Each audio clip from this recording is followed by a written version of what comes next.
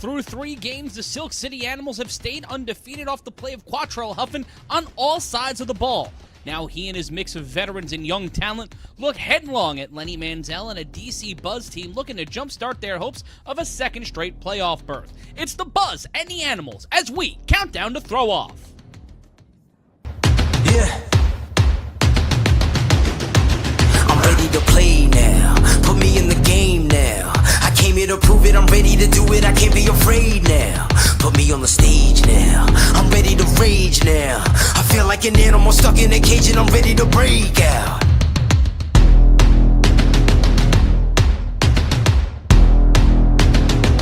From Asbury Park Stadium in Asbury Park, New Jersey, I'm Matt Ryan, and we're counting down to throw off as the undefeated Silk City Animals look to bring down the DC Buzz. But before we get into what we're going to see today, let's take a look at what exactly is the A7FL. First and foremost, the A7FL is 7-on-7 football, no helmets, no pads, all action. And that's what you're going to be seeing all afternoon long. On top of that, there's no kicking or punting in the A7FL. Instead, we have the 3-on-1 throw-off, the most exciting play in all of football, and 1- and 2-point conversions from the 5- and 10-yard line, respectively. And we've got 26 teams across the United States. You'll be seeing 2 of them in just a moment, battling for a spot in this July's championship in Bullhead City, Arizona, just outside of Laughlin, Nevada, in the greater Las Vegas area. We're excited to be bringing the championship game to the West Coast for the first time ever. We'll have details soon on how you can make your way out west this summer and celebrate with us in style. But speaking of the championship, we got to talk about the people that are on their way to a shot at the championship. Let's take a look at our standings, and first and foremost, we look in the East, and at the top of the heap, the Silk City Animals. They are undefeated ahead of this game with the Buzz. Below them, the Patterson U and the Trenton BIC right below them, following the loss to the U last week in what many consider to be a Game of the Year candidate, which is every time these teams play, to be completely honest. Below them, the Baltimore Watchmen, who we'll see take on the U at 4 p.m. right here on the Games of the Week. Then the East Orange Renegades and the Rahway Snow Tribe, who faced off right before we went on the air. The DC Buzz and the Boston Omegas riding at the bottom of the division. They are both 0-3 walking into Week 4. And in Florida, the Tampa Nightcrawlers have a bye this week, but they are undefeated 2-0. The Ghosts in the Orange will be squaring off in just a moment here on A7FL.TV. We take a look out west, and it's the Kryptonite and the Insomniacs. They are 90 minutes away from throw-off. One of their O's have to go, and we'll see who's the top seed in the Western Conference. And then the Sick With It and the Over the Top, they're playing a little bit later on today as well to battle to see who will be the 3rd or even the 2nd seed heading into Week 5. The Force will be taking on the Gold, and the Hunters in our final Games of the Week showdown will face off against the Pit Bosses. And that will be a little bit later on today, 7 p.m. Eastern Time, right here on A7FL.TV and internationally on DAZN in Los Angeles. The Aces are riding high after a win last week against the Santa Monica Vibe, and in Ohio, it's the Chaos on top. The Covington Heist right below. Both teams undefeated, have yet to play each other this season, but will be doing so in the near future. And then we have the Crush and the Volcanoes. Volcanoes 0-3 heading into today's game against the Heist. The QC Crush looking for a measure of revenge against the Chaos so they can get to 2-2 and battle for a bye or a chance to stay alive in the Western Conference. And now let's take a look at how we got here for both of these teams. First, for the DC Buzz, see Lenny run. The new Buzz quarterback, after coming over in the transfer window last week, looks to make an impression 1 week in getting into the playbook and learning his new teammates. We'll see what Manziel's able to do on the field. And speaking of getting it done on the field, Mike gonna make it a vital cog in this team's special teams. Will he be able to showcase his skills against a ravenous Animals return defense? And it's make or break. A win keeps the playoff hopes alive for the DC Buzz. Getting that win today will be so vital, and also just a huge moral victory and major upset. And then how we got here for the Animals, Huff being Huff. 5 touchdowns on offense, 3 picks on defense. and schedule conflicts, they play 2022 playoff teams 4 weeks straight. That started last week against the Snow Tribe, this week against the Buzz, and then the next 2 weeks against the U and the BIC before they end the season against the Omegas. And new stars on the rise, new names such as Sayer Cancock, great player, Baby Joker, some great names on this offense who are making a name for themselves. And we'll see what Huff is able to do on both sides of the ball as he's been playing offense and defense this season. Well, let's talk about the man that is playing across from him at quarterback, Lenny Manziel. Let's go back to this conversation we had with Ryan Shamar. It's time to look at some receipts.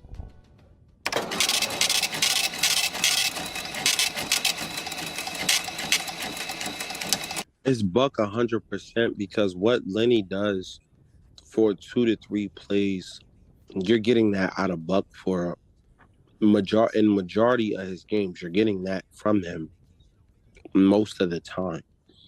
I will tell you that I was one of the people that everybody called crazy because I said, hey, guys, we went out to Delaware with 14 guys. We didn't have our real offensive firepower. And the fact that that game was even close for 3 quarters was literally on the detriment of Rare Breed. Even with Buck playing what I did tell him at the time was one of his best, most accurate games. However, that game against the Nightcrawlers, he had the worst second half I've ever seen him play. And they got the spark from Lenny, granted on Buck's play calling, right? So I give him the nod there.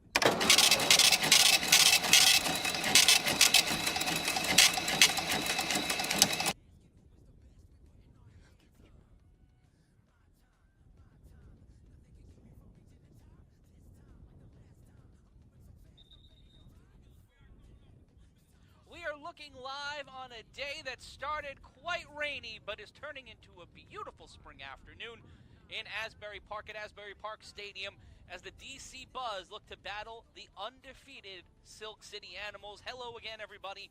I'm Matt Ryan, joined as always by my quarterback. He blocks the line. He joins the man blocking the line. Corey Hammond, Big Rob Fabian. I was trying to be too cute there, guys, and I completely Corey Hammonded. It's all good. Yeah, but good to be with you again today for this matchup. The Animals at the top of the Eastern Conference, as you saw on the countdown to throw off. Rob, when it comes to the DC Buzz, and it comes to walking into today with Lenny Hedrick, a.k.a. Lenny Manziel, are there ways for him to exploit the Animals' defense and make this game more of a horse race than you would think? 100%. I mean, Lenny has to do what everyone likes Lenny for. Call great plays, run the, give himself time because sometimes the offensive line can't give you that.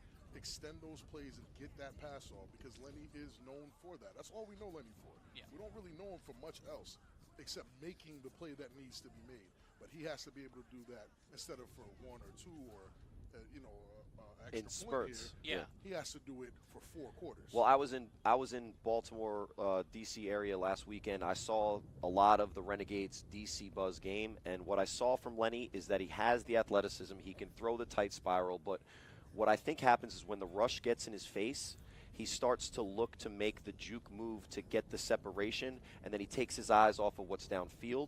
And not that he's, much shorter than me. I'm not tall, but his height becomes an issue against defensive lines that are similar to what the Renegades have, which, let's be honest, not a lot of teams have that. But what the Animals have shown, and what I saw firsthand week 1, is that they do have a defensive line that get some pressure. So specifically for Lenny, I think it's going to be a very similar day to what he faced when he played the Renegades last weekend. And it will be the Buzz in purple, looking like those Anaheim Ducks jerseys. Man, from the they saw us mid-1990s. rocking it for Boston, and they try to take our style, man. It's a now and later purple. Yeah. They do have the light green, so it's well 90s enough. Buzz will throw it off. It'll be returned by, seems to be number 22. He'll cut to the sideline and cut more towards the center of the field. Inside the hash marks now, and will be dragged to the 25. Will battle away. And that's Isaac Gomez. He was the guy who had that catch last week on that wheel that Huff threw after the play action. And I guess he went with the full, Rodman in blonde, 96. yes, just, hey, we're not going to forget that head. But it'll bring up first down for the Animals after a pretty good coverage from the Buzz. Hopefully this Animals offense won't be a munch. It'll be 1st and 10. And Huff will have the ball. Quattrell Huffin having an MVP caliber season, 3 wide receiver set. Not only at quarterback, but in the secondary. Walked into today with 3 interceptions caught on the season. In motion, the quick toss, a double reverse, ball comes loose, and he'll fall on it at the 30. And this is the kind of offense that Quattrell Huffin runs. Well, Ryan DePaul loved that play. That's the Bombers inside reverse, and play call. He just has to hold on to the he ball. just misses the inside handoff. You know, credit to Bebo for getting back on the ball, but it'll bring up 2nd down. And Huff again, 2 backs, 1 to his left and 1 behind him in Gomez, and the line will jump Going again. off sides a little bit too early. He's ready to use those biceps for a good block there on the edge. So they'll go back 5 yards. It'll be 2nd and 12. If you're just joining us on A7FL.TV or DAZN, I'm Matt Ryan, joined by Big Rob Fabian and Corey Hammond.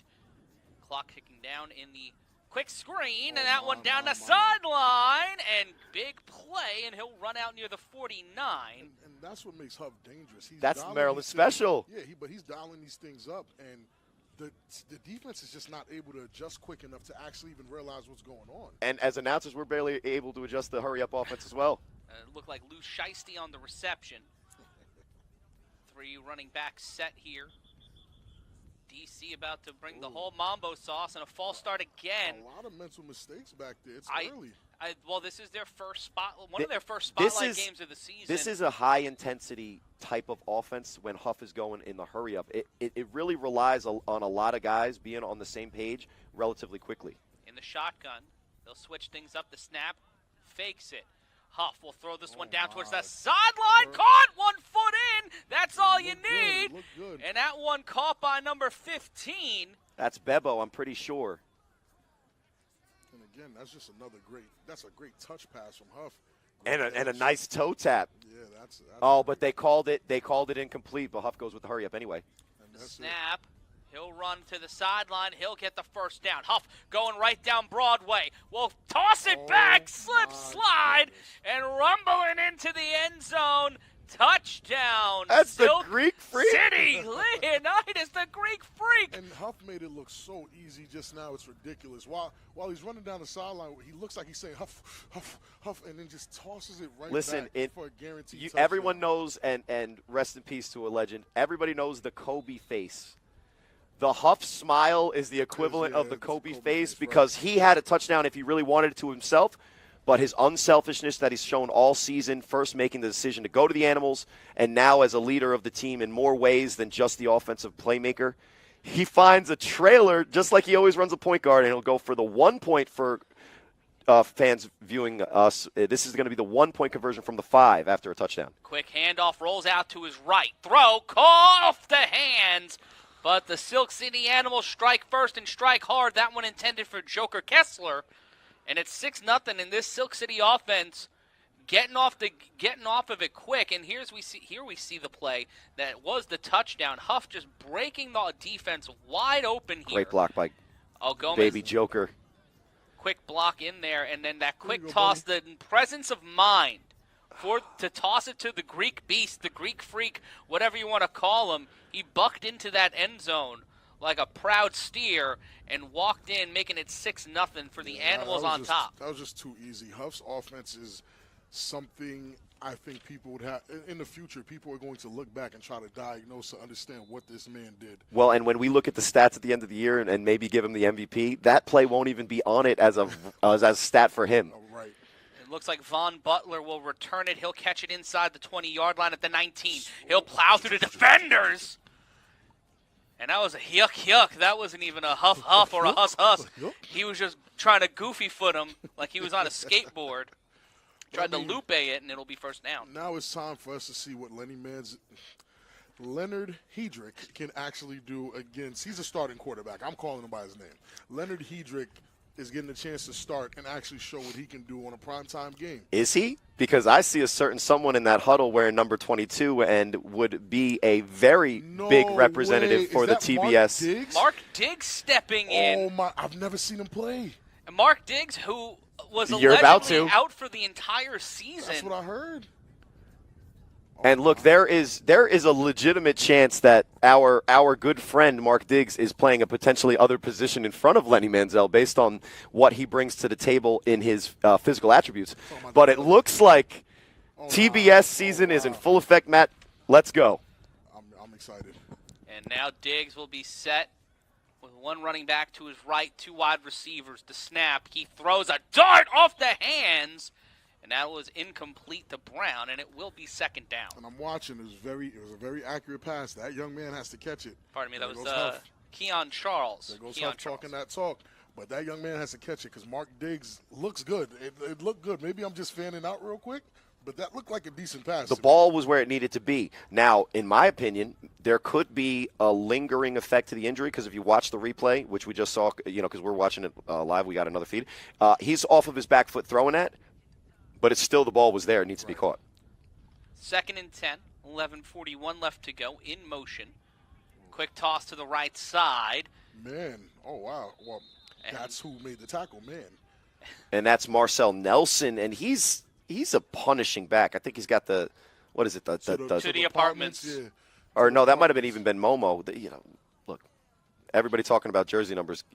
No, that was Marty. Excuse me, but that was a good play defensively from the Animals, and it'll bring up 3rd down on Mark Diggs' return, trying to avoid a 3-and-out. And as we see here with Mark Diggs stepping in here instead of Lenny Manziel, it rained very heavily this morning, and we are on turf. So is this a move by the DC Buzz to have Mark Diggs is their starter when healthy, period. The throw, and that one will be incomplete. It will be 4th down. And maybe premature. I mean, again, I'm not. Keon Charles. I mean, quarterbacks are going to miss passes. But Right. To answer your question, Matt, Lenny Manziel was brought in last week to do the job because Mark couldn't. Not that they prefer Lenny or that Lenny's bad. And we were just talking about Lenny Manziel because he was the starting quarterback. We did not hear that Mark Diggs would be ready. There was Lenny, probably for the throw off for the change of possession in the A7FL. We don't punt or kick. So Lenny has the ability here to throw it either inbounds or out of bounds. Here's a touchdown. Here's that Huff play again. And it has been a revelatory year watching him play the full 60 minutes. Well, this is what we've always come to know him. What we just saw is that in those 3 offensive plays for the Buzz, he wasn't taking a rest on the sideline, which is even more amazing. He was out there, which is why it's going to be very tough not to name that young man MVP this year. It's just going to be a tall order to not. And it looks like Bebo was on the return there, but it goes into the puddle. Hopefully the Animals can get a new ball. We want to see Huff throw a nice spiral maybe. Got to get a bar towel at that point.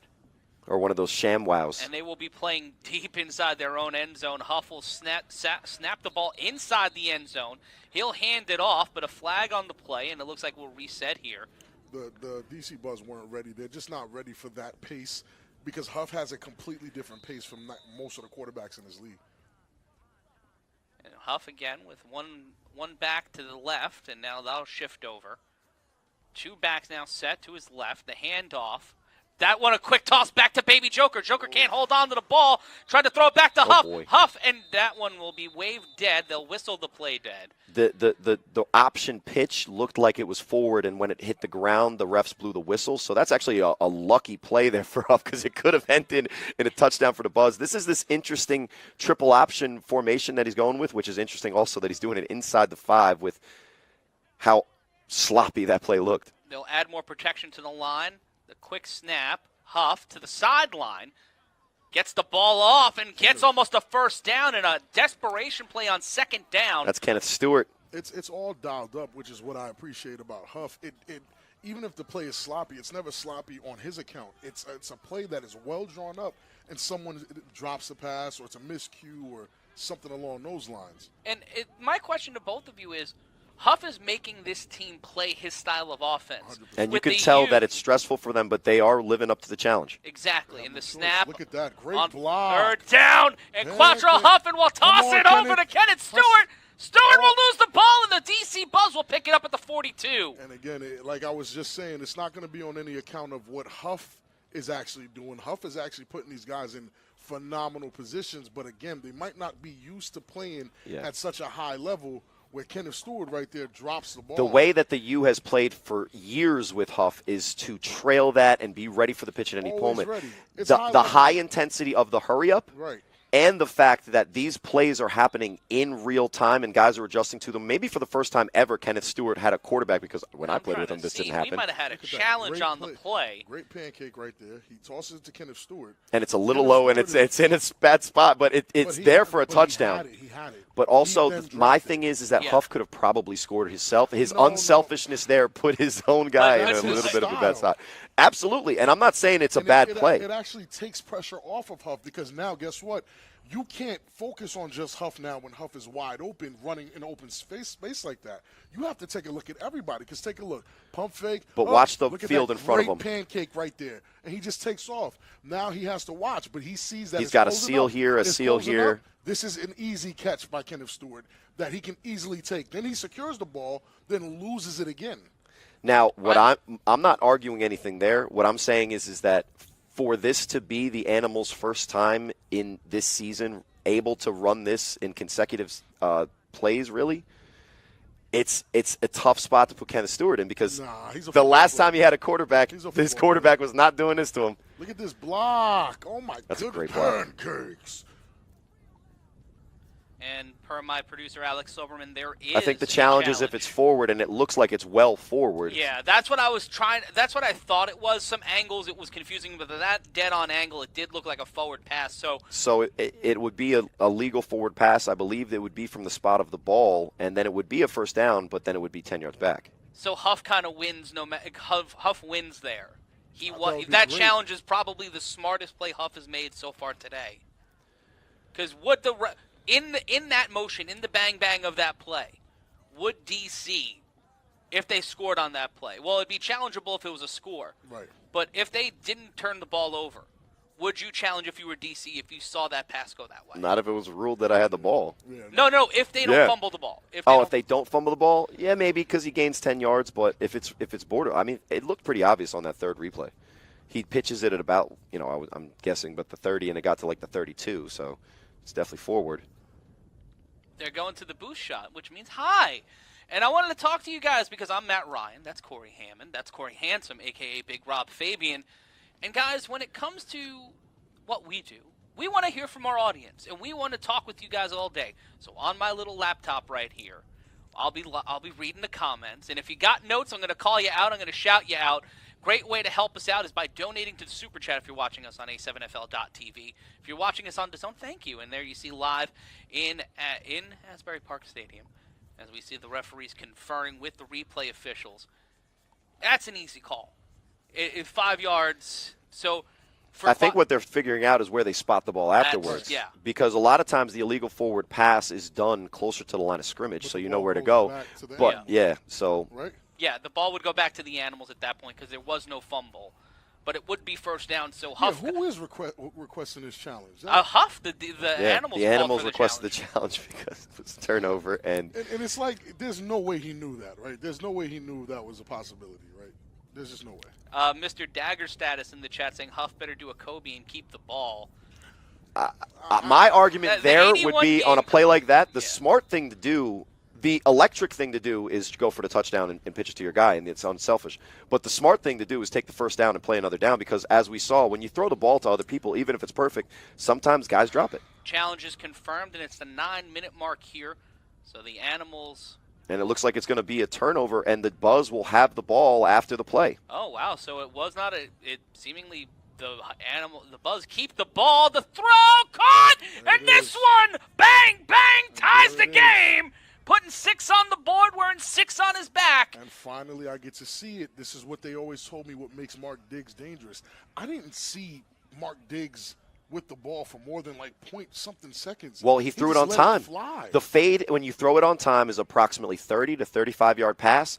And Keon Charles beats him so badly off the line of scrimmage that Mark can just throw it right away. Doesn't matter how quick the rush gets in there. Good job by the rush. There's no rush. But when Mark Diggs 1, 2, 3 lets it rip, it's a touchdown.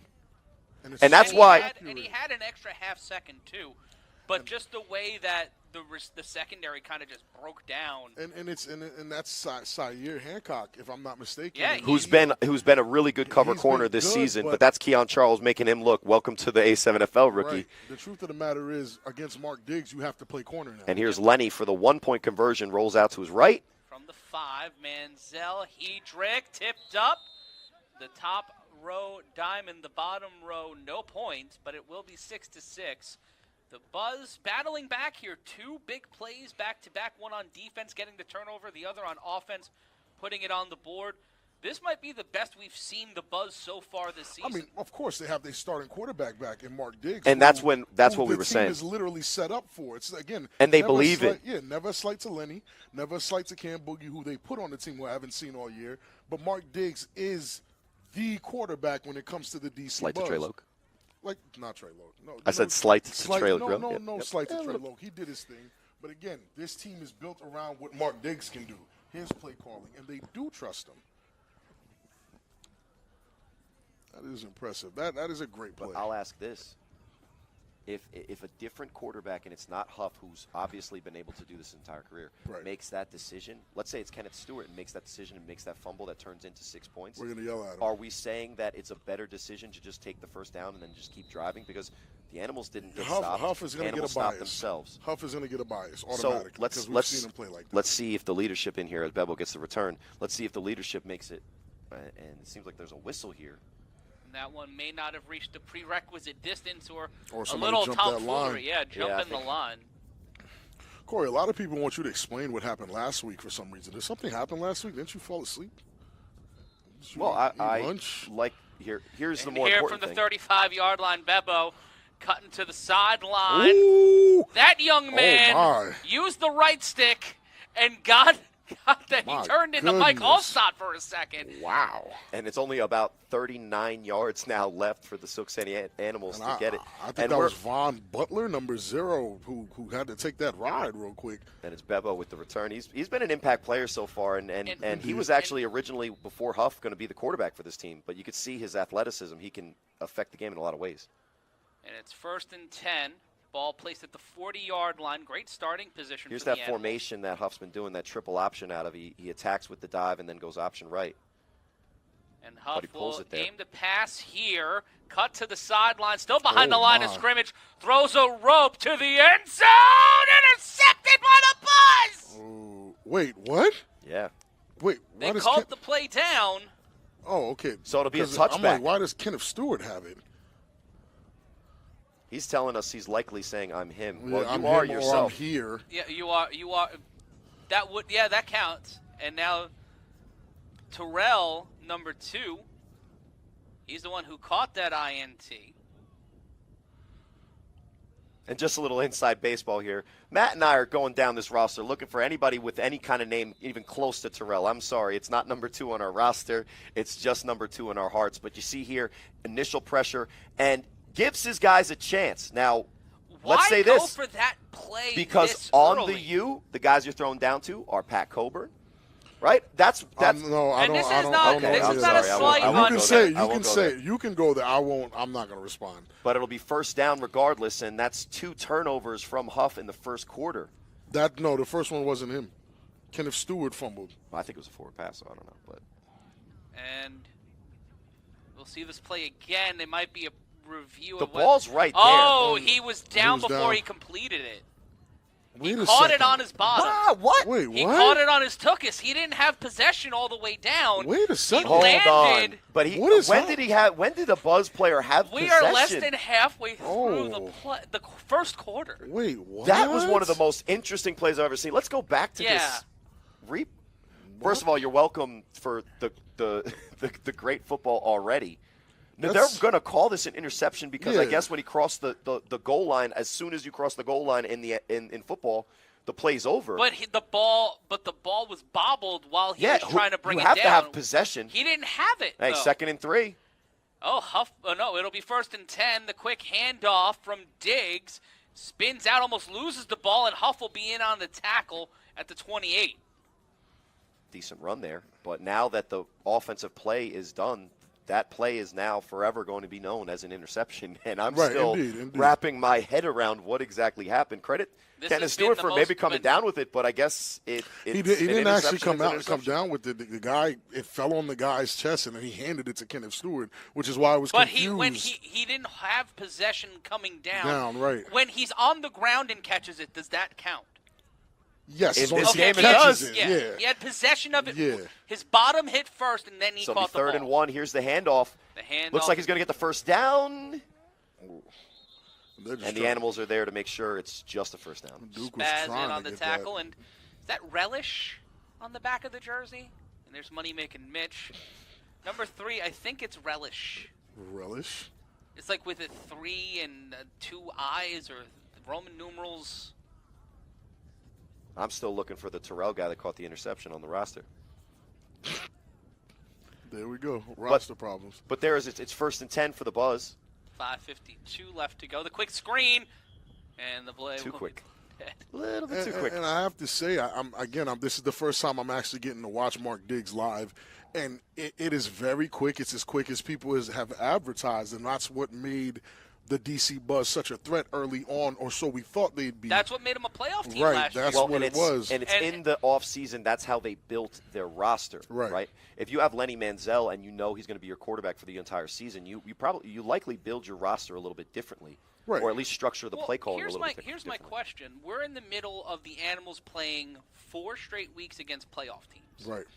This is the second week. Last week was the Snow Tribe. They played in the 2022 playoffs. The snap, Diggs over the middle, Ooh. bobbled, and that one will land incomplete. Sayer had an opportunity to take that young man's chest off, but he let up a little bit. I don't know. So good job there. And the slant just a little bit out of reach of a perfect pass, but still catchable. But it'll Keon- bring up 2nd and 15. Keon Charles was the intended receiver. He's But- been wide open all day. Are the my question was, are the Animals starting to feel the pressure? It's having to play in that intense environment. Like it really is intense running a Huff offense. Like no huddle, knowing that the next 2-3 plays are called. If a mistake happens, he's changing the play immediately. Like it is tough to play in that environment if you're not used to it. And in the A7FL, you're going to face adversity eventually. You got to respond. For sure. Snap. Diggs will throw to the sideline, caught by Oh, Keon my Charles, goodness. And he comes out with the ball, and that one, Kenneth Stewart, Okay. getting some redemption there, There we getting on go. the ball. And Wow, that ball came See, Huff was out. just giving him reps at practice for that play Oh, that was my coming up. He's goodness. a genius. He's a Houdini, and now he's a are you his seer. minister of propaganda? I was just saying that he had 2 turnovers in the first half. Rob was was feeling wearing a uncomfortable button because that it was said sacrilege. vote Huff. One. Are you voting for high school class president too? Like, Well, when on the 3-on-1, you guys asked me who the MVP is. I immediately said Ashanti Worthy. 1st and 10 for the Animals, and there's Joker. Huff, 4 on the line. Another interesting formation. The quick toss, and the ball will get bobbled, and they will be brought down on the wrong side of the 50-yard line. And now, with the games getting more intense, they're playing better teams. You'll start to see the real problem with the Animals is not Huff. It's not Huff. It's the players not being able to execute And his if- high-intensity yeah, plays. And that's the only potential negative in Huff's game right now is that he's running on high octane and everybody else is on 87. Oye Marrero was the intended receiver. Throws this one. Huff does. Ooh, There by he is. Joker? That wasn't John Joker. Kessler with the catch. So serious. And of Looking course like the a young Joker- Joe Juravicious. And of course the Joker will get a catch against the team in immediately will purple run and to the green, sideline. right? Of course. Right. Give Joker him a little said, breather after that one. Joker said, "Ooh, my hip. I'm out of here." But guess who is a vet in this league and is able to understand what Huff is talking about when he's talking a mile a minute in that huddle? Joker. And it's 1st and 10. They'll bunch it up again. They'll Now take utilize off, the young option. man.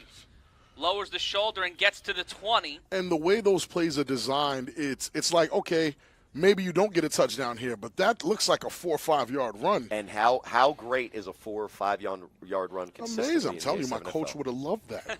4 yards a pop. That's all we needed. 2nd down. Ball on the 20. Quick handoff from Money Huff. making Mitch. Not Money Mayweather, but Money Making Mitch, the variant, getting close to the 1st down, but will be brought down at the 15. And it's good to see Mitch finally get a little bit of blocking. Yeah, As indeed, a former indeed. Warriors teammate, and he always was like, "Why don't you hand me the ball?" Because we can't block for you, buddy. The snap and the quick one toss to the My goodness, sideline. here we go. And that's Oye Marrero and getting the first down, getting inside the 10. It'll be first and goal to That's 7. as close as we're going to see in a lot of offenses to an RPO. Everybody talks about RPO. Honestly, that's a run-pass option. That's really how you run it, and that's just that spread wide, triple option type play. Huff is putting on a clinic. Do you think any of the morale and the buzz after that last turnover, this might be a great play?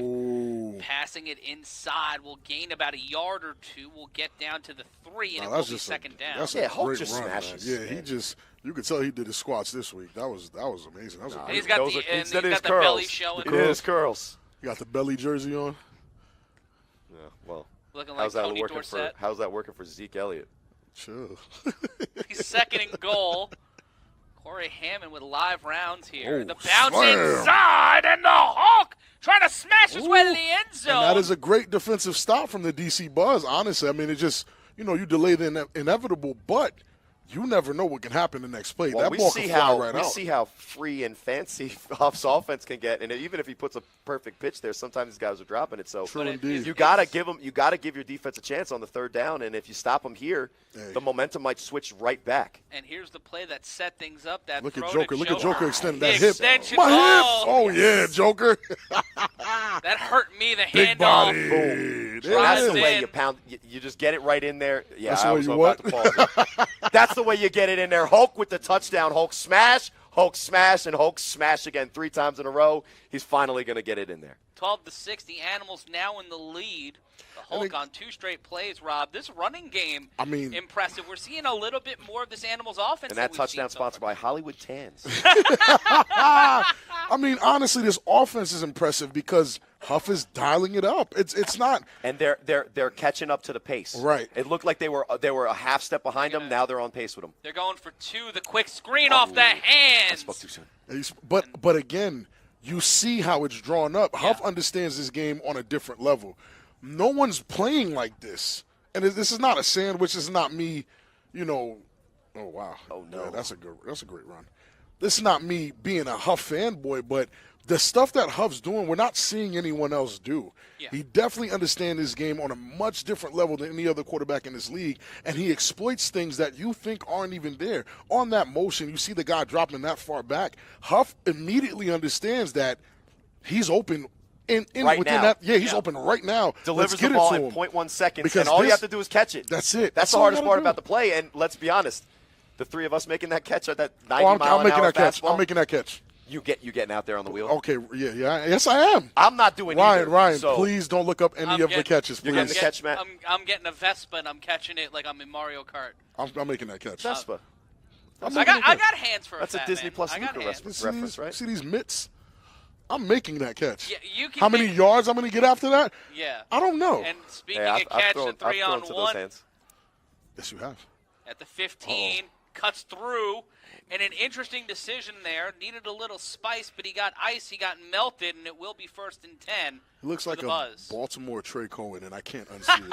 I can't unsee it. I can't. That's Von Well, Butler. it is Von Yeah. Butler. Von Butler. Yeah. Von Butler. Von I Butler. just Stu got That's that the name. name. That's the It name is of my Von Butler. brewing company. I'm opening the Von Butler. Well, I was going to Brewing say Company. if Lenny was playing high class football, I was going to do the Nathaniel Webster Spencer British accent I for believe we're those. seeing in our 7 o'clock game the Hunters and the Pit Bosses. Oh. Except for Nathaniel Webster Spencer switched over to stick with it in the very extended 2-week free agency period after the Vegas fall. Anyone wanted to know the score of the Renegades versus Snow Tribe? The Renegades won 20-6. Yes.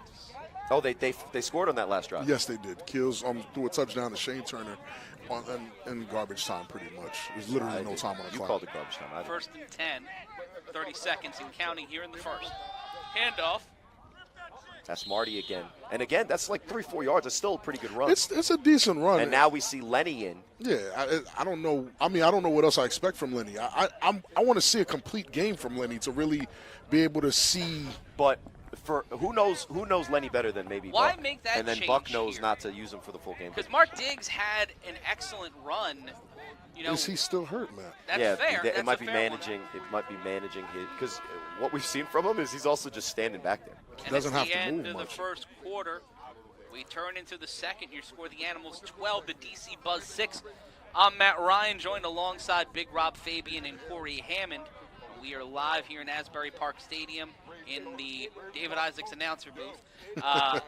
Guys, so far the Animals looking good, but not as bulletproof as we saw in the first 3 weeks of the season. And is it the pressure of being in this game?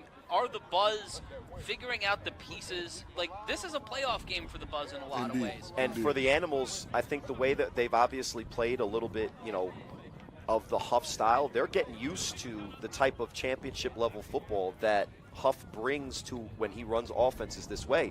And they're adjusting to it. And they made a couple of mistakes. But guess what? This actually, in my opinion, shows the Animals' confidence in themselves, that they are almost allowing themselves to be free and make mistakes because they know that they got this even if they do. That's kind of scary. The snap, quick, Hendrick will throw this one out of play.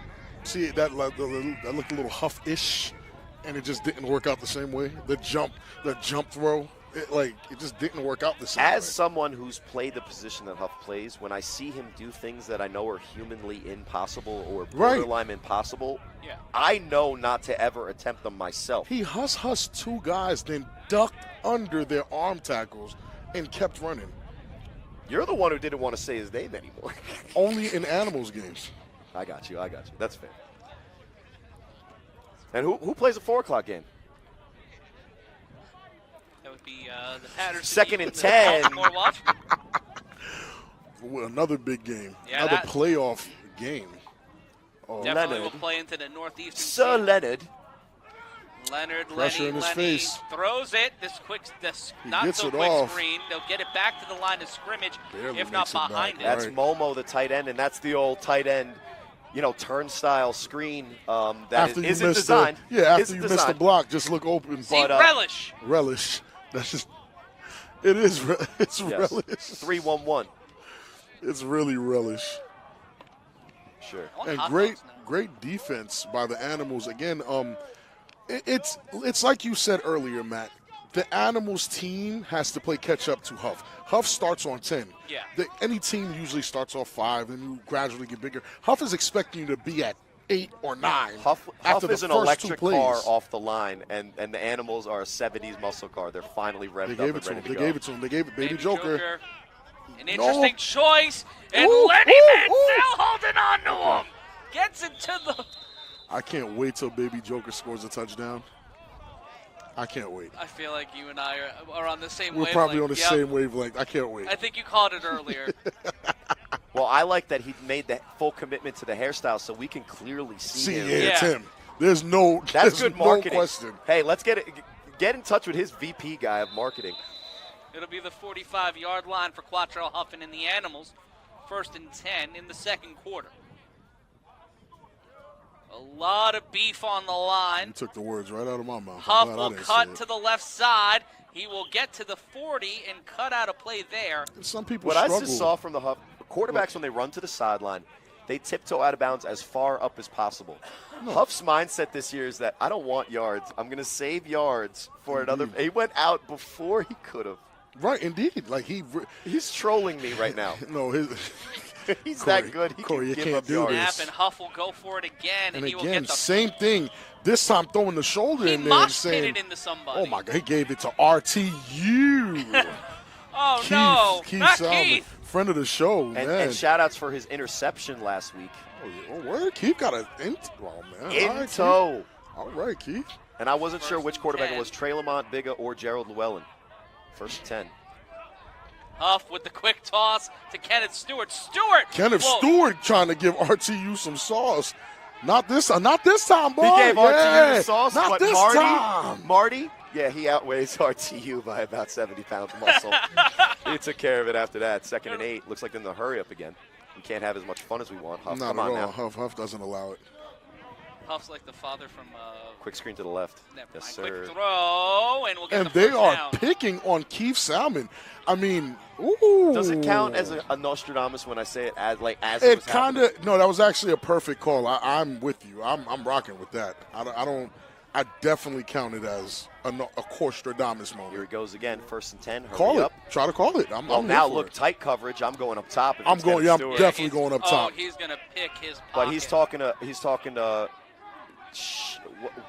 the ridiculous name? Lou Shiesty over there? Lou Shiesty, that's We got to my give him dog. something else. But Lou, you know I'm really shiesty.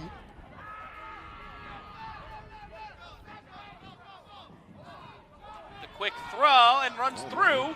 He's looking to pitch it back to somebody. He's looking for some blocks. Likelihood is if it 100% he's trying to score, he does. He's looking to score for somebody And else. he's letting them know that there's 4 in the box, so that's definitely a call. Kenneth Stewart should just stay focused on the game. He's looking for it because he's letting the guys know, hey, it's 4 in the box. It's 4 in the box. And Lenny There's Manziel something. checking in on defense. Wow. Take So let's take a look at what replay happened. of what that last That's play a was. quick took screen off. Wow. quarterback counter. Look at that. He kept Trey it. counter Keep quarterback. blocking. Wow. Great block by, oh. Look, he's looking to pitch Kenneth here. Stewart, great block. But I mean, 1st and goal. And that's what you want to see. Oh, wow. Lenny is legit on defense. Blueberry reserves here in the booth. Every week I try something different, and every time it just jams into the works. We gotta go like lunch now. We have the Yeah. bagels and we all have a breakfast stuff. Breakfast I has been thought doing us a brunch little would bit work. dirty. Brunch would work? Is brunch real? Is that a real thing? It's a real thing. Putting It's bacon. a way to get people to spend extra. Come on money now, putting bacon on a breakfast. peanut Come butter on. and jelly sandwich is not doesn't mean it's brunch because I'm being weird about my food. Lunch and breakfast. Look at his formation. What do you even call that? What in the world am I looking I at? have double- no idea. It's the the double flying huff V. Wow. The It's double- the flying V. I like the flying V better. The quick handoff wow. inside, plows through, tries to Oh, get money there! making Mitch with the touch. Did they call it? What are they going to call Are it? we calling it, Will? Santisteban, you're a little biased here. Down at the 1. Down at the 1, I had okay. a touchdown call and everything. So, Hey, it's a good fight, though. so now I'm from gonna, Mitch. I'm gonna be honest. The way that formation is set up, it's very confusing if you're a defense looking at that, and it actually spreads them out a little bit wide to open up the And inside. if If the running Mitch backs, is a little bit if the bigger, running backs are committed take a to look. diving down into Great, the yeah, field, that's a great block by Doodoo. But Von Butler comes up to actually make that stop to get him at the 1. But if close. not for him, that's man, I don't know. I don't know if they want to challenge it because they're probably going to. Nah, hurry there's up no here. point. Yeah, there's no point. Doodoo in a backfield. I don't know what that means. Within the context of football, it's a good thing. Yes, that is the person's name. Second I down, apologize. plows Yeah. through. And again, another easy walkthrough. Huff is, it's like you guys said, Huff is not here for crazy stats. Huff is really trying to win, and his play calling is really getting it done for the Animals right now. Marquise Oye Marrero into the end zone, making it a 2-score game now, 18-6. And shout outs to Shaquem McCutcheon, the lineman that was playing fullback on that play, for his nickname being Doodoo and getting me on this broadcast to say Doodoo in the backfield. And it is a And nickname it just for- rolled off my tongue, and I Yeah. didn't even realize what I said until Matt corrected me. Here, they're going for the 2 from the 10, 3 wide receivers set. and this game is One opening tight up end. for the Animals offense. These are the championship points I'm always talking about. Neither team has been able to convert Huff dials these up though. the snap. Huff tosses this one, caught, Easy. and slides in there. Easy. I honestly think Huff is better from that 10-yard line than he is at the 5. I think it's always better 10 from the 5 because you have the chance for more points. So if you score a lower percentage, you still can keep on pace or score a higher Because percentage. right now they're on. But you also have more space to run pass plays. And most of the teams in this league are structured to get a pass play easier from 10 yards than they are to get a guaranteed 5 when the defense knows it's going to be a run. So 20-6 championship points, and that's a championship quarterback on the tight end release. And when you got a guy that small playing tight end, you got to know something's sus, as the kids say. I And like Bevo the with Oliver conversion. Perez jump over the line. That roll up, roll out. That's what it says on the back of his jersey. And not a terrible life philosophy, in my opinion. Getting the first championship points of the afternoon. Marty Marcel will return the ball for the Buzz. And on a dime, it looked like the Buzz were keeping pace here. They still have the chance. It's still early. They get the ball at half. if they put Mark Diggs back in, because that's what it was. Yeah, and that's It's that whole not- two-quarterback system failure thing. Yeah. Because if it works, it works. But when it doesn't, now Mark Diggs is out of rhythm, and he's also down extra points. Here's Marty on the return. Marty's looking for sauce. Sear didn't look like he wanted it at first. Oh, but he makes the He tackle. almost hockey jerseyed him. Yeah, but you saw Like Sierra Austin Hancock. Matthews. You saw Sierra Hancock, a rookie in this league, looking at the guy that was running at him, and he almost like shuffle stepped to go for the push out of bounds as opposed to the breakdown in the shoulder. What are you doing? Great play. He's 215. I You're wouldn't have caught. 135. Listen, I would not have caught him in the first place. First and 10. You wouldn't expect Mark Blaze Diggs Grayson back to in. do nothing, but, you know. I do have He 2.5 tackles on the season. You do? Yeah, Oh wow. yeah, it's crazy. That half tackle was me, though. I don't know why we counted that. No, it was when I pushed one of the animals out of bounds because Bebo, the number 15 guy, he went to juke me inside, and I wasn't going to chase him inside anyway, so I stayed, and then he went back outside. Juke Corey Hammond. Imagine. I would huss you out your shoes and socks. I just want to be clear.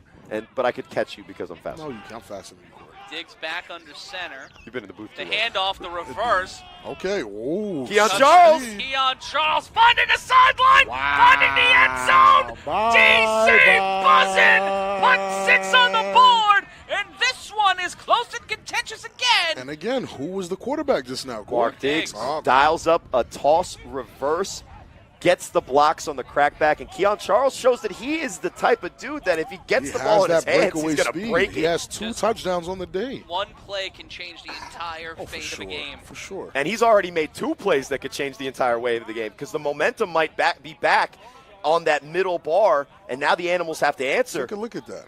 Took a play Look right at, out the, of look at right Mark out of Diggs Huff. making a block. Yeah, right out of Huff's playbook. Took it right out of his playbook, and they just can't keep up with this young man. He's just too fast. And that might be the secret weapon here for them. Not Oh. so secret weapon at this I mean, point. Not at this point. And his nickname is Lion, and right there, he's the king of the play.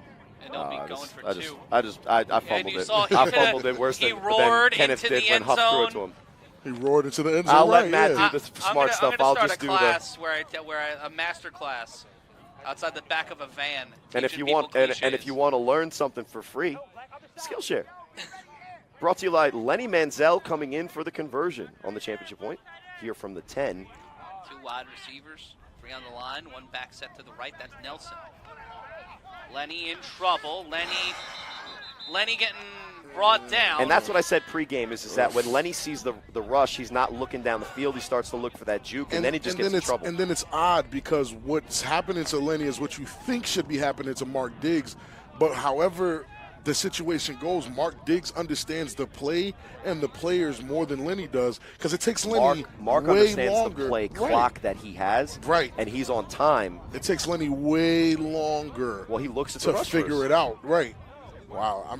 I mean, all this is really telling me, win or lose, the DC Buzz are a better team with Mark Diggs at the helm. All this is telling me is that we have the Silk City Animals, right? And we respect them. They are a top-ranked team in this league. And the DC Buzz finally get their quarterback back. And even though they're 0-3, they're giving the Animals a fight. That just goes to show you that not only in the A7FL, but specifically the Northeast Division, these teams are geared up and ready to play high-quality football week in and week out. And shout-outs to my Omegas for coming out here and doing the old Corey Hammond, I'll try. We'll Your see score- PIC later. He scores 20-12 here in the second This is an quarter. 0-3 Buzz team against the what would we say the 3-0. third best team, Yep. the They're third the best top team in the league. Yeah. In the Northeast, they're number 1. And this one's a By point wobbler, and Baby Joker will have to fade. Didn't make the 25. Nope. It's got to go 35 yards on the fly and reach past the 25. So now Lenny Manziel has opened the door for Baby Something Joker to real run, dangerous. go on a dead run. I'm waiting in anticipation for what you guys got planned if he scores on this I'm 3-on-1. definitely going to let Matt go first. Here he goes. Cuts Oh, through, my. stays upright, being held back. And Marty's not going to let it happen. That's a great Marty, tackle by Marty. you were I'm not he gonna- was about- chose on that You one. were talking about Hulk with thigh. That was definitely light work in the gym for Marty right there once he got a good grip of it. Someone in the chat saying that RTU has to talk about getting ran over on his live. Listen, leave my guy alone. He was in there on the field making a football play. I don't know mean- who that is, and respects to him if he plays in our league, but RTU is out there making football plays. If definitely anybody in our made the chat doesn't tackle. play in this league, I would like to see you try. 1st and 10 for the Huffables. It's for the Silk City Animals, loaded up with 4 wide Quads receivers. to the bottom of the screen. 4 wide receivers, 2 dudes on the line. The quick toss, and gets it to the 40. It's like how do you prep your team for that? How do you prep your own team for that? Because the Greek Beast is lucky that he was ready, because you have to be ready 100% of the time. If you play with Huff, he can get you the ball instantly. He was always a bright spot on – what team was he on last season? Exactly. Play action. The quick throw. There's Kenneth Stewart getting busy. Stewart gets to the 33-yard And line. I think if Kenneth Stewart gets back into his wide receiver ways, teams should be on the lookout for him. They might be in trouble having to deal with him. He just really has to get back into that bag. He is strong. He's got balance. He's got a decent hustle. The only thing he doesn't have is like the Ashanti-worthy speed. In Cincinnati, quick play there. Bebo will get the first down and get brought down at the 19. And Bebo's athleticism is there. You really can see it. And How's my guy Dale Hathaway doing out there? It is the Chaos 28, the Crush 0. Ooh, Dale, my guy. It is not a good day so far. Shout outs to the QC Chaos Crush. and Keno for coming on 3-on-1. Here's 1st and 10 for the Animals. And now a chance for Huff Driving again. to make this a 2-score game once again, leaving 2 on the line. Looking at a QB Oh spot. my! He just went behind the back before he threw it. They're lucky. I had to it. look away. That looked insane. That was. I'm I'm mad we didn't see that. But I'm also glad we didn't see that, because that would have just been mean. I make the comparison that it looks like he's out there playing point guard. He never looked more like a point guard, going behind the back and spinning. This is now 2K. That was a timeout call by the Buzz, yeah. Smart. But I'm not going to lie to you. Corey, is that what the quarterback position in A7 is evolving to? Huff has set a blueprint for what it takes to be a champion in this league. Right. He's a distributor. Naturally. That's what the quarterback position is about. And but you've the way seen how he's unselfish doing he is. It looks like he's playing. It looks like. But what I meant was, in theory, that he spreads the ball out and he's running and attacking the defense with like almost a fast break. Indeed. I've never seen anybody go behind the back with a crossover. I've seen the throw, but I have never seen it behind the back crossover spin move to avoid a tackle. He's the answer. 1st and 10. You're the answer. You're AI. From the 20. They'll fake the option There to it throw to is. Baby Oh, Joker, my and Baby in Joker. there. You don't even care. He's already chose. Touchdown, Silk City. I'm pretty sure when he walked into the camera, he said, "No more locked doors. Thank you." I was waiting for it. I didn't want to step on something. Underrated film. Underrated trilogy. Underrated.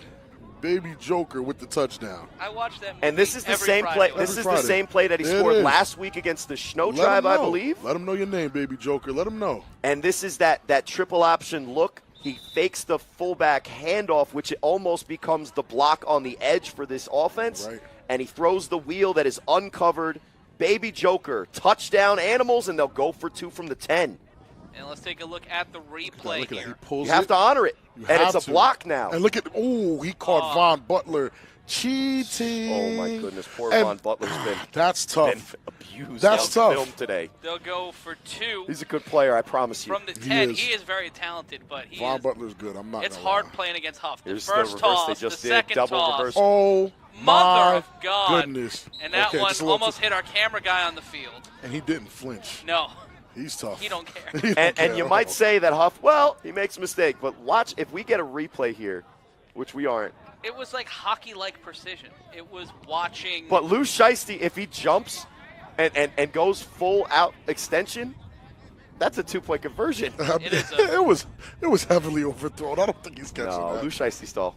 He's got to have like sprint. He's got to go I'm watching. gadget. I'm legs watching the on that. replay on Matt's screen right there. Look, jump. Oh no, it's No, not. that's No, That's no. in the air. He My would bad, need my to bad. Mario jump, Corey- but Corey's DK laughing. Metcalf would have. DK Metcalf would have caught it in that Yeah. that altered video. Yeah. jump That's in it, with though. us here in the A7FL. Definitely A altered video. beautiful day here in Asbury Take a Park. look. You have the to touchdown. respect it. He pulls it, and Von Butler, you don't see it here, but he stumbles while backpedaling, and Baby Joker's just wide open on that wheel route.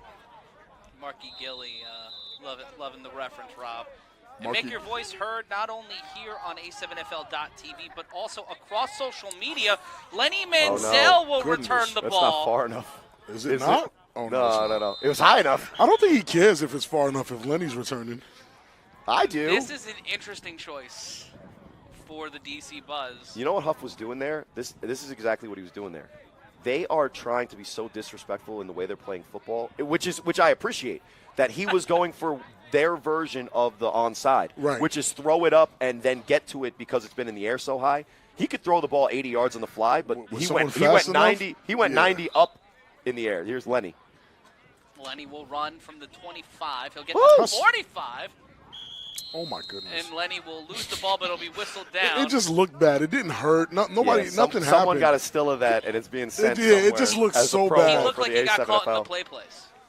I think that's going to be on the next Animals. You know, when they visit you, they knock on your door. And well, hey, every time the Animals seem to like place their foot down on the throat of the Buzz to kind of like squash the life out of them, they put Mark Diggs back. The Buzz have answered. No, they put Mark Diggs back in. Well, exactly. Every time. But and Mark Diggs specifically got the ball by play call to Keon Charles. So Keon Charles as well. But look, he's dialing something up right now. They might be able to get an answer. What we know is that Huff on offense is going to do the thing, and Huff on defense so far has done the thing. But let's see what my guy, Mark Diggs, TBS, I'm looking at tinyurl.com/A7FL merch. I'm looking at Mark to get a little busy right now. 1st and 10. The quick snap. That looked like he jumped the line, and Mark Diggs gets brought down. You know what Mark Diggs saw at the top of our screen at the corner position? What? Huff. And he knew better.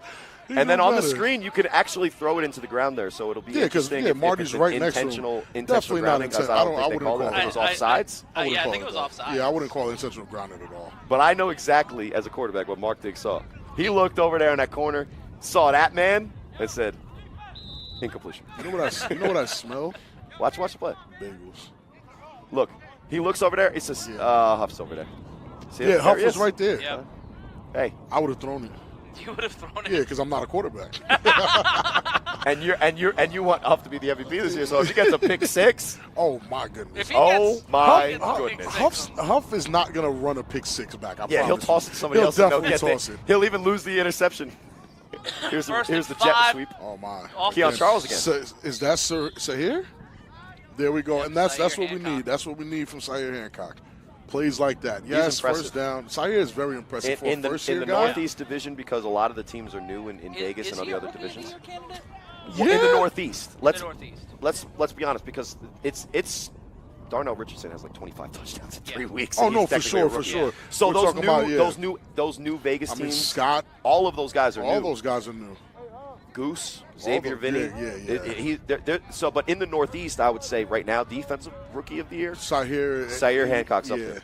He's definitely up there. And Tomeno on BIC as well. Yeah. A few guys, the names are definitely up there. But the DC Buzz driving after that first down.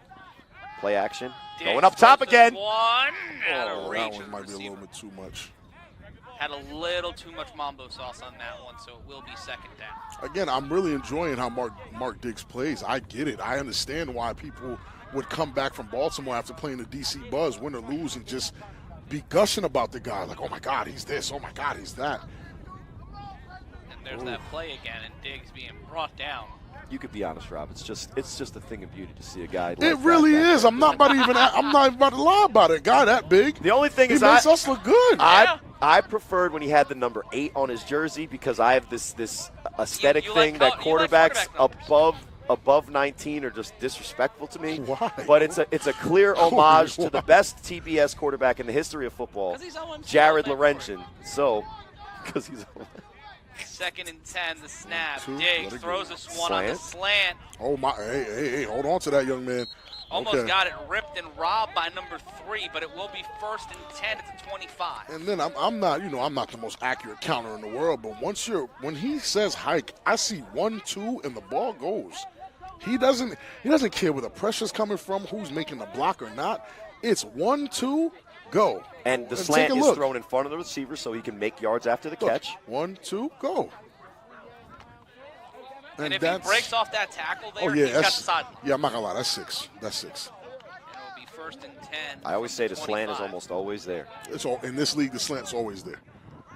Quick run to the sideline. We'll cut inside. Great contained by money-making Mitch to bring it back inside to give his teammates an opportunity to actually catch this guy. He's way too But fast. still, this DC Buzz is driving every single time they've had the ball, except for one time. I don't know what was different that time specifically.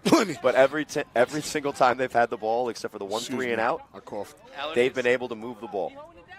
It'll be second down. The Buzz offense driving here. This has been a great half of football, Yes, especially very much offensively. so. this has exceeded my expectations, and I think many people's expectations for This is what we expected the DC expected Buzz this. would be in the beginning of the Yes. season when Right, we preseason right. said they Last were the 3 seventh weeks. best team in the league. I don't think we were wrong about that. Mark No, Diggs this hasn't is the been healthy. difference. Yeah.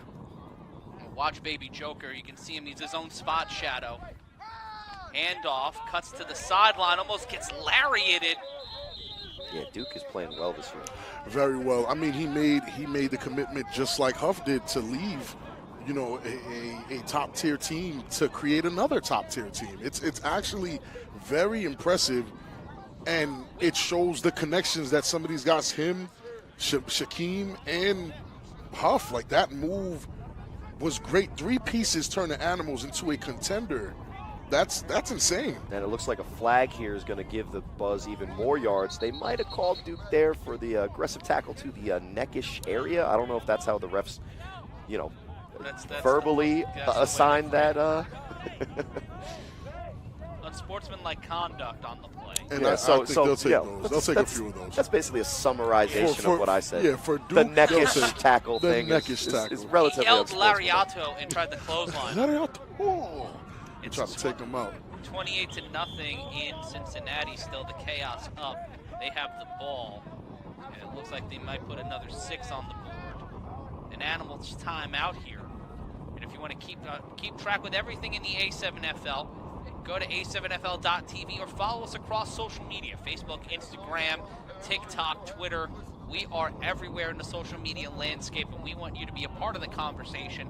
Watch the next big play that goes viral. Be a part of the best and longest running spring football league, the A7FL. And we are heading out west. We talked about it in the countdown to throw off to Bullhead City this July to crown an A7FL champion. And the Animals at the top of the Eastern Conference right now. Indeed. Season ended today, they would get a first-round bye. Them and the U. Them and the U would be the top 2 teams right Which is kind of ironic, now. right? Yeah. Well, interesting Kinda- that it doesn't end today because who do they play next week? I don't know. I don't remember. Mark Diggs with the snap. The quick handoff. First and goal. Cut to the outside. Marty! Oh, my goodness. Now that's how you run the ball. Marcel getting to the 1. It'll be interesting if they mark him at the 2. They will mark him down at the 2-yard line. Marty's one of those running backs that's just on the verge of having like a huge season of getting the respect of everybody in this league as a top back. You know, the way he plays football reminds me a little bit of what Bravado Wilkerson does out in the West, because he's big and strong and he attacks the hole. Now, he's facing the Northeast, and he's not as good as RTC, but that's what I see when I see a big physical back running it in there. 2nd and goal from the 2. We paused after the timeout from the Animals. The handoff inside. Marty Nelson taking it to the apartments and to the end zone, making it a 1-score game again as the Buzz continue to battle back against the Animals in what has been the toughest challenge for the Animals so far this season. Honestly, and that's why I really want to double down on the ranking we gave them at the beginning of the season. Yeah. Mark Diggs makes this team better. I'm just starting to see certain players really enhance what the team looks like. Certain teams are made for certain players. Well, guess what? When you throw the ball on time on design plays, you give your players a chance. And it looks like it's going to be a 2-point conversion here for the championship points, and Mark Diggs. The snap to throw to the end zone, tipped out of play. Great defense. And with 2:13 left to go, it'll be a long road, but the Buzz back in it. And we see the DC Buzz, they're They're going to have to start converting some of those points. The championship points. They don't have any but quit in them. They're doing the job on offense. It's a hard job to stop Yeah. Huff when you're It is. facing him defensively, But but again, they're able to move the ball when Mark Diggs is playing quarterback. They're kind of the same story as the Animals. If the Animals don't have Huff at quarterback, they don't look like this. And when Mark Diggs is not in, they don't look like that. And have No. the Animals played a team yet with consistency yet? No. No, No. I mean their first week of the season, Who did they play? that they just demolished that guy. Who was that guy? Oh, he's some guy who wears a lot of purple. I think it was the Grimace. The Grimace? Yes. Maybe last year I looked like the Grimace. Though. You are very much like the Grimace. Oh, so and cool. nothing can kill you. But then in week 2, they faced CP3. Which was consistent, and they only scored 6. And was consistent up until then. CP3 got hurt that game, indeed. And he was putting the ball on the And then Snow Tribe, which if you want to know what the problem with them is, they can't seem to figure it out at quarterback. Leonard with the throw off. And that one will get past the 25-yard line. This is Bebo. Bebo trying to cut to the sideline, spins through, Uh-oh. changes direction. Unhand me, sir. And he will have a salad in the way of the turf of Asbury Park Stadium, but a big play there by Bebo. Because he got tossed? Down. Yeah. Okay. Also because he went into the green. It doesn't have to be tossed. But that is exactly what Snow Tribe's problem was today. It was quarterback by committee Robert Crawford, who hasn't seen any action since 2016 in A7. Started today, and he seemed like he was doing well. But again, the Snow Tribe have a lot more problems than they have solutions. So. And they will take this to the 2-minute warning. 2 minutes left to go in the half. The Animals with the ball. The Buzz will get it at halftime. You see here the return. This is a good return. Yeah. It is, actually. You start your drive with 2 minutes left at the 30. That opens up the run for your offense. And under 2 minutes off the quick screen, gets to the 22 and That's is brought out of play. That is a big Lou Shiesty without a Shiesty, so not sure what the Shiesty entails. Yeah, where's your Shiesty? If you're going to be Lou Shiesty, you have to have a Shiesty. Yeah, and we see this return again. Great ability to just diagnose where the defender was going, makes them miss, and another half second. If he's not hedging his bet like that. Excuse me. Here we go.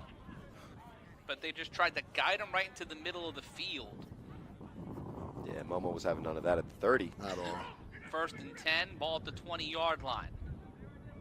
It's Macho in motion. Another slick in motion. That was Kenneth Stewart. The screen one And more time. That's it. That's the grab you need. You have to be able to catch the ball. And it looked like the defender, I think that was Keith Salmon Jr., RTU, trying to knock the ball out of the receiver's hand. Either him or Von. And it's Lou Shiesty pickpocketing it right out of the air. But that's what you need. You need guys to catch the pass. Huff is going to throw it. Well, quick screens are a great play when you play that far off, and you got a blocker in front of him. 2nd and 3. Baby Choker in motion. Excuse me, sir. Huff will run out to his right. Will he go? He'll throw a sidearm, and that's caught but not complete. Good effort. Great effort. Great effort.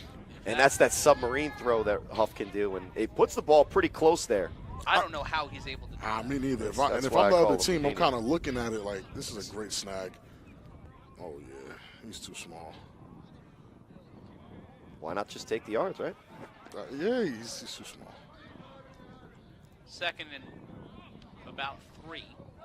Watch out for Maryland special here. I only count 6 on the field. Correction, 3rd and 3. Well, we saw it once so far today. Yeah, I'm only seeing Twice. 6. Oh, no, there he we go. is. Man. Which is his actual name, by the way.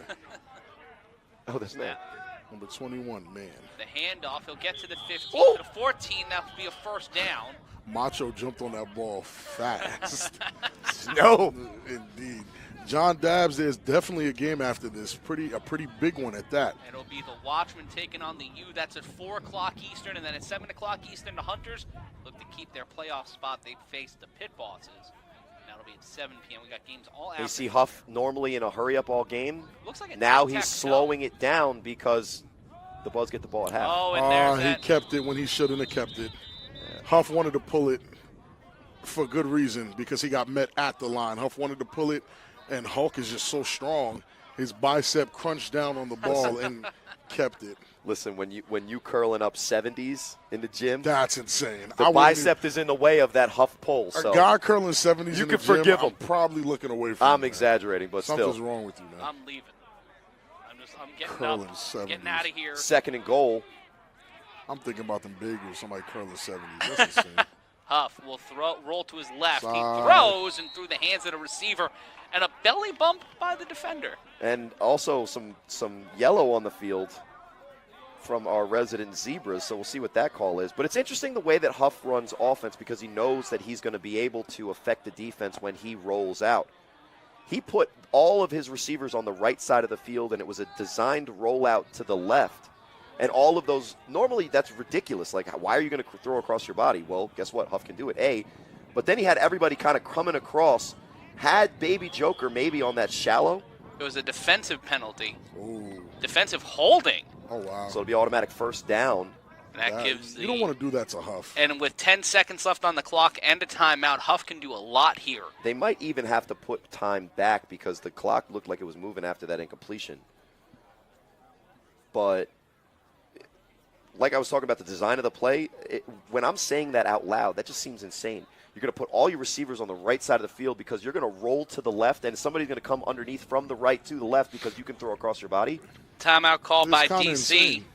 But since he can execute that, how do you prepare for that as a defense? That's my question. That goes all against just the basic tenets of football. Yeah, this is not what they teach you when you're and playing everybody football. with no receiver to the left side, when they see that and they see Huff rolling out, they immediately react because it's obviously a run. And in the entire time, he was scheduling to throw the ball on a crossing route from the backside. Rolling to the left is one of the hardest throws you can make as a quarterback. You're welcome, DAZN and viewers at home, for that breakdown, because don't try this at home, young kids. Indeed, yeah. You've got a lot more to work on your fundamentals to get to the Huff master class. There's that flying V formation again. Snap. Oh, my goodness. Huff will toss this one. Oh, How? nah, there's How? no way. There's Just no how? way.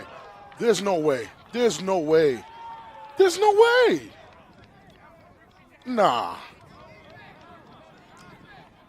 And that's What? correct, Zach Morgan, in my ear. Yes way, somehow, some way. Oh, my goodness. Houdini Huff is in the most literal straitjacket I've ever seen him in, and he still scores the touchdown as the clock ticks down. Look at this. So watch Shaquem. I thought that's where it was going. And Hulk just shows that he definitely does box jumps in the gym because he really got up there. The formation is set up because he didn't even have to have one of his blockers block once on that play. Misdirection to the fullback made the defense adjust. Misdirection to the counter, make the defense adjust. Two guys in his face. He ducks down, dips up, chest pass, because I guess he's now a basketball player full time. Touchdown Animals. I'm telling you, he plays football. He trolls me. A quick snap, the toss back, bouncing around. more Huff, time. come No on. No way. Throws across his No, body. no. He's a walking highlight reel, man. I mean, if you're not going to throw it What behind your is back, that? you might as well do a quadruple reverse flea flicker touchdown to Lou Shiesty. Do you know what that And does? if to I've your- ever seen a play that was What in the Shiesty, it's capped world? off by a guy with Shiesty in his name. Animals 33, DC Buzz. Goodness. With a great 18 that's overshadowed by this By the ridiculous way he's great play. playing. Oh, my gosh. Take a look. One, One, two. two, 3. three right here. Flea flicker. Then right back to Huff. Now everybody's just And like, then look oh, at man. him. Hey, bro, what do are we you doing even over do? there? I don't want you there. Wide open. They broke the server there.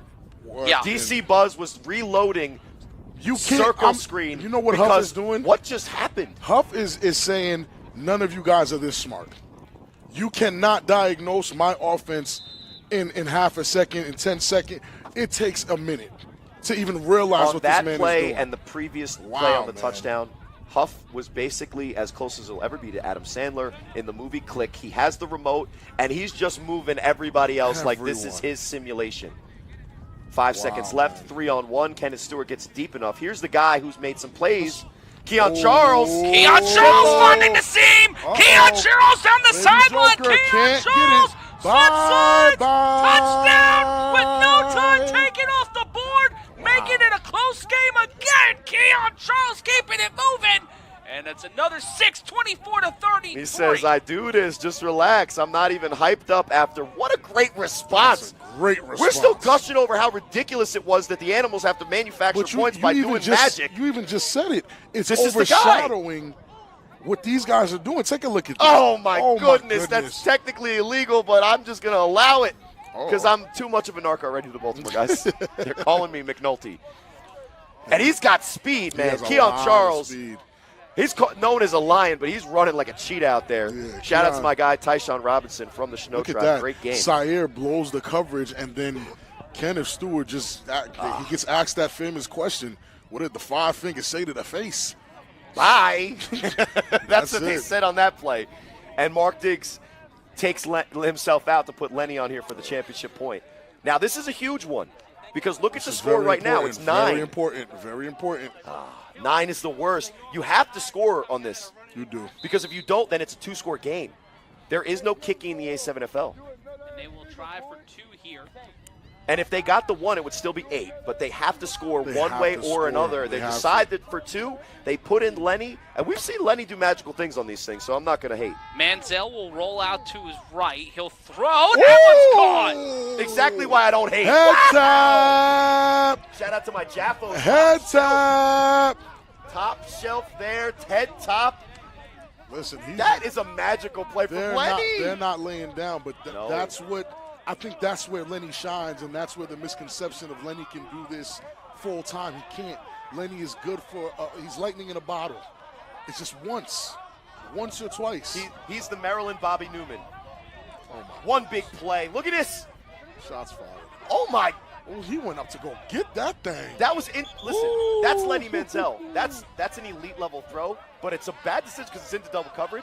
But he does it on time. He does it with bravado. He does it with a grill, a whole top diamond, bottom rose gold, and he does it to get within the 7 points. And whenever we're talking about the animals and how great they're doing, and when we add those 2, it'll be 33-28. A big day. No, they did add it. No, sorry. They already did it.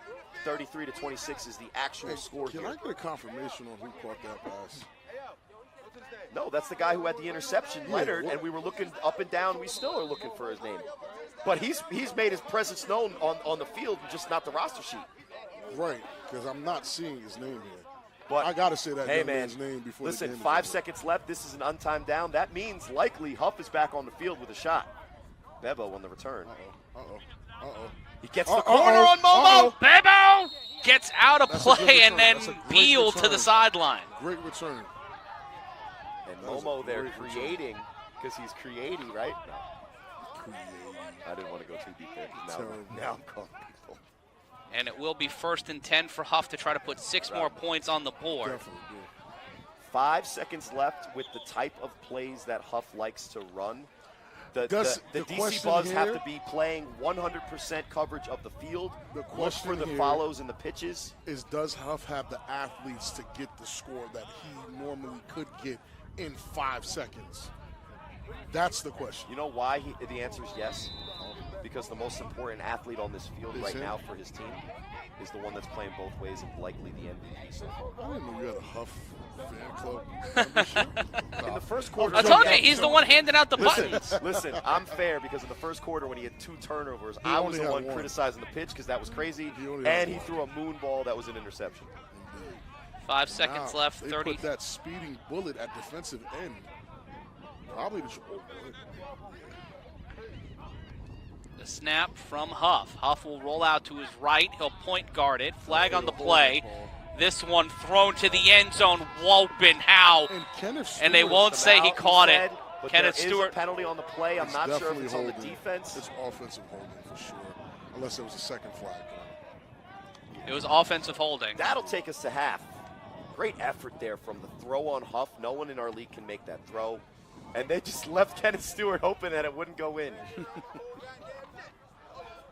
there's the hold right there in the middle. Hooks him through that flag. All right, so this play doesn't count, but if we get the replay here, let's just Oh, be my in goodness. awe. He beats him on the route, across his body, And just if he's he's in a 2 step yards. closer. 2 yards out of bounds on a 70-plus yard throw in the Is air insane. into Asbury Park wind. That's insane.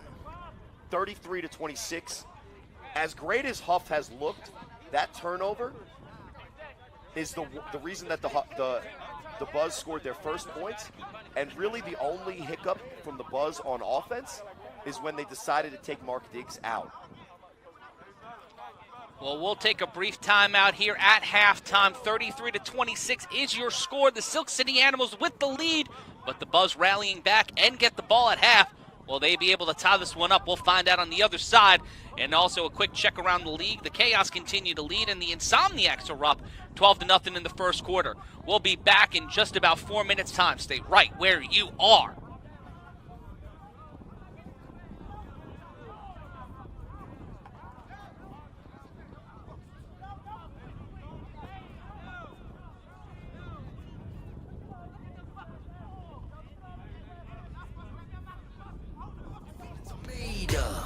Get in the game, your moment of fame, show them what you made of. It's time that we stand up, it's time that we man up. For anyone asking who is the best, we putting our hands up. My time, nothing can keep me from reaching the top. This time, like the last time, I'm moving so fast, I'm ready to throw down. It's time for the showdown. I'm ready to rise, don't be surprised, I'll take on the world now. My time, none of you people can tell me to stop. Lower the lights down, hand over my crown, hand over my heart. I do this for my town, I do this for my crowd. So turn me up real loud. My time, none of you people can tell me to stop. My time, none of you people can tell me to stop. My town, my crown, we know what it takes to be reaching the top. We're reaching the top, we're reaching the top. We know what it takes to be reaching the top. My time, none of you people can tell me to stop. My town, my crown, we know what it takes to be reaching the top. We're reaching the top, we're reaching the top. We know what it takes to be reaching the top. Lower the lights down, hand over my crown, hand over my heart. I do this for my town, I do this for my crowd. So turn me up real loud. My time, none of you people can tell me to stop. Turning the track up, I'm never going back down. Hand over my heart, I do this for my town, I do this for my crowd. So turn me up real loud. My time, none of you people can tell me to stop.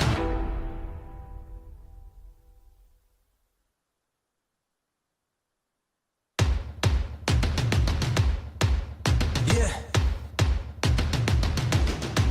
I'm ready to play now. Put me in the game now. I came here to prove it. I'm ready to do it. I can't be afraid now.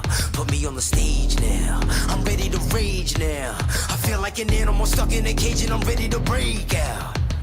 My time, none of you people can tell me to stop. This time, like the last time, you better get ready to race to the top. Welcome. Show you what the truth is. I step on. I'm Matt Ryan, joined by Big Rob Fabian and Corey Hammond.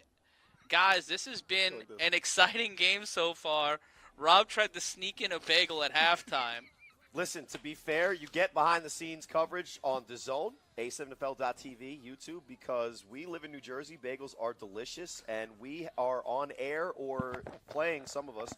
Got to carb up. AM to PM, as Cassidy once said. Or step into the AM, like third base said. Do I have to? I like the Cassidy that a jar? reference. That's that a definitely jar? a jar. That was good. I went That's a jar. 2000s That's a jar. rap, which is still a long time ago, and somehow you made it look like mine guy was in My his job is to infancy. make you look good. That's great because you look pretty nice yourself. thank you. I love the ice cream cones on that shirt. But let's just say this right now: huge battle out in Vegas. The Kryptonite are hanging in there, I guess, 12-8. Yeah, they just Battle for first Kryptonite place. just It scored. is the battle for first place. At halftime, the Chaos have crushed the Crush. It's 41-0, That's tough. and it seems that there have been some injuries to the Crush. I could So it imagine. may. Well, their That may pride's be the injured end. because last week it was 47-0, and now it's another donut on the way. So, listen, we had Keno Thomas Sr. on the 3-on-1 because I think the Chaos are a legitimate team, and I wanted to meet. I think we all wanted to meet a little and learn a little bit more about them. But it's going to be interesting because until they play that heist team, and we kind of get like a comp of teams we've seen before live and in color, it's going to be interesting what we continue to think about that Chaos as they're beating people up. That's in front of us. the thing is like we feel because if you're just joining us for the first time ever, me, Rob, and Corey have our own podcast and we have our own unofficial top 10. Oh, that's true. National. Users like the Money Man think that our top 10 is legit. And let's take a look at the stats real quick. It doesn't seem great on paper, but the Buzz have put forth a lot of great effort and some great plays in the secondary. It's that amount of yardage is one drive approximately long Yeah. drive difference. Yeah, but that So amount of it's yardages from the Buzz is all off of one person. Yeah, that's all off of. it's all Keon one person. Charles. Yeah. And Mark Diggs stepping in, and first time saying. we've seen him this season, and he's the leadership on the field that the Buzz were lacking, and that's the team that made it to the playoffs last year off the back of the effort of someone like a Mark Diggs. Well, and they were constructed to use him as their quarterback. They have an offensive rhythm and You see structure. why. You definitely see why. This is his 4th year, I believe, with this same core group of guys. Also, we've seen Marcel Nelson, 2D Apartments, the running back Marty. He had a couple of big runs to cap off that other drive. But I think so far the story, even though Keon Charles is having a day that he's going to remember maybe for the rest of his A7FL career, unfortunately he's facing an MVP candidate and clear front runner, in my opinion, Quattrell Huffin, who, when you look at the rushing yards, the passing yards, and unfortunately the turnover, but the output from the Animals offense is absolutely ridiculous, and it's because they are now finally catching up to that high-octane offense that they're running.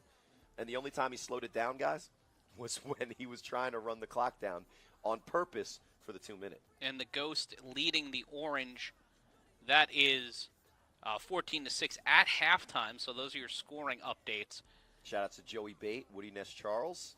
And we'll hear a little bit later in the broadcast from them. From them, I had a little back and forth with them. Nothing crazy, but about some opinions about that last week game. Well, speaking of tinyurl.com/A7FL merch, Joey Bates is still talking to me about the shirt that I said I would send him.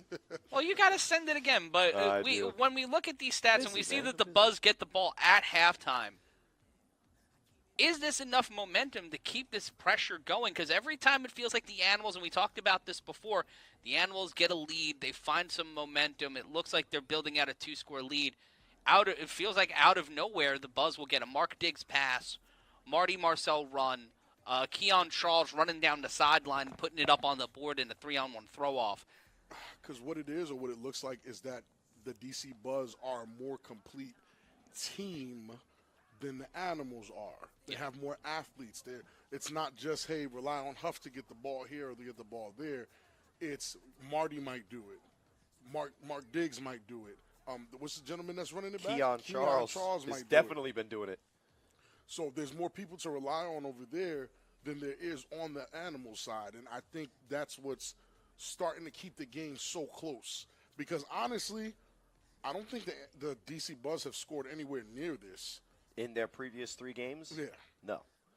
And the fact is that a lot of times in the A7FL, these teams are playing 7 games in the regular season. When you start off 0-3, there is a lot of, it's a 4-letter word that starts with Q in guys.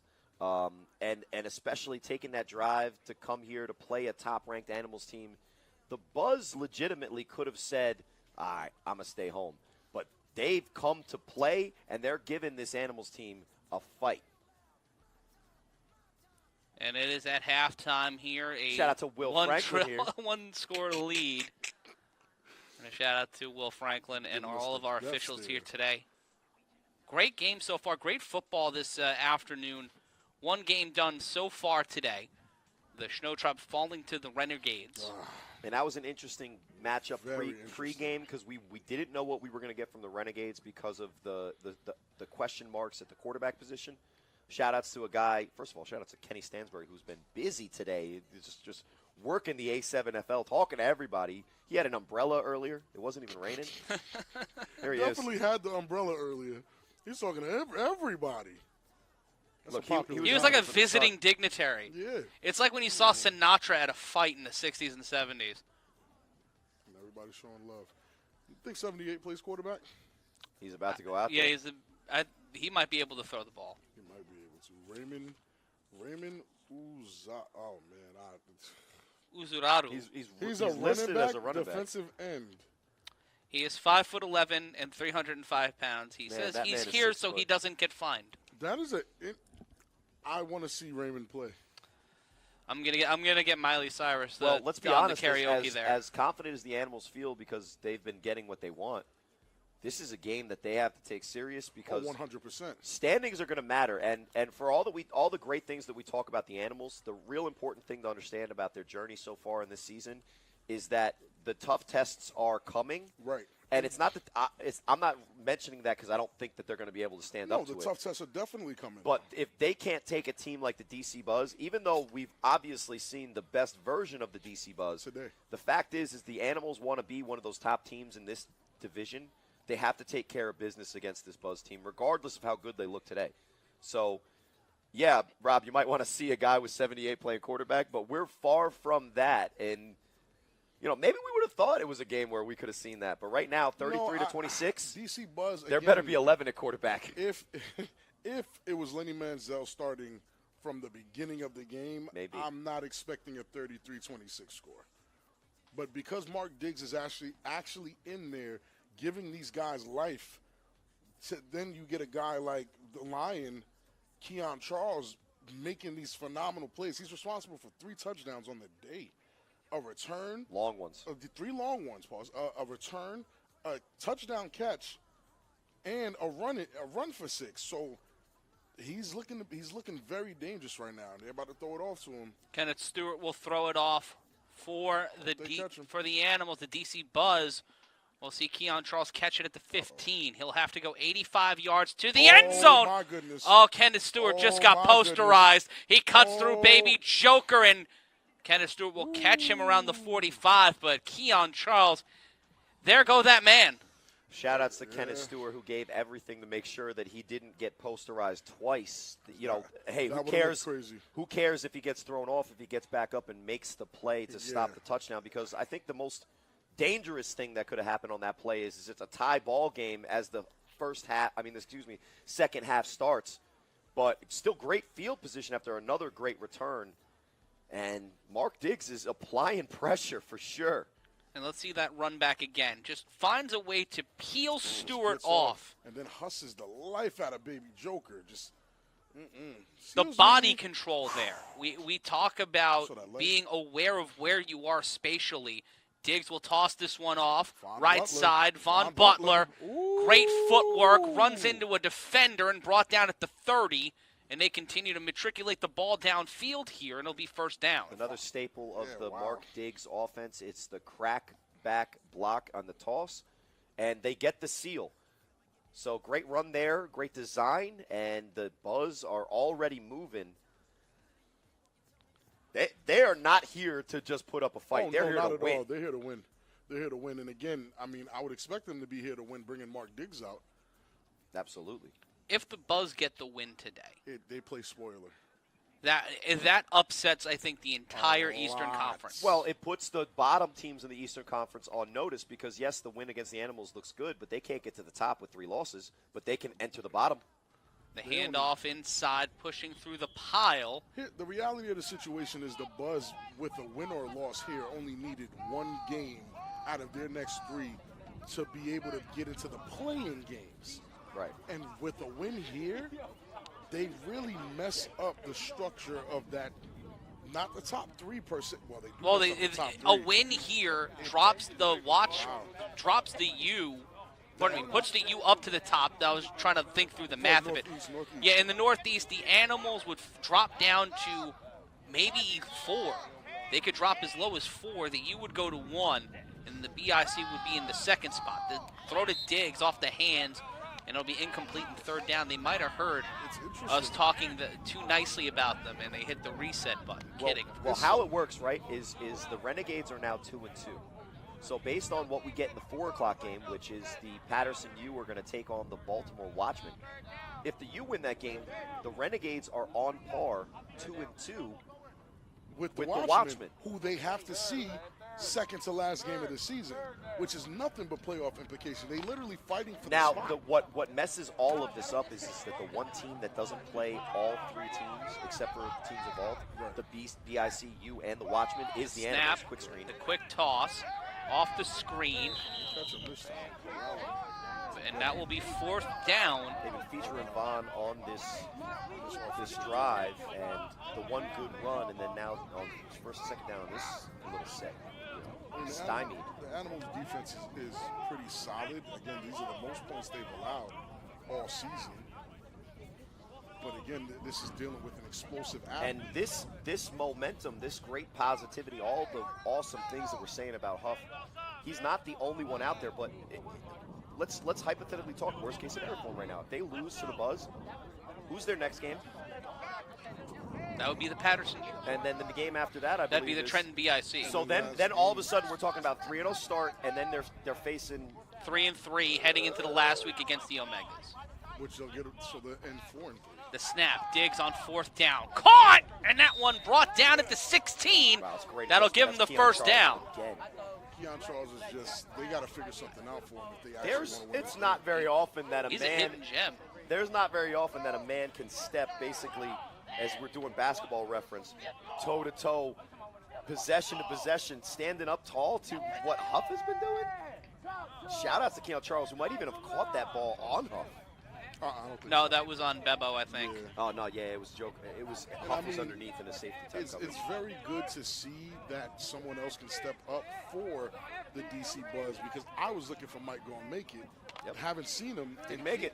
Right, didn't make it. And Keon Charles has actually been filling that spot. And it will be first down. Lenny at the top of your screen. Manziel in motion. They'll jump the line.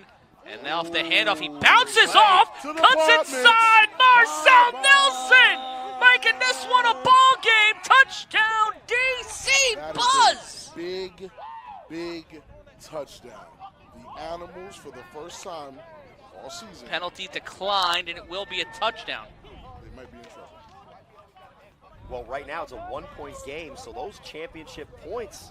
Always talking about it. And you are completely correct to do so. With a spot in the Eastern Conference first round, getting a bye on the line. Beppo got to get his weight up. Look, smash! Come here, little boy. He bounced Excuse off me. of him. And he bumped him into 2 players, and he's out of here. He That's hit it. him with the sonic pinball. That's it. I'm hitting you, sir. And that was a free play because it was offside, so they could have even went pitchy-pitchy, but what they do is they take advantage of the opportunity. And their first drive of the second half, after a great way the Animals ended it, and now they have a chance to have a tie ball game. Championship points. Quick throw. That'll be a screen back to Manziel. Manziel. Manziel will throw this one into the pocket. Tie game. Oh, he bobbled it. No! I think we're gonna have to look at that again because yes, he did bobble it, Whoa! but did he maintain his feet in bounds when he finally did get back possession? Oh, wow. We got to Great throw rewind there that by one. Lenny. I don't I like need this that young man's kryptonite name. Statue of Liberty's formation, but shout outs to Baltimore, Maryland, who keeps getting the Baltimore special stolen from them, going over to the Vegas and stealing it from them. Look at his throw, right to where it needs to be. Let's see. Oh, He's no, out. he's out. He's He's out. out. He's He's out. out. He's out. Good eye by Will Franklin. Yeah, that was a good call by Will. That was a good call by Will. Don't break kayfabe. And an update on the score in Vegas. It's still 12-8 in the first quarter. The Insomniacs with the lead, and that is it's a battle of 2 undefeated teams. After today, there will only be 4 undefeated teams in the A7FL. Well, up to 4 teams. If the U lose today, they'll drop to 3-1. I need some type of confirmation if that young man, who that young man is. Like Isaiah Alexander, is that him? Who that's returning it? No. That's been catching all the back end zone plays. Who got the interception and the touchdown. Yeah, Terrell. Yeah. Whoever Terrell is. Here come man. Get off me, little boy. Oh my goodness. He pushed him 5 yards. I guess his name is Man for a reason. I know it says cousin. Weirdly enough, he was Cousin Man years ago. I don't know why. Yeah, some of the names in this. Cousin league, Man we're just gonna sounds like a say, 90s The more band. you know. think about him, But the more you think about were him. they the on more a- it's gonna- I asked sense it's gonna him, make. we spoke before the game. He says, man, my name is Man. I'm like, all right, man. Who's on first? What's on second? I'm Matt Ryan, joined by Rob Fabian and Corey Hammond. Who should get fired according to Big Tex? Shout out to Big Tex. Well, you know, we do work for Big Tex Enterprises. It'll be 1st and 10, 10-21, and Quattro Huffin Maybe he has a point. up by only 1 point.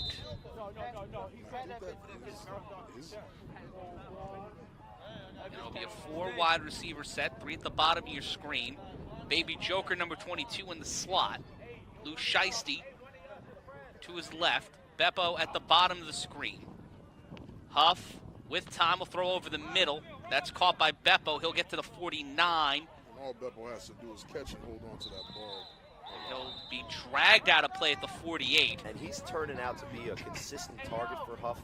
Like I said earlier, he's a former quarterback for this team a couple years ago. He's more of a kind of utility player, can play defense, offense, special teams. But Huff has used him as a security blanket, and on that crossing pattern, he makes sure he catches it. Great pass, great catch, and that's how you convert offense. And that's just way too much time in the pocket for Huff. You can't. I get it. You want him to beat you, but you just can't give him that much time in the pocket. The snap, Huff will cut up field, and he will slide to the 41.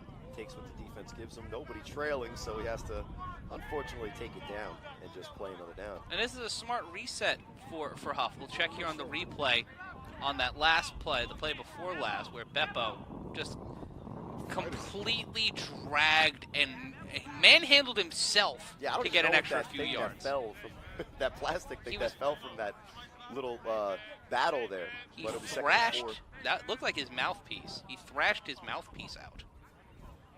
Might have been talking smack. Imagine talking smack at that. 2nd and 4. Baby Joker set up to the left. He'll get the ball. He'll cut inside towards the sideline. Bounces and spins out. Tossing people. Bone. Marty does his push-ups. Bone and Marty. My goodness. He's one of those dudes doing push-ups with chains on him. They put Baby Joker literally in a blender. For real. With one hand. Turned him into a beautiful oblivion. Huff will rendezvous with the ball here. We love the tackle, but most importantly, it was pretty good blocking. Got a guy out front. He does get the first down, but he just and look how he stood over him. Yeah, Marty. That's a big brother, little brother thing. RPO, the toss to Baby Joker. Baby Joker saying there are no unlocked doors for him, and he'll get the first down and get brought down at the 23. Gracias. Listen, Baby Joker is definitely making a name for himself. Huff needs that guy who we can count on as another player to watch. It can't just be Huff.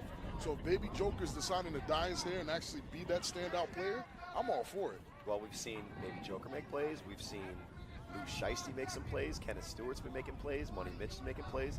It's nice to play for Huff. Spreads the ball around. First 10. 33-32. Trey Robinson just added for the Insomniacs. Handoff, cuts to the outside, gets buggy whipped, will keep it and get brought out of play at the 19. Mitch kind of carried both of those gentlemen. That was Money making Mitch on the carry. And it will be 2nd down. A lot of veteran leadership on that Animals team as well. Some guys have been playing in this league since before its inception. So and they're feeling like they're getting second life with a quarterback like Huff. Sure. It's different. 7 minutes left in the 3rd. And trying to regroup here is Quattro Huff, and he does not like what the defense is showing him. So he'll call an audible. He'll set his running backs to wide receivers. Puts only 2 on the line. Dudu will shift. Sentence I never thought I would say. The snap, and Huff will just take it. He'll cut to the outside and get brought down on the sideline at the 12-yard line, and a player is down. That's RTU. RTU is down. He was on the bottom of that pile there. Well, he got the stiff arm from Huff, honestly. It wasn't heavy contact. He might have knocked the wind out of him. Yeah, that's what it looked like. Fell on him. But they've been attacking RTU again, which is smart. You got to take what they give you. And if RTU, in your opinion, is the weak side, you go for the weak side. He does eventually make the play. It doesn't look specifically like I could locate what happened there. I do it believe could be a shoulder. And it's 33-32 here. I'm Matt Ryan, joined by Big Rob Fabian and Corey Hammond. Guys, as we look around the A7FL and we see the DC Buzz playing their best football of the season, despite Huff and the Animals driving down the field, it gets me more excited about what we're going to see this year in the first ever East-West playoffs. And as we get closer and closer to July 23rd, there's a lot of teams aiming to play spoiler looking to play spoiler. The Buzz are inhabiting that role. Can we see that happen from the Watchmen today? Because we had a conversation, and John Gauze Jr. will be in the quick play. We're back in the live action. Big Joker, not Baby Joker, getting the push on that play. Well, the Watchmen get the win today. It almost like it cancels out their loss to BIC, Oh, because now you 100%. have the trips to the top, and then you just got to take care of business against the Animals. Yeah, it's bad It's news. the only thing the Watchmen they can't control is they don't play the Animals. That's it. Speaking of the Animals, The quick toss to Fake, and that one tossed to Baby That's a Joker, pass. touchdown. How? How did that happen? He bowled it to him. We called He it bowled beating it to him. Touchdown, Animals. The touchdowns look too easy. because the defense is confused because what They don't Huff know is what we're throwing looking at at. them, it's really unconventional, even in this style of Very- football. he's And they playing go football. fake toss, fake counter inside, Look at it. and they Look at adjust Joker, to look at Joker. Joker. Fake They toss, thought they figured it out. And then he hits it. That's insane. I've never seen that. And the before. wherewithal. The wherewithal to do that. Corey, you're a quarterback. Have you ever even thought about fake tossing, Play actioning, play to the action, play a action, fake and then toss, play action to the play. a play action dive to an actual forward toss? Like what? I'll ask you this, at least this year, but a lot of my career, in 1.7 seconds in the backfield, I don't think I have time for one fake. Huff is. You hear what I'm saying? He's playing football. The snap on the 1-point attempt, the throw.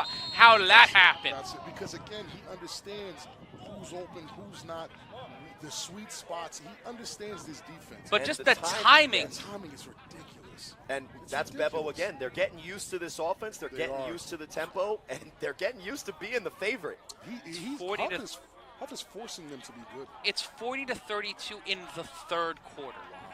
We have a full other quarter of football to play here. 5 minutes and 33 seconds left to go Not gonna in the lie. third. This is Marty looks a little. Shout outs in the chat Well- to the Rosetta Stone. So anybody looking to learn language, learn it from this person because they're obviously wise. So this is basically regular football without huge shoulder pads and stuff.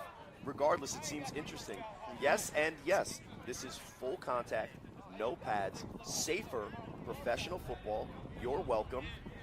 Thanks for watching. And we are looking live at a beautiful day in Asbury Park, New Jersey. The sun is shining. There are some clouds in the sky, and it will be a chance for the DC Buzz to try to reset here, and that one thrown into the back of the end zone off of the flagpole. Those throws were made him so dangerous against big teams. Yep. So when they do play against BIC, look for Huff to be throwing it out the back of the end zone because giving it to Ashante Worthy is That's the insane. only way to Yeah. that's the only way to ice him out of the Honestly. return game at this point. And now it's Mark Diggs. Mark Diggs has to win this next drive with his arm. Honestly, they do. I mean, I'm looking at all of them. Like, Marty's going crazy. And again, if this is not his name, I apologize, but that's what I'm seeing on paper. Isaiah Alexander, Izzy, has been a very integral part of this team, period. An interception, a touchdown, an extra point, following by Ryan. Ryan's phenomenal. Keon Charles, too. You Keon- can't look Keon past Keon he's Charles. Going crazy. These guys are playing phenomenally following Mark Diggs. And as this game gets closer to crunch time, just keep an eye on the actual spread. Right now it's 8 points, and that's where those championship points come into play. And those conversions are so important. 1st and 10. Diggs will throw this one deep, out of reach of the receiver.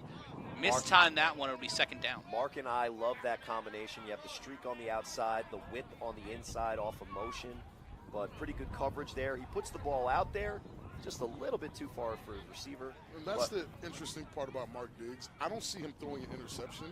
He's either throwing it, he's always throwing it in a place that the defender can never catch. But he puts it somewhere that only his player can catch or nobody can catch it at all. Right. And when you have to throw with anticipation on a route, a deep route like that, you put it to a spot. So even the most minor impedance to that route sometimes changes where the ball should have ended up. Toss Good on toss. 2nd down. Ooh. Plows through, gets to the 29. What did he say? Got to eat a little bit more McChickens. They're only $1. Yeah. Yeah, these guys need a few more McChickens. Listen, we're If seeing. you keep talking about chicken, I'm going to want chicken. And speaking of chicken, I said it earlier, and Rob, to be fair, it wasn't on camera, so it wasn't like the 3-on-1 where we could see the face. But you made a face when I made a a reference for a Baltimore guy is an Aldi's version of a Vegas guy, which is an Aldi's version of a Jersey guy. But did you just see that run? I'm not saying he's the exact same player, but when we watch RTC, we see that type of physicality. The running game has been maligned in this league, and here's the quick handoff again on 3rd and 2. Cuts inside. Keon Charles will get to the 31 to the 33 with extra effort. Flag on the play. But Marty, my thing with Marty is Marty's been doing that since I've seen him, and I've actually noticed Marty before I noticed RTC. So my thing with Marty played an electric game maybe 2 seasons ago against the Red Raiders. So they'll get an extra 15 yards here after the roughing the passer penalty.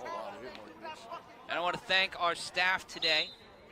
Our camera crew, as always, making sure we look good, sound good, can dance all night long, but our producer, Alex Silverman, our statistician, David Silverman, making sure things don't break Ryan DePaul in graphics and literally everything we ask of him. Yes, very good dancers.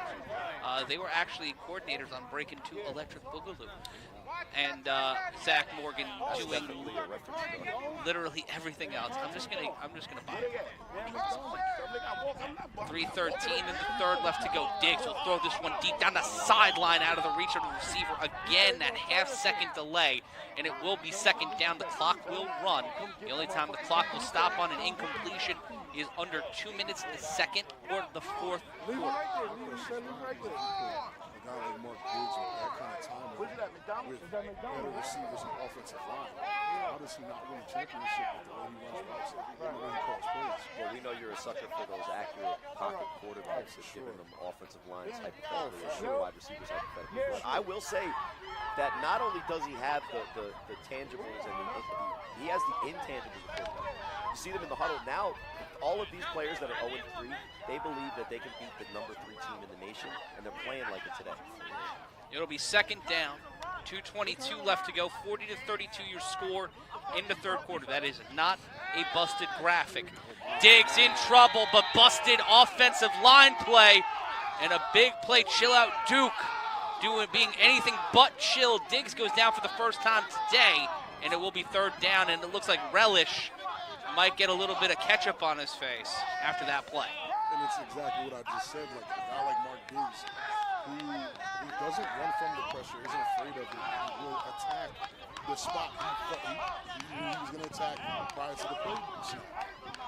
He gets a chance like that with the offensive line. It gives him more time than he got here, which was almost none. Let me just say that when you get the pressure on your right side and it's near your arm, what it does here, you see the man coming. This is actually the 4th down. No, here's the so when you see the guy rushing, I'm just gonna punt on that one. But it looks like it'll be 3rd down. Buzz won't. Diggs will throw that one swatted. Beautiful camera work on that one. That's 2 great defensive plays by Relish. Yeah, this is what we did. We talked about how, and I slant reference that he's got a similar play style to me. That's the way that you stop a quarterback that throws it on time. You get a quick rush off of the edge, and you get your arms up or near his throw in motion. Because on that first sack, he couldn't release the ball because the guy was near his arm, and he needs that space to go for the windup. And then that 2nd time, yeah, the rush is going to get there, but when the left defensive end gets his hands up, you can't throw it over him because you can't change the angle of the throw. And even though Keon Charles was underneath with the 1st down, if he catches it, brings up 4th down and Lenny Manziel. And it'll be 4th and 15. They'll throw it off here, and Quattro Huffman will return. Yes, of course. All right, I got. The broadcast is officially broken if he returns his first. Yeah. I'm going to take a walk. Make it out of bounds, Lenny, for your own sake. Oh, he tried to do the Riddick. And it happened against me, so I don't like talking about it. And for those who don't know what the Riddick is, imagine if you're playing in the NBA and your teammate throws it, the ball's going out of bounds, your teammate throws it back in, but it's you to yourself. Yes. He catches it himself. He jumps out of bounds in the air, catches the ball, throws it back inside, then runs back and get it.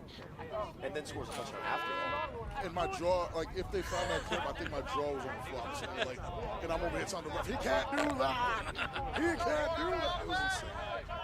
You can, and he did. He inbounded the ball to himself.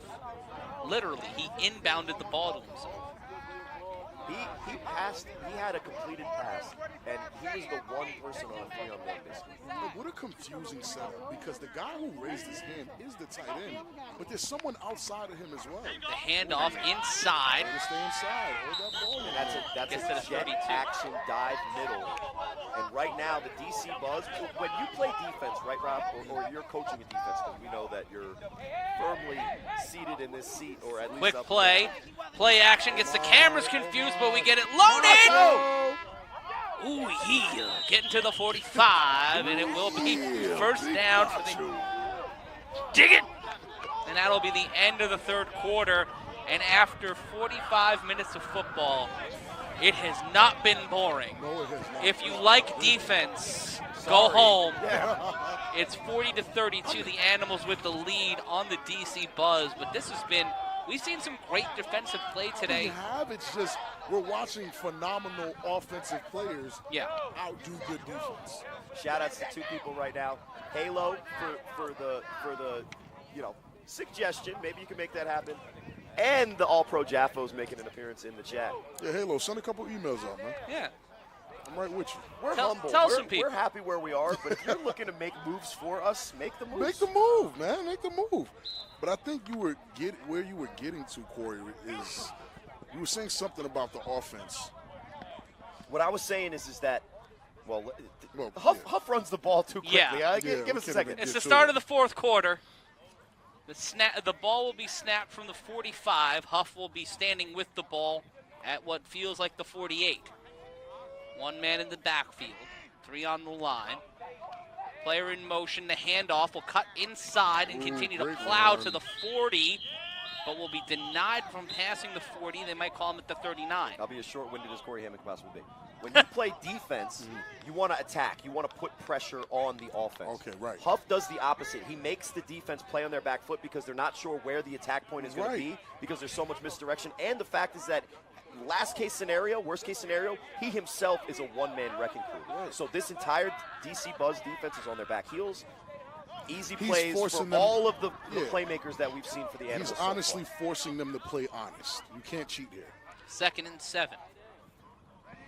Kessler set up to the left of Huff. The handoff again to 23, and he will gain about a yard, maybe 2. I definitely saw that. he just I block definitely the saw ghost? that. And for anybody wondering why all of a sudden Houdini Huff, who was doing all this magic, is starting to change his game plan to a run-heavy one, it's fourth quarter. It's fourth quarter. You're by up by 8 points. You got it. Your clock. The clock is your enemy. They're trying to chew clock right now. And shout out to Halo Love donating $5 to the super chat. Hey, that'll get us closer. There we go. That's better than an email. Plus. We will also accept tankards of coffee.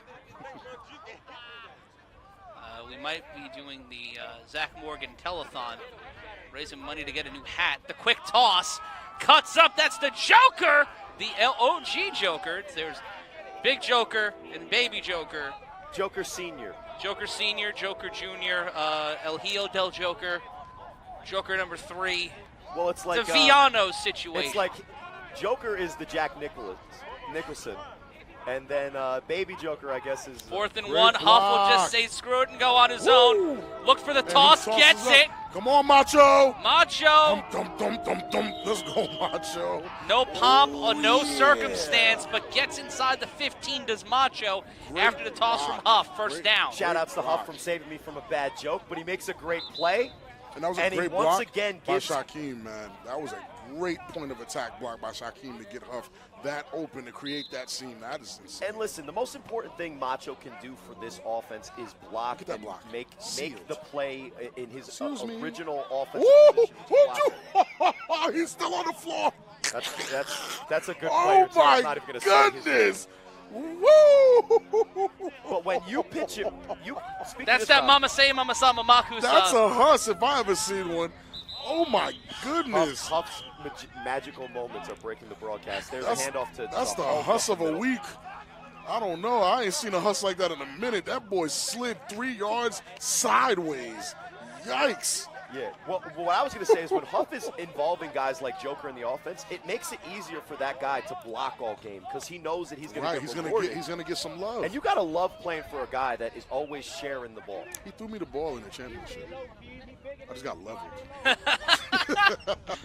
2nd and 10. Money making Mitch with the bounce. Mitch will just cut diagonally. And again, I hope that's his name. Isaiah Alexander is having a phenomenal game. I mean, if I didn't know him before today, I know him now. That guy's everywhere. He's everywhere, doing everything.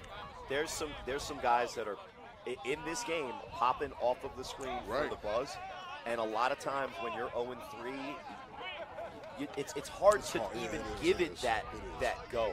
Right. It's hard to even get in the car sometimes to drive that distance. But these guys Shout out to the definitely Omegas. Do it every week. 3rd and 11. Ball at the 14-yard line. Have to get to the 3. And they shift from evens to quads right. And there you see Kenneth Stewart. And just look at the defense. They don't even know what to do. Number 7. They're still talking. All right, no, you cover Beppo him. in the slot. Change places time. It's 4 wide receivers set, pardon me. Huff will just shirk the defender. He's skiing downhill. Will get out of play at the 2, and it'll be 1st down. Had a touchdown, but look at him. What did I say? Kobe face, Huff smile. He's smiling. It's not a good day for your defense. If there are 4 numbers on the clock, Foxborough Huffin doesn't like it now. He looks like 89 Jordan to me. He's scary. He scares me. He looks at me. He looks like a villain. This is his villain arc right now. The quick screen to the big man. So Shaquem, McCutcheon. That's doo-doo in the end zone. That's it. Again, the nickname, guys, is for his daughter who's battling cancer. And shouts to him. I'm pretty sure she's watching this. She's proud of her dad right now. As she should be. Puts it on the board. 46-32 your score. Matt, Shaquem is clearly over 300 pounds. Yes. What kind of touchdown was that? That would be a thick boy touchdown. Okay, you know just why? checking. Because it's always thick boy season in There the we go. A7FL. There we go. Again, he's giving everyone the ball. Why wouldn't you want to play for this guy? Why wouldn't you want to play for him? The only people that don't want to see Huff under center are the people that play defense against him. Shout outs to the tinyurl.com A7FL merch shirt on Look at this. Matt Look at this. Ryan Chester. Oh, that's another one. Oy. But look at this decision right here. I'm going to get due to a touchdown by going out of bounds. That's what that decision was. They will go for 1 from the 5-yard They're line. only up by 1 score. He's making decisions like that. A reverse The toss again. back, the toss back. And it works. Don't The tell me it throw works. caught. No way. This is not working this many times. Another I'm not going to lie to relatively you. larger size point situation. I love it. Wow. Breaking the BMI, putting a point on the board. It's 47-32. They're running away. It's a shootout, but they're running away with It's a this. 15-point game now. Wow. Which it means that for the Buzz, who have been doing a great job to even stay in this game, one of the better performances of an offensive team this year, probably top 10 offensive performances this year based on output, right? And a guy that fast as Marty has to make a decision, and the decision's made, but everyone's so confused. This guy's just wide open. It's just, you can't. Bobo's look right there says it all. Like, what am I supposed to do? It's what Corey said earlier. All this misdirection, everything that Huff is doing is forcing a team to play honest. You have to cover. You have to be smart enough to stay with your man. You have to do all these things. And he's counting on people making football mistakes, because that man shouldn't be that open in the back of the end zone. No. Well, when you have the run to deal with first, then the reverse, then the pitch back, and then you have Huff running around, potentially making the play himself. Right. Yeah, you're going to lose a guy that weighs over 3 Exactly, mils in exactly. the defense, deep in the defense. So a whistle here, which is why, unless this is the most swaggery 3-on-1 return I've ever seen. Just walk into it like that. Oh, I he got this. had no Shoot. chill there. Nah, Show it up wasn't. like Frank Ocean at Coachella.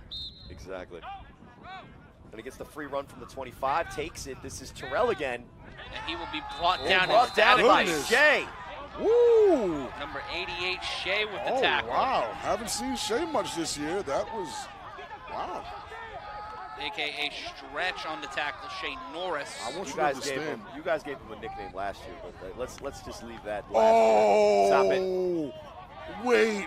Okay, I don't remember what it was, but I know what I was saying. We were Check the saying film. about him. That's one of my favorite films of all time. It's Okay. my only perfect quarterback rating film. Really? But I don't brag about it because when you beat a team that's understaffed, you don't brag about it publicly. And they're asking questions about. Animals will call a timeout here. They're asking questions about MVP in the chat, and honestly, again, we have a lot more football left to play this season, but. And we can take a look at this tackle once I don't know again. if we're now in the chat being sponsored by Rosetta Stone, but you might as well learn a different language because love seeing the big boys getting those receiving TDs. You tuned into the Right Football League Rosetta Stone. TBS season in full effect. And we're not talking about the K-pop band. Nope, not at all. I don't even know or that was a the K-pop band. once maligned, I don't know, is there still a cable network to call that TBS? too? I don't even know if cable exists. I know, Matt, you work for them. I'm joking. Cable's a thing. Yeah, that's what I'm joking. And to not make it even better a TBS situation, Mark Diggs has played phenomenal. We've had several thick boy tuds today because of Mark Diggs. They'll load up the line, they'll fake the toss. Diggs will throw it into the dirt. Duke helps him punch it out. Yeah, Looking for the He's yep. looking There's for the the flag. intentional grounding flag. I thought Duke punched it out. No, he threw He it. threw it.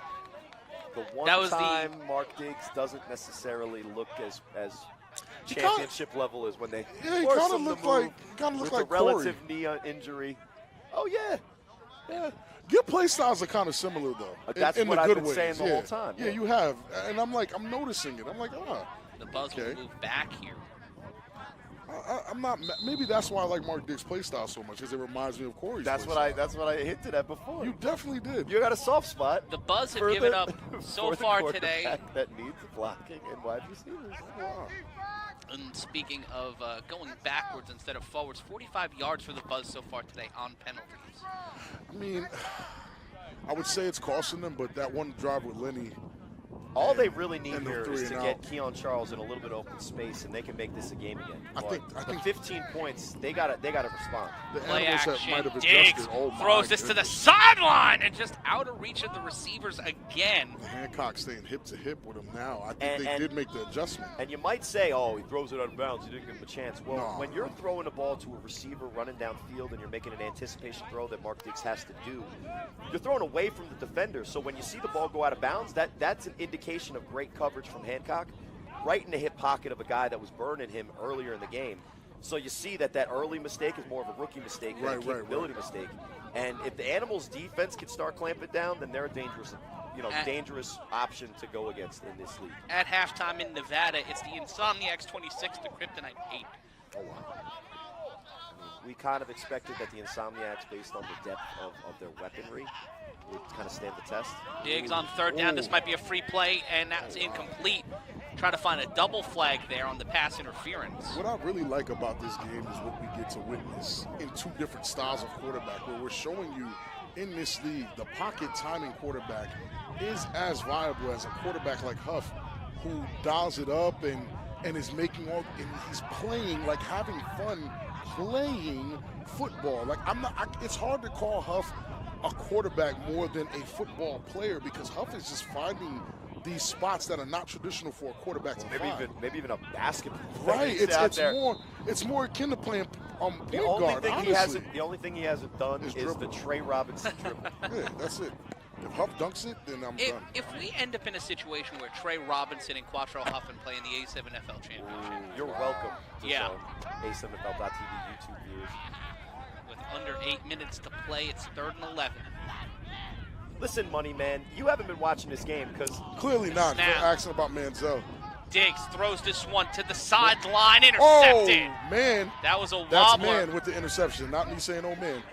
And that will be the second turnover for the Buzz today, and a very costly one as the that clock will might run put the down. game and a every little bit time out we of start reach. talking good about Mark Diggs, we jinx him.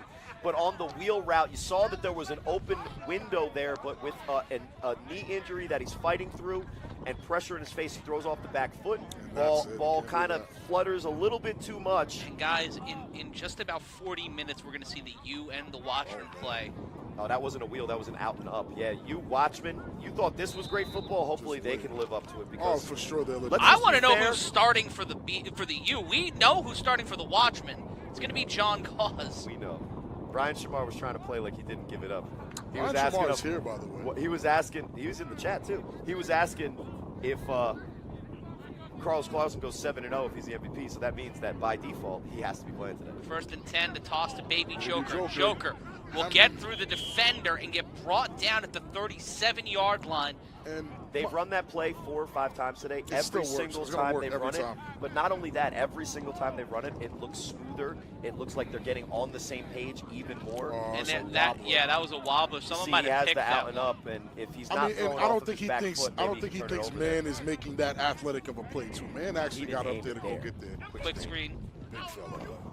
That one will get the first down and bring him to the 30. Just to respond to Money Man, Lenny is not, in my opinion. And let's say what his question was. He He wants to said that know- I don't understand why Manziel isn't starting. Is he not better than this lineman playing QB for DC? And honestly, Money Man, he's not. He's At certain honestly things, not. Lenny Manziel is No, better, and that no, would be no. his ability to move in the pocket, Yeah, maybe, Corey's probably either and some joking. clutch plays. No, there are a couple There's of things no- that Lenny Manziel No. does do well. Lenny Manziel would not put 32 points against this No, Animals absolutely team not. whatsoever. Lenny Manziel is responsible for extra points, Timeout called by the Buzz. some funny trickery, wide receiver pass plays. Lenny Manziel is not a 1, 2, 3, 4 down quarterback at all. And we can put a Not we can at we can least pack not that. like Mark Diggs is no, for the not DC Buzz. at all. Because He's not. Mark Diggs has been the leader and also the main play distributor for the Buzz and since their time as the Vipers. Yeah, we can pack up the whole Lenny is a QB thing. And he's not. He's No, not. he does what he does. We He- saw him do it in this game, but I'm we gonna say- also I'm saw not- what he did I'm when he was on the I'm Watchmen gonna say it very against clearly. BIC, and it No, happens. Lenny is not a 4-down quarterback. You cannot count on him for a full game. He's a spark. He's an itch on your leg that you smack because it's a mosquito. It happens. But Lenny's not the answer, no. 1st and 10 after the timeout. The throw. He can't Caught! He can't play corner either. Bye-bye. And that's brought down. They'll call it down at the 1. Oh, They won't Lou give him the Shiesty touchdown. Gets a touchdown stolen. And he can't play corner either. Lou Shiesty gets Shiestied, and it will be 1st and goal on the 1-yard line. And But the we do- Animals trying to make this a 3-score game. But we do appreciate you reaching out, the Money Man. I mean, it's a decent question, especially if you're new to the league, because even though it is TBS all the time, great play action. This offense has had the DC Buzz on their heels all game. And it's a situation where the other players on the offense had to catch up with Huff's pace. And a lot of these players are either they're not at the peak, they're at the top or the bottom of their career and are brought down at the 1-yard line. And he's given guys new opportunities that are young in this league and new life that are old in this league. And before you know it, Huff stays on the Animals for another season. He's going to bring more talent to that team. Do you think he retires after this year? Because he said He this is said his last it, run. but he also said if he's having fun, he probably won't. So I think he's having fun. I want I to think ask he's him. having I fun. want to ask him. How much fun is he having? We'll through find 4 out weeks, next week. through We'll find 4 out. weeks, he's been It'll having be- fun. We'll find out Second next week. down on the 1-yard line. Huff will He just keep crossed it, it through his legs. and No, he didn't. Please tell me. and he That's skill okay. challenges his way into the end zone, does the Heisman. That's okay. He didn't cross it. Touchdown, Silk He did City. do it. Corey, there's no way. There's no way. He's Can't just see the used to booth it. shot, but for the first time in a very long time, it was only like 2 seconds. Yeah. But I was speechless. My mouth was. I'm- I was speechless. The Corey's word speechless flummoxed. is insane. That's insane. Yeah, that's Show the replay. Yeah, indeed, because this is of your reactions. No, not I'm- no I'm one wants kidding. to see my face any more than they have to already. Remember who fired me? Who's in the chat firing me? Hey, you can fire me again, guy. We love you too. Wow, this game is getting All right, so No, we're gonna no. go for 2 from the 10, but I'm sure we're gonna get that. They don't have the replay on that one, but I was about to promise it too. Thanks. yeah, good job. Reverse. The triple reverse, And you cha-cha, guys real. still felt. Come Zaire on, Hancock, Zaire one hand. Hancock. Zaire, Don't throw it. You're not allowed. Oh no! loose Okay. ball. Still It's still open. behind the line. Huff will throw it. No. Come on. No, wait. No. I'm taking. No. I'm taking. But it's nice. I'm taking. It's I- fun. I- It's Illegal, it's technically illegal? illegal. I'm a narc. I'm sorry. Who threw a forward pass? Call me Huff did. McNulty. Huff did? What? That whole play was the forward. No. It There led was to the forward pass. there's the reverse, pitch back. Huff threw it forward to Hancock. Hancock threw it backwards. He and made it then to the Huff line of threw it scrimmage. again. No, you can't throw it forward twice. So here's the forward pass. But is that forward? That's forward. But he's not at the line If of that was scrimmage. even, then it's still legal. No. It's not whether you cross the line of scrimmage or not. You can't throw it forward twice. How do you throw it forward if you don't reach the line of scrimmage? Because you're It's 6 from yards where back you and are. you throw it 4 It doesn't. yards back. If you're Yeah. it's a forward motion pass. Yeah. So And Ryan Spadola, our head official. we gotta take away some of the declined. magic. They can't They're gonna redo. They're gonna go for a redo here. Oh, I love you, Big Tex. You could listen. We had a whole episode that they were roasting me. So Big Tex. Pardon me, no redo. It'll be a loss of down, and it will be a throw off here for the DC Buzz. We'll rely on some players like Marcel Nelson, who've been carrying the weight for this team so far this afternoon. Indeed, Money Man, I don't think you're wrong whatsoever. Most of the quarterbacks in this league do not look like Mark Diggs, but there's a lot of quarterbacks that are smaller and can move faster than Mark Diggs that can't aren't as throw. effective. Yeah, they can't do what Mark Diggs can do. Mark Diggs is responsible for 32 points. His team hasn't even scored close to that before today because he hasn't played. There's Marty. Let's see if he can take it to the apartments. Excuse me. He cuts through, and Excuse now he's me. down the sideline. Excuse me. Barreling down like a bullet bill, stays in bounds, pushes He the looked like he was about defender to start Zaire up a fight over. Hancock, Right. and gets it. Hancock. Did you You're see that when they inside got the around 20. him? He looked like Yeah, no, that looked crazy. He said he's too small. He's a baby. He's a baby. What an impressive run back from Marcel Nelson. I've never seen somebody devo a person like GJ. Look at this. If Got you it get to the 15. When they got around him, he almost squared up like he was going to fight somebody. He had a ball in his hand. Let's look at the replay here. Ball goes far enough. Marty really wanted some smoke. Just take a look. Look at this. And he gets the edge. The key on these 3-on-1s is make the Just first getting man that miss, edge. and then you got a chance. So here has to put the Jets on. But once Zaire Hancock gets to start corralling him, He gets there. he says, "Hold up, young What man." you trying to do, boy? He's They're in a Muay Thai clinch for 15 Hey, yards. where did the other guy go? I know he got dusted but came back. Where did he go? 88. Yeah. Sahir, the turf Oh, monster. turf Oh, monster that got worm. him. That worm has Yikes. been real effective this season. That turf monster. Lenny is crazy. Manziel in. Leonard, Money Man Kedrick gets what he wished. He fishes his pushes wish. the pile and gets to the 1 yard line. Shout outs on the see zone my and face. watching A7FL.TV that don't get the YouTube chat. We are responding to some of our great fans here, and the Money Man was asking for Lenny Manziel, and he shall receive. And you can talk to us not only on A7FL.TV, but also on Instagram, Twitter. You can tweet at us at the A7FL. Jaquise Worley would rather have Big Rob at QB than a certain someone in the game at the moment. I'd Ball go start crazy. on the offense. I'd go crazy at QB over that. I'll go And then for- I like Mom's 21, which is an insane name. Lenny, I mean, you give any quarterback in this league a good line and receivers, and they'll do something. I don't know. I just don't really agree with that. I'm Matt Ryan, joined by Big Rob Fabian and Corey Hammond. We are live here from Asbury Park Stadium in Asbury Park, New Jersey. In just about 40 minutes' time, we'll have the Watchmen battling the U. The Buzz are trying to come back here. Have 2 timeouts and a 2-minute warning.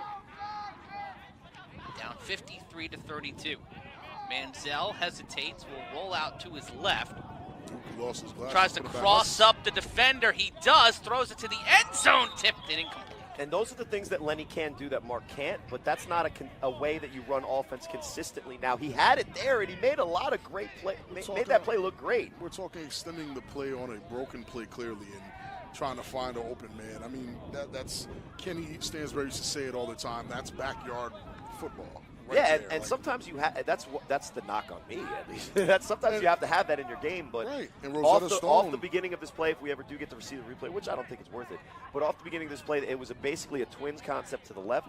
Both were running crossing routes, and the inside cross did have an opening that I saw. but he didn't hit it. Because he was looking at the rush, trying to make the move to avoid it, where that's the difference between Mark Diggs and Lenny. Mark Diggs isn't looking at the rush. He knows it's coming. He's not moving. He doesn't care. He's going to deliver the ball to the open man. And it will be 3rd down I don't like when we get into this referendum on is Lenny good or not. Lenny is Lenny. Right? No, but it's a lot of people asking because there's guys that are, this is the first time they're watching a Mark Diggs like me who are wondering, hey, why is a guy that overweight and that big at quarterback? And there was a time paused because of an equipment issue, an official timeout. The snap on 3rd down. And that's a very Dietrich will find the end zone, and Manziel, the top row diamond, the bottom row's gold. And if he can get 6 on the board and make this a 2-score game, Buzz are bouncing back, and there's a flag on the field. But that's the thing. The thing is, they're waving the flag, touchdown Buzz. The thing is, when they see me saying something about Lenny, they think it's hate. It's not hate. Well, it's the direct comparison to Mark Diggs. The proof is in the pudding. Yes, he just scored a touchdown. Great. But Lenny can't do it for 4 quarters straight. There's nothing I think I'm saying that's hate or bias. He's a situational player. He's a situational guy. So the conversation of, oh, can Lenny lead a team? The answer is no. They'll go for 2 here. 53-38. Trying to trap the queen of the animals here is Lenny Hedrick. He'll throw this one. Pushing through, and Bone getting into the end zone, putting 2 on the board, making it a 2-score game. The Buzz need to score twice and stop the animals here with 2:48 If I left. told you, Rob, that the DC Buzz were going to put up 40 today, you would say that they had a great chance to win, right? Yeah, I would have definitely said that. I don't think that it would be unreasonable to assume that there's likely at least 1 more scoring drive, maybe even 2 that Quattro Huffman might be putting on here, because what we've seen, the game plan from the beginning is that the animals are going to play U football, which is attack relentlessly. Who cares what the score is? Football? They're calling for a retry here. Unsure like why. VU, like Patterson U football, in which we're not going to play necessarily if it's the end of the game. We're going to run the clock out. We're up here to make a statement that we're one of the top. Isn't that Huff football? Because Exactly. I really don't see. Maybe that's what I should be saying. Yeah, that's what you right? should be Okay. saying. Yeah, I don't think the animals. I don't see anything that the animals are doing that you are doing. It's not even close. 5-yard penalty. The BIC plays next. No, they play last. For Manziel. He'll throw to the end zone, and that'll be out of reach, so that will make it 38-53. See a couple Renegades on the sideline enjoying the game after the 10 a.m. game. And I like moms. I understand you must be part of the Lenny fan club. A lot of people are. The truth of the matter is, I've played against Lenny. I've watched Lenny get a ton of chances on a ton of teams, and it's never yielded the results that you're asking for. It's always an amazing play here, an amazing play there. Last year with the rare breed, Lenny won him the game. We're not saying that he's not good in certain spots, but he's very situational. He cannot do it for 4 downs and 4 quarters. He can't. And that's just the truth. No shade, no nothing. Mark Diggs, healthy, is a more dangerous quarterback than a lot of people think. I've heard defensive linemen who are peak in this league tell me how destructive Mark Diggs is when he's healthy. Isn't this Breezy's brother? I believe so. Okay, that's where the jokes were. Shout out to CJ. I see you in the chat. Are you doing that from the sideline, my guy? My guy, Chuck Johnson, is insane. Chuck Johnson reporting live. He'll be posted up at the 20-yard line. Will the returner, number 88. And I don't know if he's being prophetic and prophesizing what might happen later, or he's commenting on my commentary. Yeah, I don't think it's the commentary. I think he saw my later today. That one will go behind the head of the returner. He'll pick it up at the 5. He will lose the ball in the end zone. Here we and go. He'll cut through the defender. He'll be bunched up, and Lenny Hedrick. Oh, no, the whistle will blow. For sure the whistle's blown. Oh, he's home now. Chuck Johnson is definitely at home. For those wondering about the Omega's BIC game, we will have that game for you. Mike Jones. Who? Mike Jones. Who? Mike Jones. 3 is good, yeah. Let's stop. Yeah, I wasn't going to say. Me and Matt both were like, yeah, no more who's. That's enough. That's enough. So I was going to say, right now, back then they didn't want him. Now they act like they were all on him. And it will be 1st and 10. Money man, nobody agrees with you more than me. A running QB in this league is deadly. The Buzz looking to chop and screw the Animals' undefeated season in. Well, slipping, sliding, finding his way. Hulking. The gamma radiation is real for that one, and he is eaten. Yeah, he must have been angry on that play because that was a great run. Oh, wow. Oh, But and again, a player down no. on the field. That's our Oh, guy no, Terrell. he's He'll fine. get He's back up. fine. He's fine. But that's one of those situations, that quick dive, everybody's really prepared for what was happening on the backside of that play because in the formation they're in, that's how they set up with that RPO look that we were looking at. And now they're going to go hurry up, like I said. So, look, they're worried about what can happen on the backside. They're not even ready for the dive that's coming up. They have to play honest. You have to know your assignments. There it Quick is now. snap, and there it is. There it is. To Baby Joker. Baby Joker plows to the sideline. Bro, Shoulder rolled he's off showing the. up. Yeah. Baby Joker's showing up. He's a problem. He's a menace. And that's the 6th time they've run that play, and each time they get more and more and more yards. And look, the play to Hulk, the play before, meant that the backside of the defense had to honor Hulk coming Is in that Huff cross now space. more dangerous because he has younger co-stars? I think Huff If is you just, make the argument that Huff is more dangerous than when he has receivers like Kyle Ward and Pat Coburn, I don't know. Quick throw to the sideline. But he is having fun out there. There's an argument to be made there, and I'll actually entertain this one because with the team he has, you don't know who's good or who's bad or what these guys can actually do. Huff is just letting football players play football. And even Joker got love today. Not maybe, even Joker got love today. Macho had some catches. Everyone's involved. The team feels Doodle like was in the end zone. Doodle scored a touchdown. So it's like we're talking a full team win here where everyone feels like they were part Snap, of it. Oh and my Huff goodness. will keep it off the And he spin still to Baby gives it to Joker. him. Yeah, not only did he Come on, fake it Corey. to the toss and not do it because they bit on it because Huff has made it think that he wasn't going to keep it. But Huff then when is they react to Huff, he goes exploiting. right back to it. He's exploiting people's overthinking, You have to play solid 7-on-7, man-on-man, knowing your assignment football against Huff to win. Minute 23 left to go. My goodness. Huff.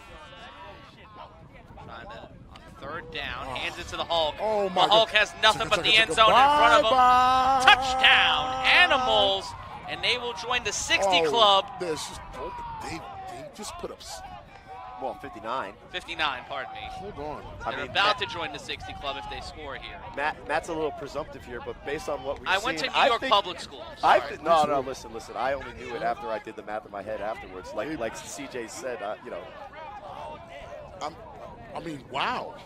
CJ's trying to cancel our game tonight. You could come. You literally, by the rules, can come play with us, my guy. Might as well. I know you're busy. They'll be going for one here. To actually go for that 60 burger. So now, how many reverses do they run on this one? Now that basically the game is over. 6.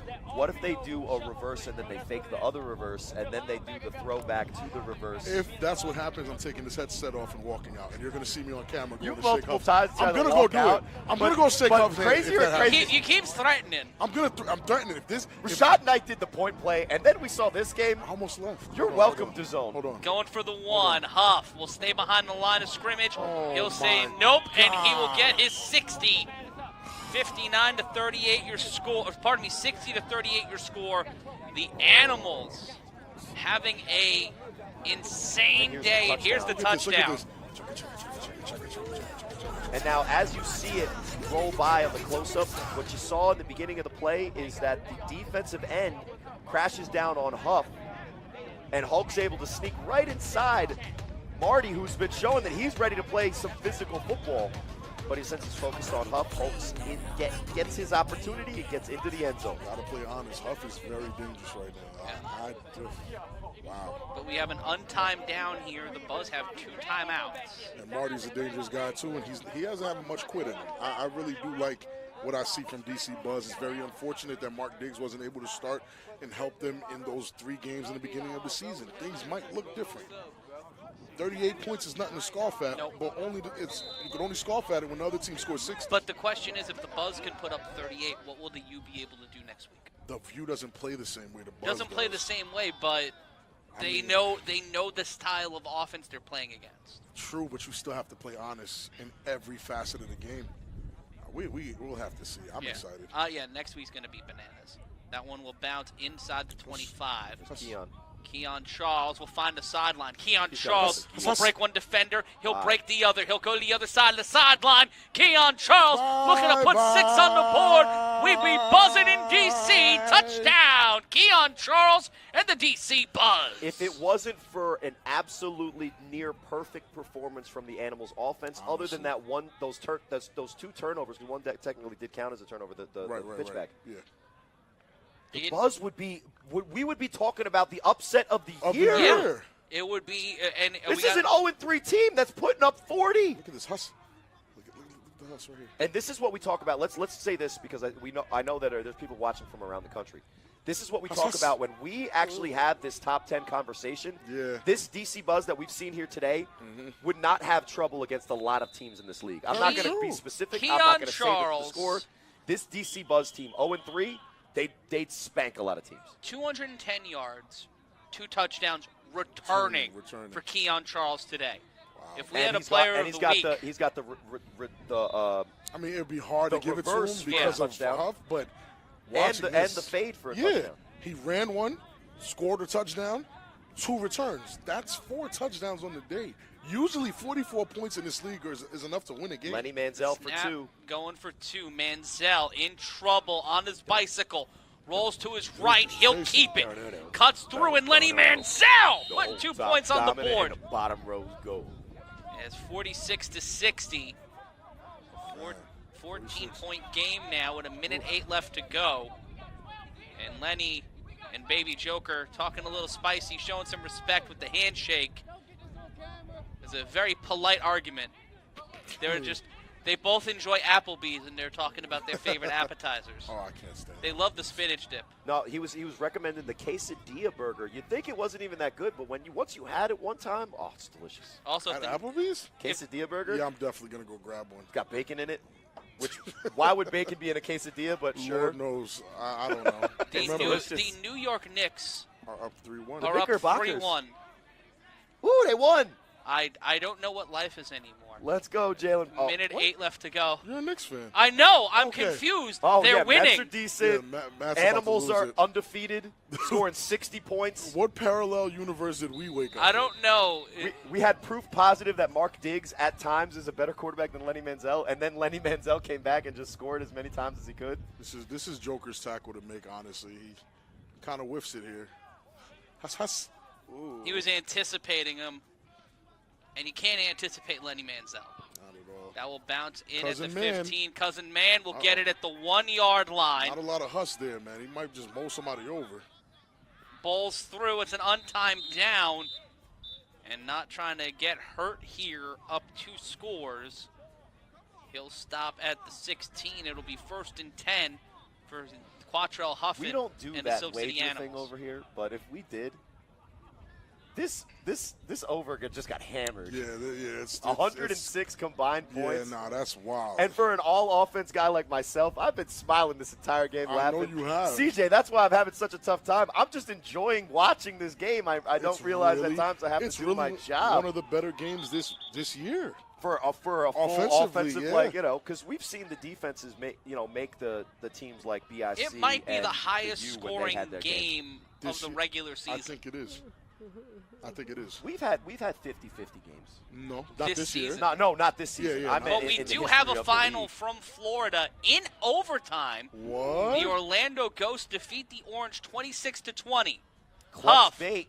Throws it, and that one's in the dirt. Wow, one of the rare bad throws from Huff.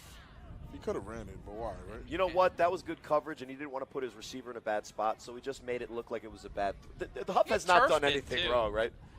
So he purposely made it look like it was his fault. Wrong. He made it purposely look like it was his fault to not wild. put his player, his teammate in a bad position. I agree with you. Crown me king. Bacon belongs in everything.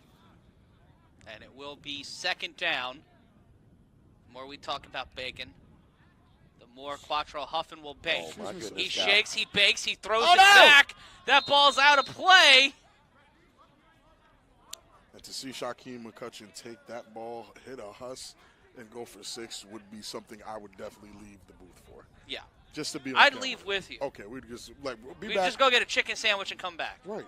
I'm doing I'll so hold much it down. chicken I'll hold it talking. down. Unfortunately, due to my endeavors over the offseason, I cannot celebrate the TBS as much as I used to once upon a time. So I'll Silent, take, skinny man. Oh, look at me. I care about my body. I was just trying to Cop. be mobile. The quick I was just screen. Oh, Dude, my who wants a goodness. special? This what I was at. If he took it for 6, I'm leaving, bro. Listen. If it's a Baltimore special with a big guy, can it just be a brisket special? No briskets. Or like Can we stop talking about delicious things? like we said about when they caught Rob eating the bagel. I mean, we're That starving bagel, down here. That That bagel was a good good. bagel. Listen, Shout out to Zach Morgan finding some good bagels. it's like a cream And cheese Huff. taco. Keeping There you the go, big bagel fella. in the win-loss record. Herf, herf. Like a that'll do it. mastodon, and that one, and Huff it's definitely all just did a over. hezzy. Quattrell Huffin and the Silk City Animals are 4-0 for the first time in the modern era of the A7FL and stay on top, winning 60-46. The point differential is going to be interesting on Monday. But Rob, Corey, when we look at this game and we see the Animals playing excellent football on the offensive side of the ball, there is a minty aftertaste for this team after today, feeling good walking into a game with their rivals by circumstance, the Patterson U. I mean, how else would you want to go into that big rivalry unless it's undefeated from both sides? Yeah. Because then the conversation we're going to have next week is who needed who more. Because as of right now, there is no indication of who needed who more. Both of them are undefeated heading into the biggest game of the year against each other. I think as you and I sometimes, in our appearances have had you don't talk about Huff on the U, you just talk about Carlos, right? Like, the point is that I think it was actually like an okay decision for both teams. Right. Because eventually the U had to turn the page, and for Quattrell Huffin, he's got a fresh new life. We talked about, is he going to retire at the end of this year? Yeah. How could you? After this season, no. We After talked about. this. I talked about the they face said that he the makes same when he's thing about smiling. other great quarterbacks in other leagues, and those second seasons back could be considered bad moves in retrospect. But right now, with the football that Quattrell Huffin is playing, you're right, Corey. It'll be hard to see him sit down at the end of the season. I know from experience that as a quarterback, you want to keep on playing even if it doesn't necessarily. But if you're having fun, the way that they are as a team, as he is as a person, he's sharing the ball with guys. He's throwing a ball he's getting doo-doo scores. He's getting everyone the ball. So the thing is, now I will say, when they go against the U is not just facing Huff. They're facing an entire team that has built confidence through 4 weeks of actual dominant football. This is not going to be a pushover team. No. Even if they're not as good as the U, they believe they are, and that's more important than actually being better than it. And they have some weapons that do. might take them off guard a little bit Indeed. on the offensive side of the ball. And also, you never know what Huff is going to do. Right. That You makes it can't dangerous. predict against it.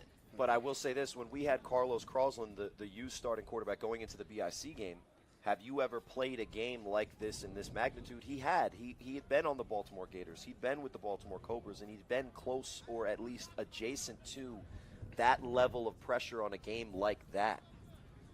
Other than Huff and the guys that came over from the U, who on the Animals has been in a pressure-packed game like they're going to face next week? Here's the crazy part. I think in the Animals' minds, every game they've played has been that. Maybe because they've never been in They've this never position. been- They've as never the had team the that same has the expectations. Yeah. Wow. Sir? Shake on that. But how about Indeed. this?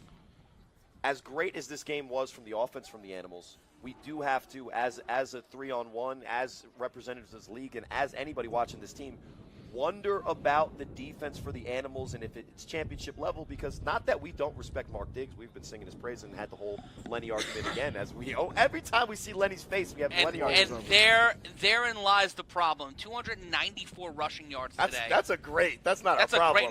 For the Buzz. Oh, absolutely a problem for the Buzz if you look at it that way. That's 294 yards. And that's why I'm not really too big on the defense. The DC Buzz weren't scoring on just regular plays. They were phenomenal plays from phenomenal players. We have to keep that in mind. These weren't just, some pity-pat, here's a dive, here's a talk. No, these guys were balling. So I don't want to take anything away from Keon Charles. Keon Charles played a heck of a game today. He put himself in conversation to be one of the best players in the DMV. Shout out to Good Luck. One of the best things I've ever heard from a fan. Huff, huff, pass. And for a league that we're angling to have Snoop Dogg be our commissioner. Huff, pass. Put it on a T-shirt. How the heck didn't we think of that? Speaking of T-shirts. That was good. Yes, and that number is right. 294 rushing yards. Yeah, no, that's insane. When you put up 60 points, yeah, having 498 yards of total offense, that's not a surprise. Is not a glitch in the system. That's just the way the cookie crumbles. That's legit. And then you can't even integrate. You can't even talk about the return yards too, because in there you're not looking at what we saw today. Right. Huff was 20 for 29 today. Oh my goodness. My goodness. We have people in production. We have people 204 yards, 2 touchdowns so far today. And he threw an interception. Yeah. 4 touchdowns, pardon me. Man. That doesn't include some of those plays in which he pitched it back either. And that's what I'm saying. It's just. And he got 63 rushing yards and a touchdown rushing. Yeah. Huff just on another level right now. Well, he's been on another level. It's just. Is this the best we've seen him? Like we have to take the context of we have to look at the fact that he's undefeated 4 games into a season. Last year, at this point, he had 2 losses. By this point, he had his second loss. This seems to be the most fun he's ever had. But let's be honest to the audience. The 2 losses that he had last year were to who? Final 4 competitive team in the rare breed, which he then came back and beat. And then the championship BIC were the champs. So my only hypothetical hesitation on the coronation of the animals is that as much as we've loved and learned from them in weeks 1 through 4, weeks 5 and 6 are going to be the referendum of their regular season. And even if they lose those 2 games, they're going to be the biggest, lessons in A7FL championship level football that this Animals team has ever had. And even if they lose, they're going to learn a lot about themselves and the teams that they're going to have to play in the playoffs, because I think at 4-0, they're guaranteed a spot. Right now, they're at the top of the Eastern Conference, and if they continue this pace, if they walk out of this 5-2, they may have a first-round bye. But we're going to take a brief timeout. We're going to be back at the top of the hour. It's going to be the You and the Watchmen. But we're not going to keep you hanging. You know what we're going to do for the next 16 minutes? We're going to be playing highlights from this game. So if you missed a moment, you missed something cool, we're going to have a cookie. We're going to have some coffee. But we'll be back at the top of the hour. 60-44 was your score. One hell of a way to start the day. But it's it's You and Watchmen at the top of the hour. The Battle of I-95 next here on the A7FL.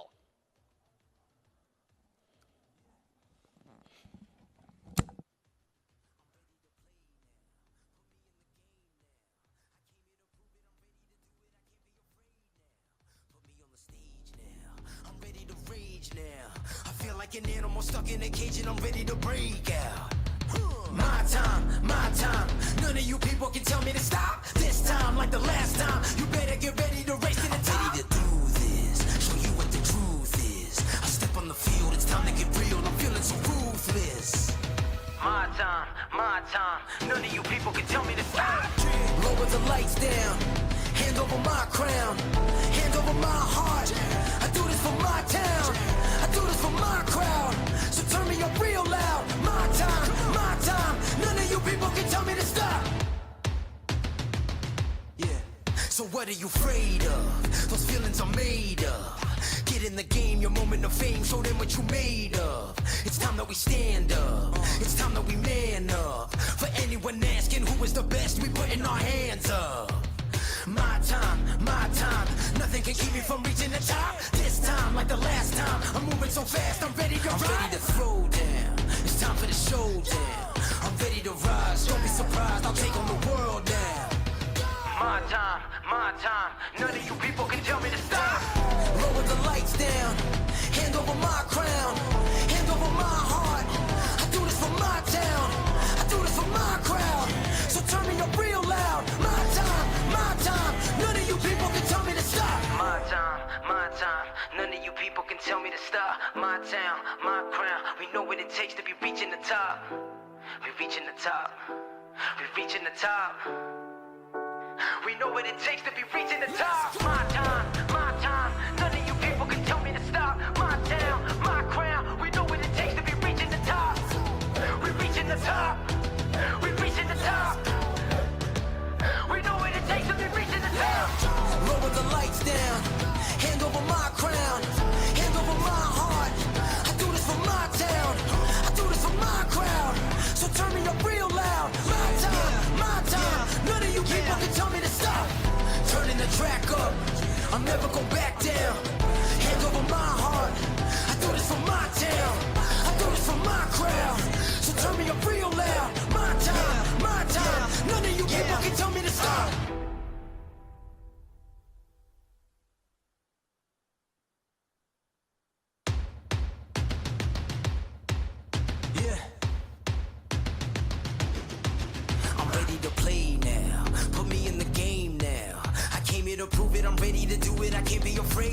now.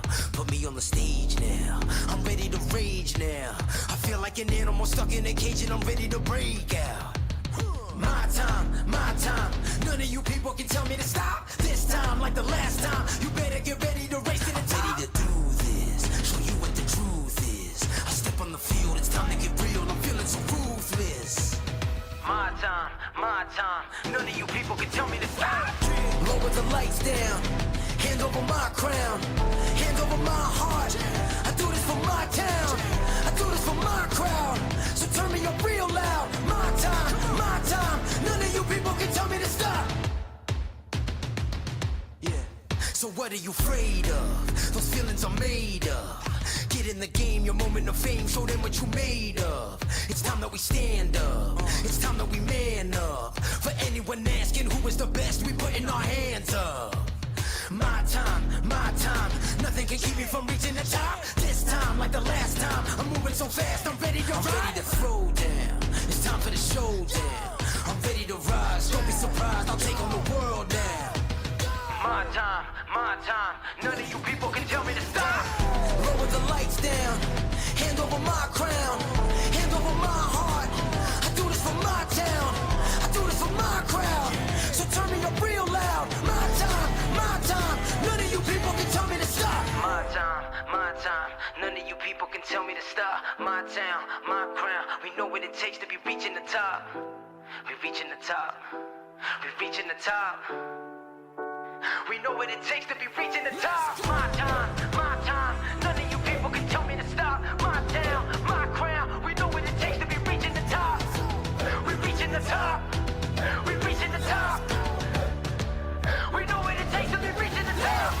Lower the lights down, hand over my crown, hand over my heart. I do this for my town, I do this for my crowd. So turn me up real loud. My time, none of you people can tell me to stop. Turning the track up, I'm never going back down. Hand over my heart, I do this for my town, I do this for my crowd. So turn me up real loud. My time, none of you people can tell me to stop.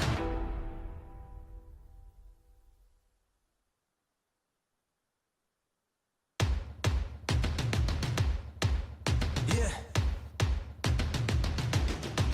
I'm ready to play now. Put me in the game now. I came here to prove it. I'm ready to do it. I can't be afraid now. Put me on the stage now. I'm ready to rage now. I feel like an animal stuck in a cage and I'm ready to break out. My time, none of you people can tell me to stop. This time, like the last time, you better get ready to race to the top. I'm ready to do this, show you what the truth is. I step on the field, it's time to get real, I'm feeling so ruthless. My time, none of you people can tell me to stop. Lower the lights down, hand over my crown, hand over my heart. I do this for my town, I do this for my crowd. So turn me up real loud. My time, none of you people can tell me to stop. Yeah. So what are you afraid of? Those feelings are made of. Get in the game, your moment of fame, show them what you made of. It's time that we stand up, it's time that we man up. For anyone asking who is the best, we putting our hands up.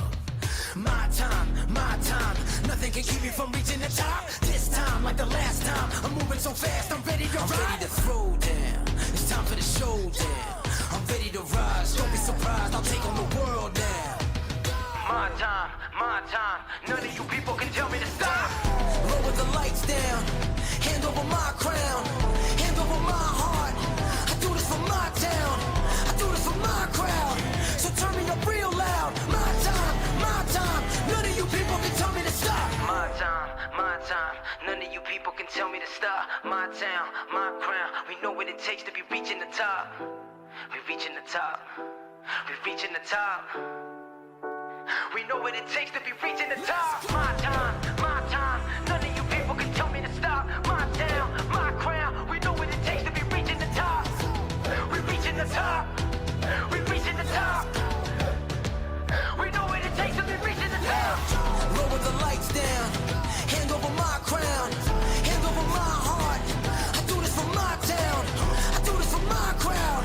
So turn me up real loud. My time, none of you people can tell me to stop. Turning the track I'm never gonna back down. Hand over my heart. I do this for my town. I do this for my crowd.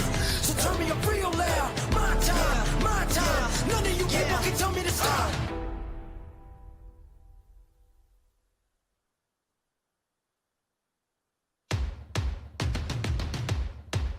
Yeah. I'm ready to play now. Put me in the game now. I came here to prove it. I'm ready to do it. I can't be afraid now. Put me on the stage now. I'm ready to rage now. I feel like an animal stuck in a cage and I'm ready to break out. My time, my time. None of you people can tell me to stop. This time, like the last time, you better get ready to race to the top. Ready to do this, show you what the truth is. I step on the field, it's time to get real. I'm feeling so ruthless. My time, my time. None of you people can tell me to stop. Lower the lights down. Hand over my crown. Hand over my heart. I do this for my town. I do this for my crowd. So turn me up real loud. My time, my time. None of you people can tell me to stop. Yeah. So what are you afraid of? Those feelings are made of.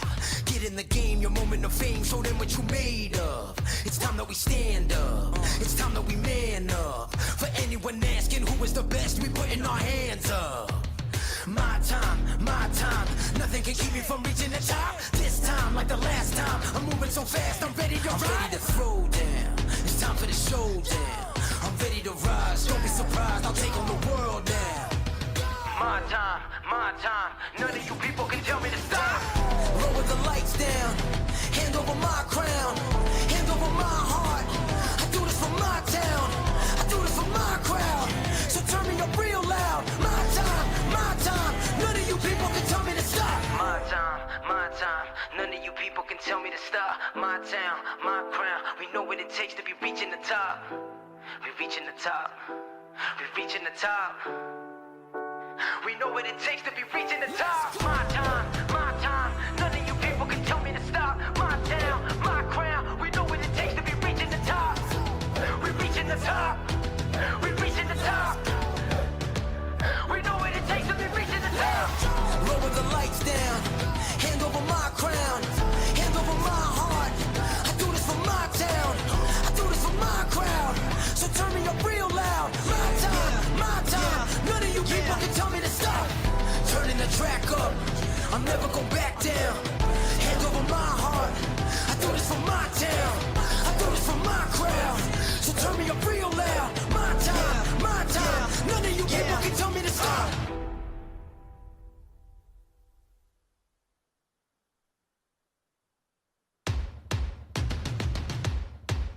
Yeah. I'm ready to play now. Put me in the game now. I came here to prove it. I'm ready to do it. I can't be afraid now. Put me on the stage now. I'm ready to rage now. I feel like an animal stuck in a cage and I'm ready to break out. My time, my time. None of you people can tell me to stop. This time, like the last time, you better get ready to race to the top. I'm ready to do this. Show you what the truth is. I step on the field. It's time to get real. I'm feeling so ruthless. My time, my time. None of you people can tell me to stop. Lower the lights down. Hand over my crown. Hand over my heart. I do this for my town. I do this for my crowd. So turn me up real loud. My time, my time. None of you people can tell me to stop.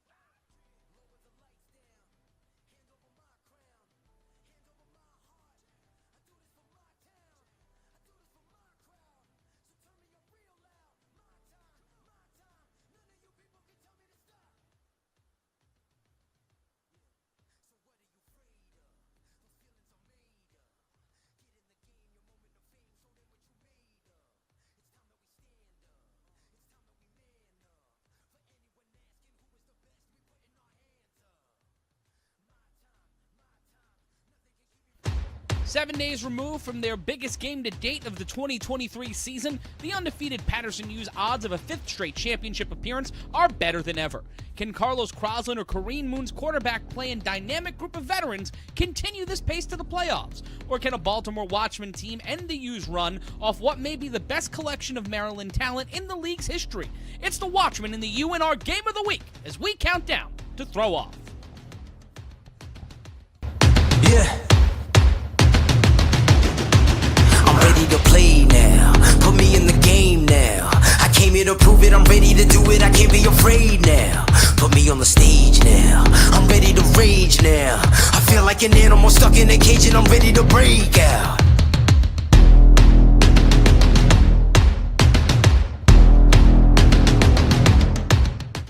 It's time for the games of the week as we count down to throw off. The Patterson U look to remain undefeated and hold on to their stake in the Northeast as they battle a persistent Baltimore Watchman. I'm Matt Ryan, and in just a moment I'll be joined by Big Rob Fabian and Corey Hammond as we will call all the action this afternoon from the Jersey Shore. But before we get into that, we need to tell you, what is the A7FL? Well, the A7FL is 7-on-7 football. No helmets, no pads, but all action. And if you're the first time you're joining us here today, well, you're going to be in for one hell of a treat.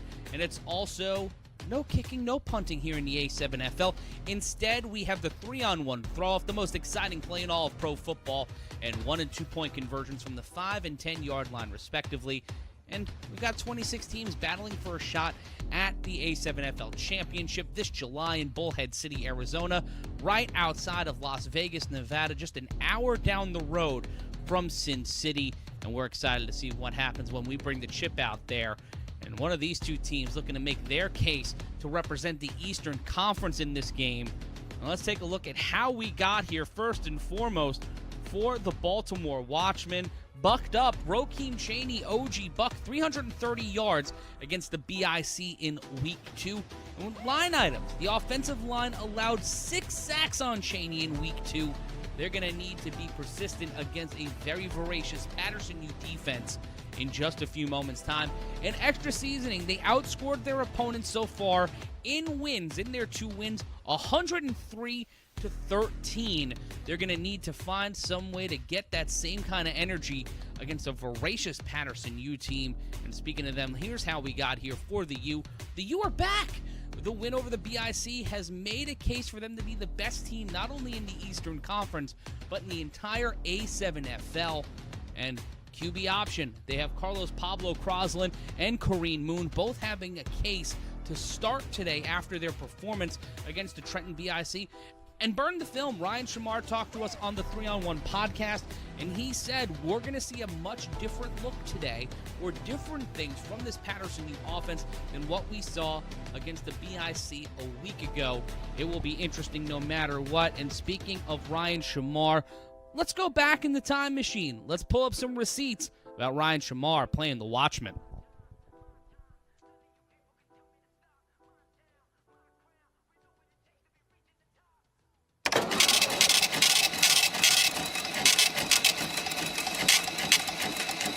Styles make fights. How do you feel hearing that matchup-wise, a lot of people are feeling, and because, you know, I talk to a lot of the guys in the league, a lot of people are feeling that the Watchmen are a better matchup for you guys than BIC was? Because they're watching BIC film and think we're going to play the Watchmen like BIC, which is stupid. But the people that they just look at film and say, oh, they're going to do this to us. No, we can do a plethora of things. I mean, there were a lot of guys missing from that BIC game that didn't play, like Mims, like Kels Gallimore, like a Rashad Knight, like other players. Like, we had at least 10 players that didn't play that game, and 7 of them are skill guys. So it's like, the way we just played this game, you would be a fool to think we're going to play the next game the exact same way. But I mean, by all means, watch the BIC game as much as you want and feel like you got us figured out as much as you want. And I mean, and I'd be a dummy to tell you that we're not going to do some of the things in the BIC game that, hey, if it ain't broke, don't fix it. But at the same time, to really give somebody the blueprint and say, hey, this is exactly how we're going to play you, and think it's going to be the same thing, you're a fool.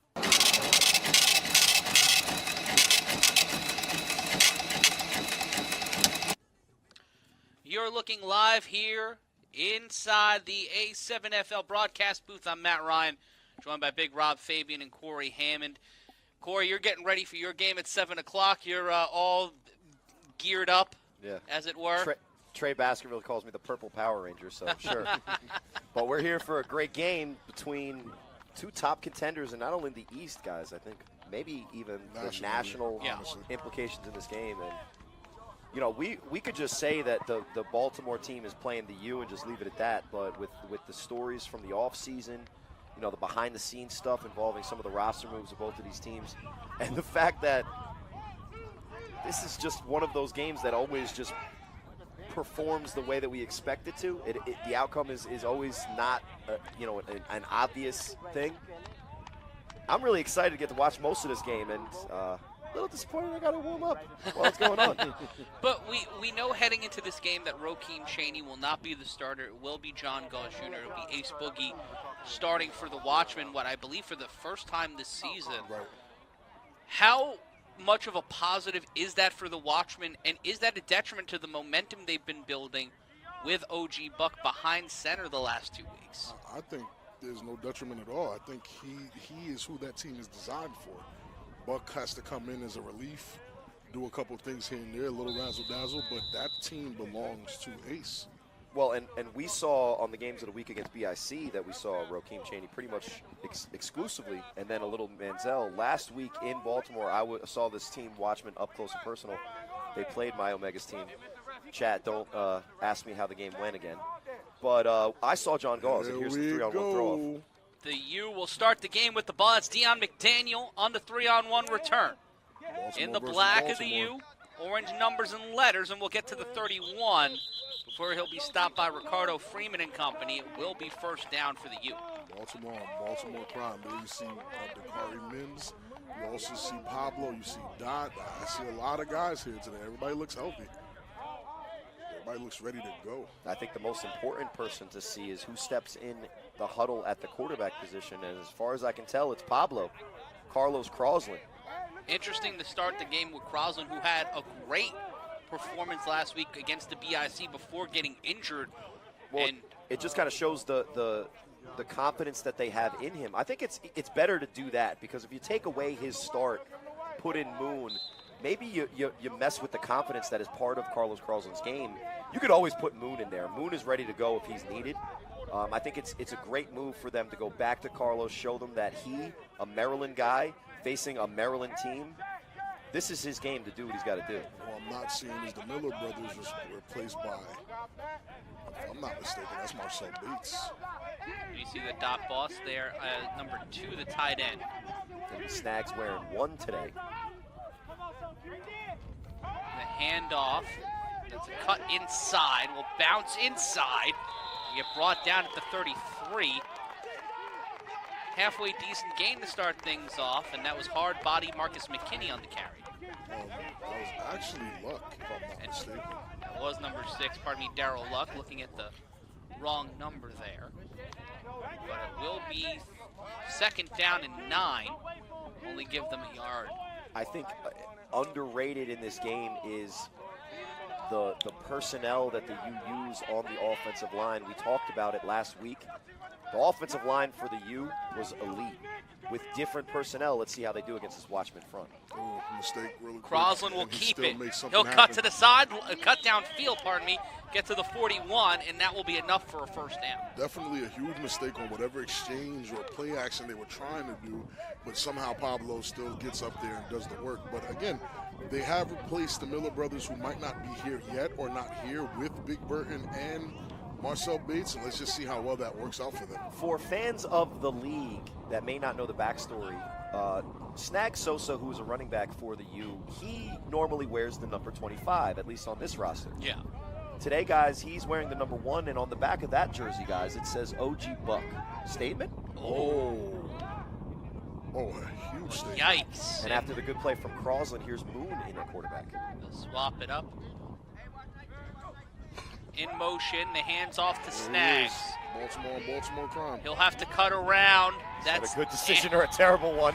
And And what we're going to notice, and what I've spoken about with a lot of high-ranking officials in this league, a lot of captains, a lot of teams outside of these two. That was Quentin Bragg, by the way, former New Jersey player. Former Savage player. Yeah, so the U match up way better with the Watchmen than BIC does. Where BIC looked like they were suffering or they might have been weak, it's a much cleaner matchup between these two teams than a lot of people think. And speaking with Zach Morgan, Ryan Shamar said this before the game. The win last week over the BIC doesn't mean a thing. We lost to the BIC in the chip. That's Right. where it matters for Ryan Shamar. Indeed. And Moon will be under center. It'll be 2nd and 24 after a huge loss of down. Thrown deep downfield, swatted and intercepted! Welcome to Baltimore, 7-11 on the back of the jersey, making it happen, and it will be 1st and 10 for the Watchmen, and the U starting off the wrong foot. Normally in this league, when you see 7-11, it's a reference to being always open. I But guess that he was time, right there. that time he closed up the Dakari Mims fade route and gets the interception and a turnover early in this game. That's a one-hand interception off of Moon, which I didn't think that was that bad of a ball.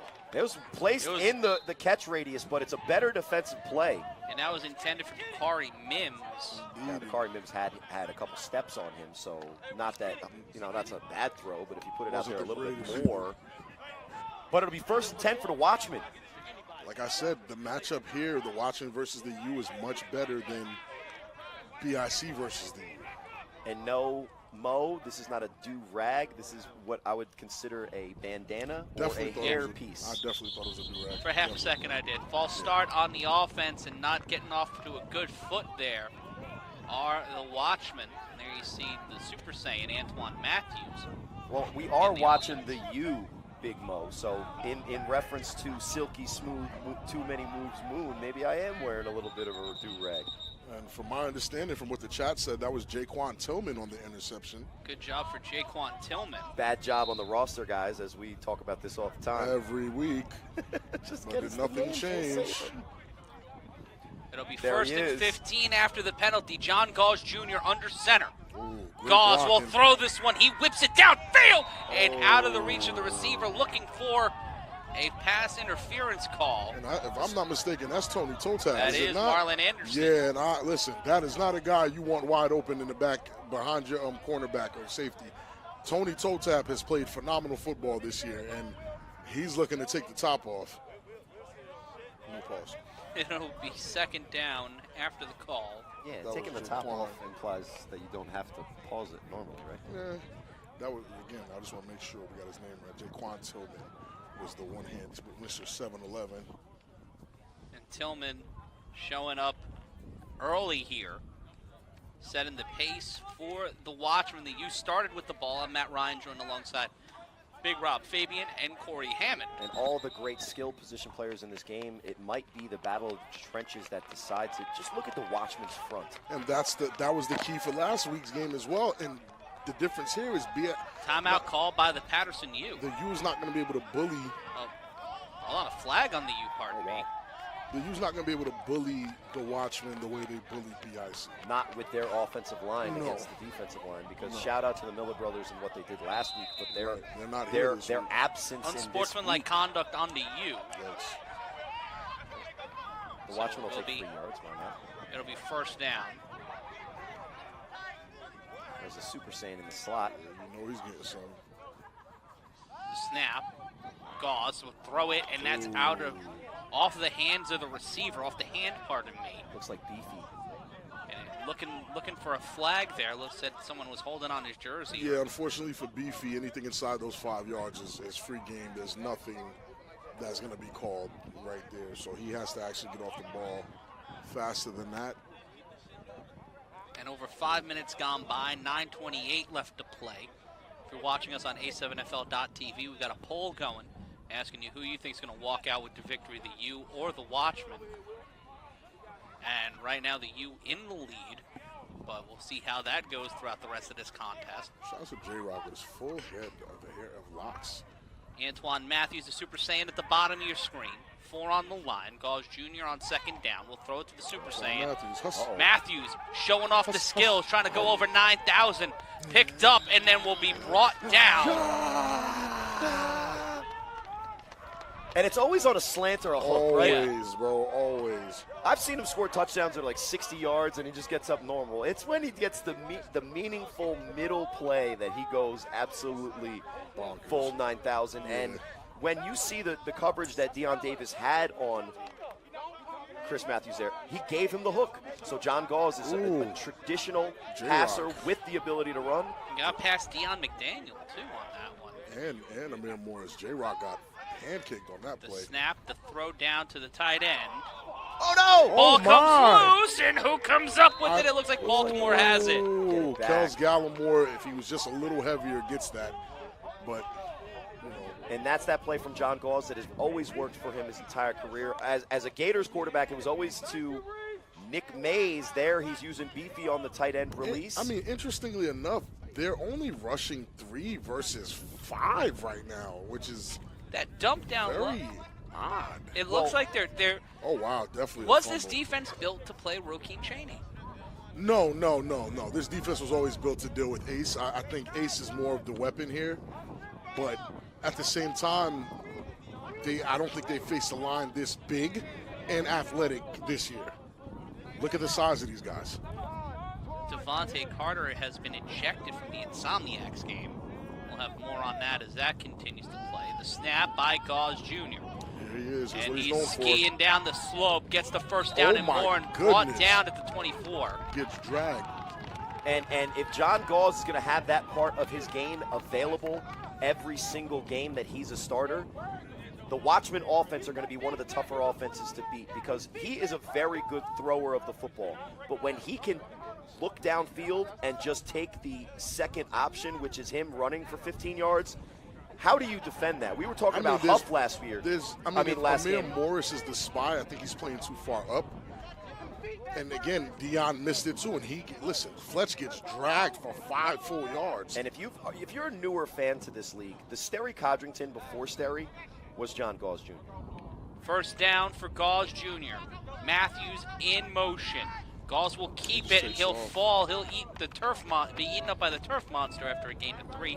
It'll be second down, and number 24 getting in on the tackle. He'll be credited with it. Kent Palmel is on the back. Well, and somebody's wearing Isaac's Old jersey. old jersey, the Silverbacks jersey. And when John Gauze sees a big, huge man right there, That's Aote. it's a problem. Aote wearing number 52 today. Joining up on the line. He knows better than to take on Aote, another Baltimore native, like that with his frame. It'll be 2nd and 8. Gain of 2 after that last play by Gauze. The snap, 3 wide receiver set. Fletch Gauze will pancake. throw. That's to Super Matthews. Saiyan Ooh, and a big tackle from the right side. Amir Morris is on it, 24-24. And you see the poise there from Gauze. He steps up in the pocket. He waits for the crossing route to clear the middle defender. He had a lot and then of just time. delivers a perfect ball. Fletch got pancaked to the moon. Like, it was bad. It was pretty bad. Well, one thing Fletch can do is speed rush. One thing he can't do is take on a guy that outweighs him By that 170 much, pounds. who's making the right steps. Man on man, that's yeah, kinda- absolutely. That's kind of wicked. But it will be 1st and 10. But again, this league is about matchups, and I know sometimes you see a team dominate one team, you're like, oh yeah, there's just no way. But I've warned guys about the Watchmen and what they can do fully staffed and what they got going on. I'm not saying that this game is a long shot lost or won at all, but the matchup against the U is a lot better than it is against the BIC. Well, especially when John Gauze is the quarterback. Indeed. 1 wide receiver, 2 on the 2 behind the quarterback. Bone with the Hand ball. off to Bone. Oh Bone my goodness. pushes to the 13-yard line. Amir Morris gets sent to the shadow realm on that truck stick. Gets up to talk about Amir it. Morris can literally do almost every single thing you ask a football player to do Everything. on the field, except for tackle a 300-pound man Hey, what do you expect easily him to that's do? running full speed. That's just hard to ask anyone to do. He did get him. Looking He to did get rev him out the of bounds. engine here. That's David Dinkins. Play action to throw over the, trying to get the over the back there. I'm not gonna lie to you. Let the boys play right, but that definitely looked like a little bit of interference. A little bit. A little bit. A Susan of interference. And also that type of pass, that type of play, you almost wish that Ace put a little bit more air underneath it, because he did throw a jump ball, but the position that the receiver had on the corner after the play action, it would have been a better deep ball fade than a back shoulder fade, but it'll bring up third down. Now, once the U, oh wow, Joaquin Chaney in. Once the U adjusts to what's going on, I feel like That's Goss. That's Goss. That was 3 was Amari Thomas. He was standing in front of him. That's how skinny John Goss is sometimes. Gauze will roll out to his right on 3rd and 9. Ooh, Will throw that that's ball. batted Swatted. If that's Dot Boss, of course. Markeith Williamson on the swat, and it's final in Vegas. Your final score 54-14. The Insomniacs over the Kryptonite. Yeah, we can that conversation. So, there's no question now who the number 1 team coming is. out of this game, if the Watchmen get the win, the Insomniacs may be the number one team in the league. It's insane, but that's what might happen. But Or, once again, let me ask you a hypothetical, or will the 3-on-1 podcast to just troll everyone out in Vegas, just leave them at 2? that's insane. That'd be so That's not foul. insane. I would do That would it. be so foul. But again, once the U, again, this game is about matchups and adjustments. Right here, they adjusted. They put Dot Boss on the line. He can jump with the best of them, swatted the pass. Might have saved the touchdown right there. Who knows? But it'll bring up 4th and a must. You can't kick field goals in the A7FL, so on 4th down, you got to go. Comes the Gauze Dot Boss with Jr. pressure. throws it, and that one is incomplete. That looked a little spooky.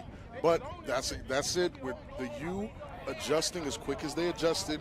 They did, throw an interception on their first offensive drive. They saved the touchdown, and now they're back on offense as if none of the stuff that happened in the first 15 minutes happened at all. 0-0 U-ball. Well, and that's why I mentioned in football that everybody's come to know with the 11-on-11 tackle that includes kicking. A great drive like that will at least lead to points on the board and a change in who's leading the game. Right. In the A7FL, you can play great between the 10s, but you got to punch it in if you want to take the lead, and that defensive stop from the U there, it really makes up for any of the deficiencies that they had or that John Gauze was able to exploit and brings up first down for their offense, and the game's still tied. And now if you look, they adjusted. Now Deshaun Johnson is on the line. Mayweather's back there with, I'm thinking, Dion. Snap. There we go. The handoff. Dion with the Huss. That's a pretty good north-south run there. He gets a couple moves and gets about 9 yards, really close to the first down. It's going to be interesting for me, and maybe not for you, Rob, because we talk about this all the time, but for how they use the quarterbacks in this game. You saw Carlos come out, and you saw him have that good run. Now, I don't know if after that good run, he re-aggravated what was bothering him last week, and that's why Moon's back in. Because it looked like he did what he was, supposed to do on that play, especially because it looked like the running back made a mistake. Right. But having the fact that you have Moon to come in and be the other guy just in case, he's in a good spot. Snap. Hands it off. Pushes to the 29-yard line. Mayweather. That's Mayweather. Willie Easterling on the carry. And it will be 2nd down. And again, with the addition of Deshaun Johnson now on the offensive line rather than playing wingback, which is a much better offense for the BIC, against this team, we've seen more positive yards with him now just playing directly on the line. There's no Olay or Verardi outside threatening. These guys are big on big, blowing up your smaller man. That's all it is. It's man on man right now. 2nd and 5. Opportunity for the U to score. Play action to throw. Caught. Cuts to the sideline. And will dance out of play, and that will be a first down. And that's Takari Mims on the catch. This is why he's a top player in the league. This is why he is a hot player to watch. That slant's always going to be there, especially when the defense bites hard because they're assuming. Moon's the guy they come in and they run that option, all those run plays. Well, guess what? When you commit to the run, he'll pull it. And I don't know if that was a true RPO, but the slant was wide open based on the design, and it's first and 10 again. It's still a This will be the option. end of the first quarter, so 15 minutes gone by and no score on the board. The Watchmen and the U, a battle of two of the top teams in the Northeast and in the Eastern Conference. It's a stalemate through 15. one turnover by the Patterson U stopped their first drive. The Watchmen got inside the 20-yard line and were stopped on their chance to put something up on the board. This is a crazy sentence that I'm about to say. This game is potentially for the number 2 seed in the East because the Animals right now are in the 1 seed. Yeah. That's crazy. Now, the U can, if they blow out, they can take the points, and they do play next week. First 10. Snap, handoff, pushed up forward, and that one will get a gain of about a yard, and it will be second down.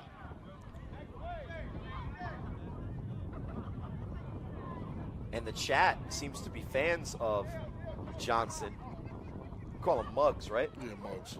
So we're featuring one of the premier TBS guys in his natural position. In the wild, you'll see a TBS guy normally naturally playing that running back position, not the bone stuff or the Mark Diggs stuff. But in the chat right now, love for the lineman, gotta love it. It's always thick boy season here in the A7FL. Look at the pressure coming from the Watchmen. The snap, Moon, not a lot of time. He lets it fly. Throws it, intercepted. This is not a team you can play with like that when it comes to throwing the ball up. Looking for a whistle, play still live, and the dot boss will get the tackle. Yeah, this team is very ball hawky, and if the ball's hanging out too long in the air, they're going to go get it. And just E.J. Edward Jr. getting the interception. And just like the other throw, which is why maybe that's why Carlos Crosland and what we've seen from him is the starter if they can. Because Moon can affect the game in tons of ways, and he basically won the game for him last week, all that. This isn't a referendum on Moon. But with a little bit of pressure in his face, throws off of his back foot, gives the defensive safety a chance. And those 2 interceptions are huge in this game because it's 0-0 because the U's giving the ball back to the Watchmen. And we'll see here again on the replay. It feels like it was thrown to him. Now, just how perfect that framing was. Now, I think what they're saying is that Dakari Mims made enough of an effort as the ball was being caught to maybe put him down where his knee was down originally. Let's see here. There's a challenge on the field. Because if he touches him there, then it's technically a touchdown. They're trying to see if he's down by contact. Yeah, if we can get a good angle showing that he gets touched, then this is a good angle, and I think he actually does graze him. Yeah, that's all you need. Watch the jersey. It moves a little bit. Oh, that is not definitive. That might have been the air. Not definitive. That might have been the air because Dakari Mims is so fast. I think we have a shot from the. We have a return is good. Yeah, he didn't touch him. Yeah, I saw the shoulder of the jersey move a bit, but it definitely wasn't from the contact after that last angle. And Kareem Moon, 2 interceptions so far on the day. And he's normally really careful with the ball because he always has that ability to run it himself. So it's interesting. And he didn't have to 2 throws to Dakari Mims, who, let's be honest, for a lot of arms in this league, he's too fast sometimes. He didn't have the start last week to actually worry about all that. Last week he came in as a reliever. This week, Carlos Crosland might actually be hurt. He got up limping after that run play, so he might have just re-aggravated the injury. And you know the types of guys that play in this league, the type of toughness that it takes to play professional no-pads football. First and 10 for the Watchmen. Carlos Crosland was going to fight and be out here if he could. Yeah. And it's just a shame that, if we're forcing the U to play for this game that decides the maybe number 2 seat, at least right now in the division after they beat BIC last week. You wish you could see them fully staffed, but 0-0 still, and the defense for the U has always been a calling card for them. They were also probably looking for a roughing the passer. Moon got licked after that throw. But they won't get that call. It'll be 1st and 10 on the 46 for the Watchmen after that interception. It'll be interesting to see for me, again, I keep kind of having to clarify, who comes out at quarterback? Because is John Gauze the starter, or are they going to do this rotation thing? So far so good. No score. John Gauze was moving the ball. The U's defense did what we usually expect them to do, play good defense, and put them in a great position. So let's see. So let's say what I would do if I was the guy in charge of it. I would keep John in. Yeah. But let's be honest, if we see Buck in, he is a great option. I wouldn't be surprised. I think I do. That might be him with the red headband on. See, I'm copying Buck's style. Mine is just purple. I thought it was a do-rag, bro. I'm not gonna lie. If I walked in here with a do-rag, that would have broke the problem. Yeah, I was kind of. I gotta ask Moon how to tie it properly. I'm trying to get these waves. I don't even tie mine as good as Moon does, to be honest. It's a clinic. It'll be first down. It's one of those skills you can get for free if you sign up for Skillshare, maybe. That's deep in there. You gotta look. Do-rag time. It'll actually be at the 30 and not the 46. So it looks like they're going to bring it back to where where he was touched. So even though Ryan DePaul who's making these Quick screen on first down. This one thrown by Gauze Jr. and out of play. It's definitely Buck. No, they OG Buck. Yeah, they okie dokie Matt. They put Buck in there, and Buck does his patented. There's Aunt Mo talking some spice. That he does his patented, ridiculous like Statue of Liberty pump fake. But he had a man open, and you see with Buck, the design of the play gets guys running into space.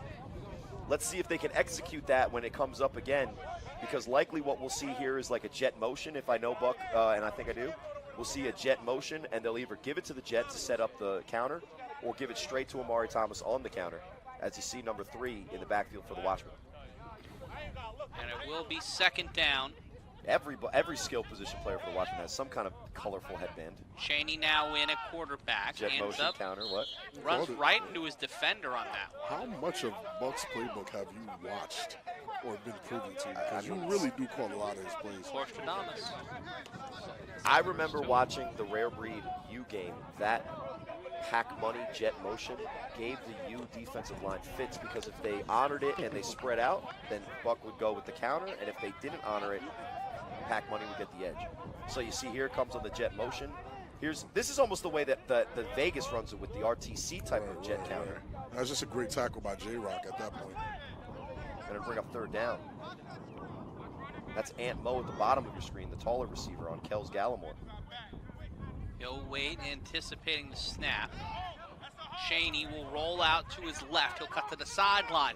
He'll get the first down, and he'll run out of play near the 50. He'll be where he marks him out. Say what you want about that pump fake. It's effective. It works. It He definitely uses works. it 15 to 20 times a game, and at least once a play, it feels like somewhere, maybe even on the sideline, somebody's jumping at that fake. And let's just be serious here, just in case you don't know.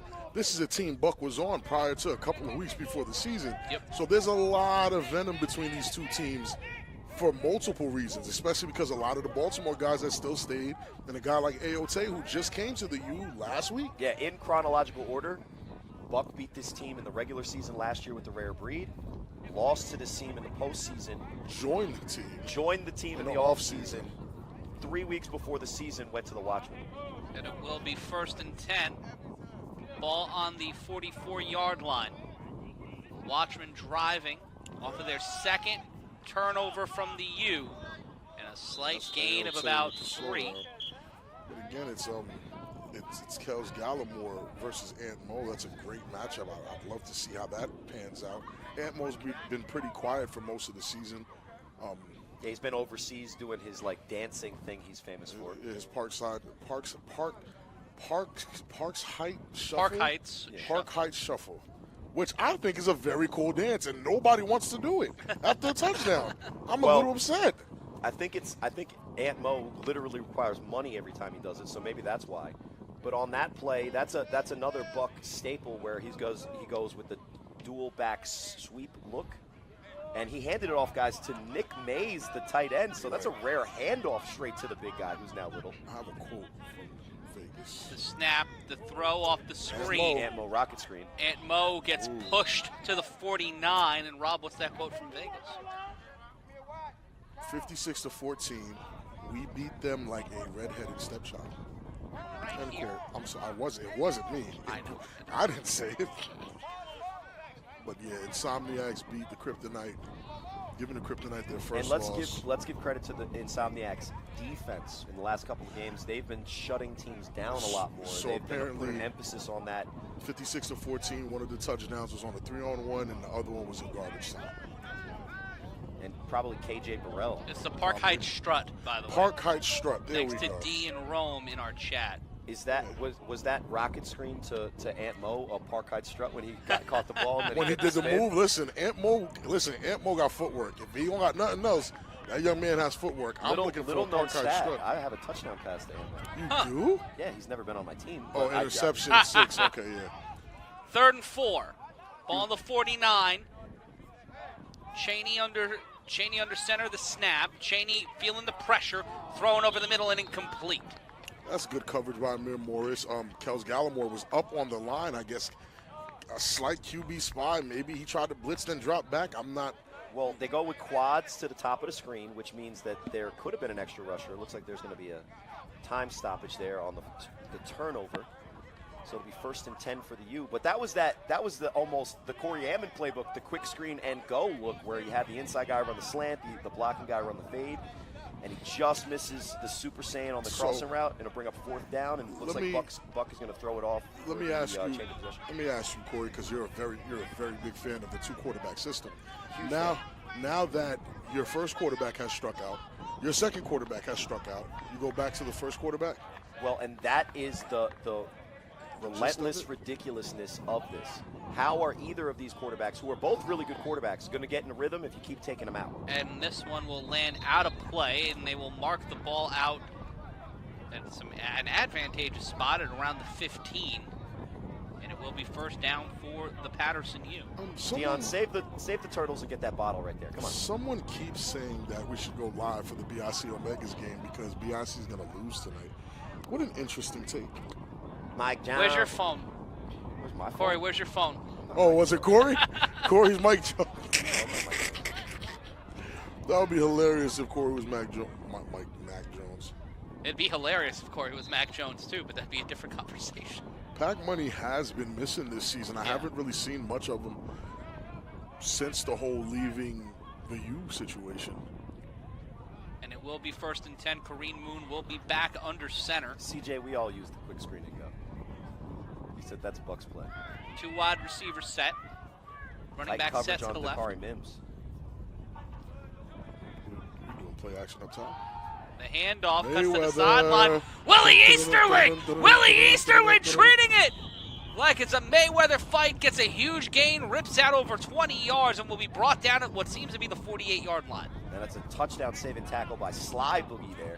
Which again, that's what Sly Boogie does. He's that guy to save those plays, spy the QBs. Sly Boogie is fast enough to keep up with your quickest QB, and also he's tough enough to make these quality hits on guys like Mayweather, who people usually avoid like the plague. Watch Sly's read here. He reads it, he misses it because of the block from Marcel Bates. And it's still, great block from Marcel Bates, but he's still fast enough. And Deshaun opens up the block on for Bone. sure. That's a That's a great great block. Yeah, these guys are blocking. Mims in motion. Back to The Mayweather. handoff. Tough run up the middle. Very tough. A clean 5. I mean, yeah, you picked him up, but he already got the yards he needed, if I'm being honest. And this game, a lot different from the first game that we saw at 1 o'clock here on DAZN, A7FL.TV, YouTube. Yeah, that in game. which the offenses were relentlessly doing whatever they wanted to the defenses. Now, both The of these defenses defenses are are going kind of crazy. controlling the game. Indeed. Both of these offenses have been able to get the plays that they're looking for in the middle of the field, but the 2 turnovers from the U and the stalls from the Watchmen. Guys, there's almost 6 minutes left in this half, and it's still 0-0. I mean, that Feels like this game just started. Who does that benefit more, though? That style It's a of good play. question because both of these teams, though, are powerhouses. Whoever wins this game is going to win this game, even if it's close. Right. Again Snap. with Mayweather. The handoff again from Easterling, and my goodness, what a And tackle. like I said, Sly is definitely tough enough to meet these guys in the hole and drop a guy like Mayweather, who, again, most people avoid tackling head up. Mayweather is like a freight train, no pun intended, present players excluded, when it comes to... And speaking of the freight train, that was a QB choice option. They leave freight train unblocked, so Moon is reading the defensive end. Right. Freight train has to honor Moon running the ball. He definitely does. But it was Sly's ability to get off the block and make the contact on that play that he's able to tackle the running back that he should have been That's blocked. why he's there. That's exactly why he's there. because Sly gave me the fits when we played him a few years ago. Yeah, when he plays defensive end, he's impossible to block. That's where he is right now. The snap. Moon throws, Great caught. throw. Huss. And now Hard Mims with the first down. Mims getting the first down. 5:04 left to play. 0-0 your score. At 7 p.m. Eastern, we'll be bringing you our final game of the week for today. The Vegas Hunters will be taking on the Vegas Pit Bosses. And also in New Jersey, we'll have the BIC taking on the Boston Omegas. And I heard BIC has a surprise for us. Hopefully we can check in every other clip just to see what they got going on. There could be some surprises for the Omegas according to the conversation I'm having Snap. with the Okay, Moon takes off. And that will run to the 36-yard line. And it will be second down. Quentin Brigg was there to meet Moon. Again, Quentin Brigg, a guy that's very familiar with what goes on in Jersey. Now, he might be a very low-key, unsung hero for this Watchman defense. He's very familiar with a lot of guys, man. I've blocked Quentin Brigg for years. He was very comparable to Olay at his peak, so he's definitely a stud in there in the middle going one-on-one with Burton. The snap. Moon rolls out to his Takes left. off. He'll cut down the sideline, and he will be brought down hard on the Watchman sideline by number 5. That's Nani Forrester there. I don't see the negative on his jersey, but he usually is -5. Is that Yeah. Nani? Yeah, somehow. I get the -1 from Neon Dion. Dion, yeah. I don't get the -5. I don't get that. I wish I knew. Yeah, really. But time ticking down here. 3:34 left to play. In the half. The snap by Moon, trying to put the first 6 on the board this afternoon. In trouble. Evades a Moon defender. evades. Burton. Kareem Out to Moon 3-on-1. cutting down, and he'll fall down at the 28-yard line and make it second down. Burton has to do a way better job at blocking that middle because Nick Mays flew in there like a bat out of hell and came straight after Moon. He needs way more time than that, and it's kind of showing right now the reason why the U is having such a difficult time moving the ball offensively. The Miller brothers are not here. It's just the facts. The Miller brothers are 2 big fellas that can move their feet and probably give those required blocks to the guys in front of them who are a little undersized. Burton's missing that block. It's not the way you want to go. Well, and what did we say all last year about the U? Yes, they have the skill positions that are the elite level, maybe all first ballot Hall of Famers in this league. It makes a huge difference what your offensive line looks like, especially when you're taking on the top competition in this league. There's Pat Coburn in the blue. A snap on the handoff, and then met immediately at the line of scrimmage. It'll be third down. And it's a situation, Corey, you can tell me there's certain adjustments that have to be made. Looks like If- Mayweather holding his knee. Hopefully he's all right. Hopefully he's good. There's a certain adjustment that might have to be made if your star offensive linemen aren't here. You have to play a completely different kind of way, right or wrong. What do you think? I mean, He's getting up. He's looking to walk it's off. night. The trench battle is night and day from what we saw last weekend. Right, 100%. The U looked like, obviously, and that's why we ranked them, they looked like the best team in the league with the best offensive line in the league. Right. Now with, different guys in there, and I'm not going to disrespect them, they look like a totally different team. No disrespect, but again, there's levels. There's a reason why when the Miller brothers was in there, things moved a certain way. It's not saying Burton's bad or these guys are bad. They're just not like the Miller brothers. No. Against a D-line like this, no. When you do the war, right, in baseball, wins above replacement, the war for the guys that are replacing the pretty good to solid offensive line for the U right now that are playing, it's night Snap and day. rolls to it. Oh, he got it popped on that one, and that one out of play. Intended for Mims. If I'm them, I wouldn't want Moon taking that many hits. If I'm being honest with you, I don't want any of my quarterbacks taking that many hits. If I'm being honest, I don't like when Sterry gets hit. I don't like when Moon gets hit. I don't like when Corey gets hit a lot. Yeah, that's something you just got to live with at this point. Yeah. It'll be all right. They said Marcus Cole has big forces on him. I never read. Oh crap, he does. That's him right there with the white forces. You can kind of see him. Oh, you can see him? You can definitely see him. Yeah. Pretty bright. And at the 2-minute warning, it is still 0-0. A defensive game between these two teams. I mean, not what we expected, is it? No, not in the slightest. And this is what I'll say, though. When you have Moon at quarterback, in those traditional quarterback situations, he's not necessarily going to outshine a guy like John Gall specifically, right? Right. But on 4th and 10, I would almost be more worried playing a guy like Moon in a clutch must-win situation. 100%. But we see Pablo's coming out, Crosland. He's taking the page out of the Corey Hammond, play me even if I'm hurt book. Hurt the team even if it hurts yourself. Indeed. And it'll be a snap here for Crosland on 4th down.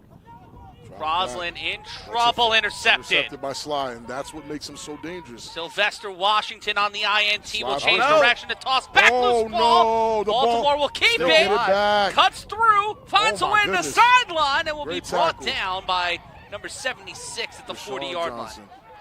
Whew. Another And that's INT. maybe, and that's maybe him looking too much into how to play like Corey Hammond going there. But hey, when you're limited in what you can do mobility-wise, and most of your game is mobility, it forces you into decisions you maybe don't make. Let's watch his footwork here. He's off his back foot, throws on a jump, and that's why he can't do it. So we've seen Carlos Crosland drive the ball 70 yards down the field through the wind. That's not indicative of what his game is. Indeed. And I'm glad that he has the toughness to try to go out there for his team, but on 4th and 10, it really isn't that big of a deal that he turns the ball over, but you can see that he's clearly not the same guy with whatever he's suffering through. Not right now, and John Goss is back at the helm. With 1:44 left, and all 3 timeouts. Timeout. They might have just used one. No, Kenny Prelude definitely called a timeout on the U. Who got the ball first? The U got the ball You got the ball first, so the Watchman will start the ball at the second. So this is a very, very, very dangerous drive. And we have flown through this first half. We really have, because there's been no arguments about calls. There's been nothing silly going on. So, yeah, it's easier to fly through a game when we're not, dealing with all the extracurricular. These are 2 vet teams. I'm not really expecting much but football going on here.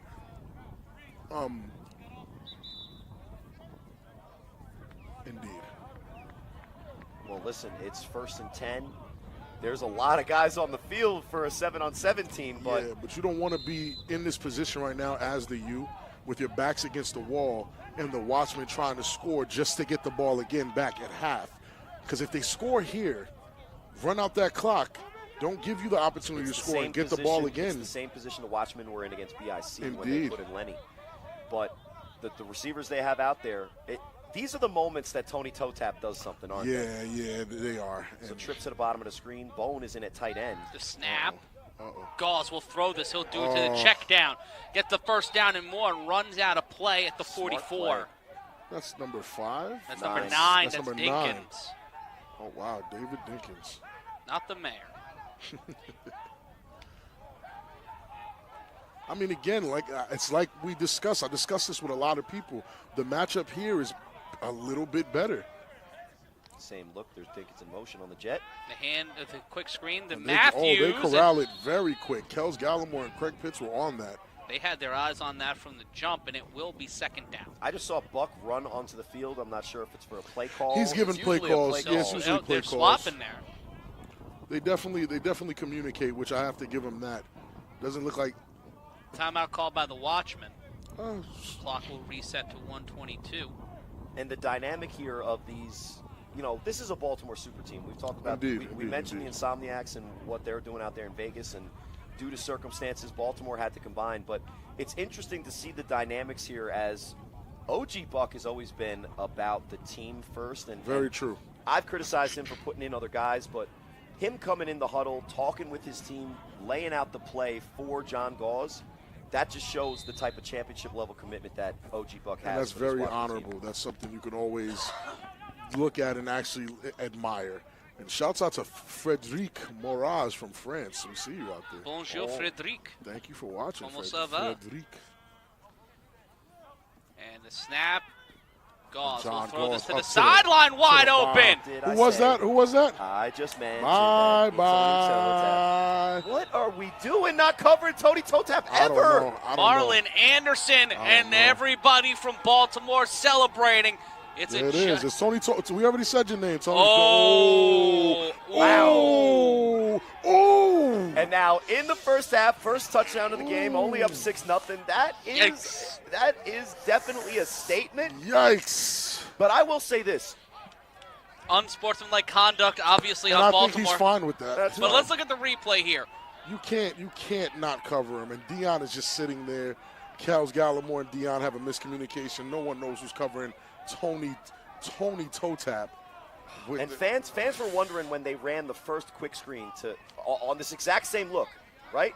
They were wondering, why did they run that quick screen? It didn't get any yards. They set up that play for 2 plays later, and I just knew it. Yeah. In these situations, it's Tony always Tones, Marlon yeah. Anderson. He always And what finds a I'll way. say this is we talk about a lot of wide receivers in this league because guys like Ashanti Worthy, when they catch the ball, they make the play on camera. On camera, right. Marlon Anderson is always wide open because he makes It'll the be play enforced off on the- camera, running the route, getting wide open, doing the little things that you can't see. And then we wonder, how is this guy so wide open? It's because he's a tactician at the route. And on the quick screen and go, he sold the block, so Kels Gallimore had to beat past him, Right. leaving him wide open. And that is a great play. You really can. The penalty will be on the try here, the unsportsmanlike. So what's they will be dangerous- going for the 2 from the 30-yard line. What's dangerous about this, though, is because these are the championship points we're talking Pardon me, about. the 25. Where that's 1 or 2 points can be the difference between a one score game, tying the game, or a game-winning drive. Like, it's Going for the victory lap on your first touchdown in a long game means that you have a lot of confidence on your defense because the 1 point, the 2 points snap. are the difference in a tire ball game. And he's going to have to run this one 25 yards. horse. He'll evade the defender, and he'll they be got brought him. down. Amir Morris, he's one of those guys. Amir Morris is very In dangerous. 2018, the championship run for the Gators and John Gauze, he gets that in there. He does. He definitely does. Great But play he by took, Chick Amir Morris to stop it. But this is John Goss after taking a very well needed year off, because one of the greatest plays I was honored to even witness the year I won a championship. I'm definitely going to mention that. In 2021, watching John Goss go head to head with a former NFL player at the 1 yard line in the final four, in the with the final game four, on the game line. on the line. If John Goss crosses that end zone, they're in the chip. And speaking of the championship, July 23rd, 26 teams vying for 2 opportunities. Biggest A7FL championship in history, taking place at the Anderson Automotive Arena in Bullhead City, Arizona. Will the U of the Watchmen represent the Eastern Conference? We're going to find out on the path to the playoffs. Championship, July 23rd. For more information, go to a7fl.com. And that one thrown to the back of the end zone. Freight train with the bomb. No try there for Deion McDaniel to get the return. McDaniel was a real important piece for the in the BIC game and so far this season as a returner. But stifling him here, 1:15 left, 2 timeouts. I'd like to see some life from the U. They have the playmakers. They have the swagger to maybe get this done. They just don't have. It's the matchups. It's just to speak on it, right? When Moon is dropping back to look, and you see athletic 6 foot to 6'3" guys covering your wide receivers, it's very scary. I can imagine as a quarterback to throw in that kind of vicinity. That D-line's not really the greatest D-line I've ever seen. They're not applying that much pressure. It's when you're looking up and you see everything is covered by guys that can match you speed for speed. They're and then not Sly's, DICs, Sly's just but hanging that's out in the on middle. One side is Nick Mays and the other side is Beefy. Quick Two screen. pretty good corners. And that one will be a gain of about 5. They can mark him at the 24 or 25. That one was picked up by number 9. That's Dakari 5 yards Mims. on play 1. It'll be interesting how safe they play it as The the clock. clock continues to go. He was brought down inbounds. He was whistled inbounds, so that will keep the clock running here unless you want to burn a timeout. 2nd and 6. 6 to nothing your score. It's interesting, if you see Sly Washington, number 14, he's playing in like the position of a D tackle, but he's snap. spying the quarterback. It's a fake. Yeah. Throw intercepted. Yeah, this isn't it. This isn't it. The 4th interception of the afternoon, and Oh, the my Baltimore God. Watchmen putting their shoulder in it. Oh my goodness. That's DK Butcher. He just ran Moon over. And the reason he's named DK is because of the physique that is close to an NFL player. And right there, he shows that he spent enough time in the gym to give a wake-up call to the U And he offensive threw- player. And much like another DK, threw a barrel at the Patterson U offense. Absolutely, Donkey Kong. And it's honestly what I just said. Oh, my goodness. Here we go again. And it's too Here comes the Wepa! Oh, and then again, makes me feel. it's in my chest feels. Look at Marcus Cole celebrating.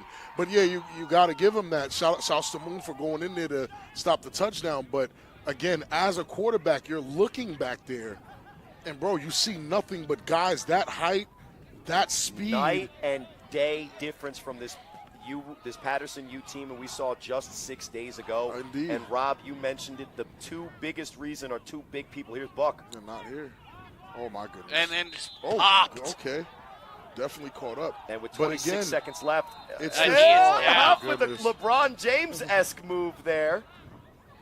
And the ref is laughing because he knows what he was trying. He knows he My flopped. neck, my back, my neck, and my back. But this is what I'm saying as far as matchups go. What just- This same Watchmen team didn't look like this against BIC, No. but they look like this against the U. This same U team didn't look like this against BIC, but they look like this against the Watchmen.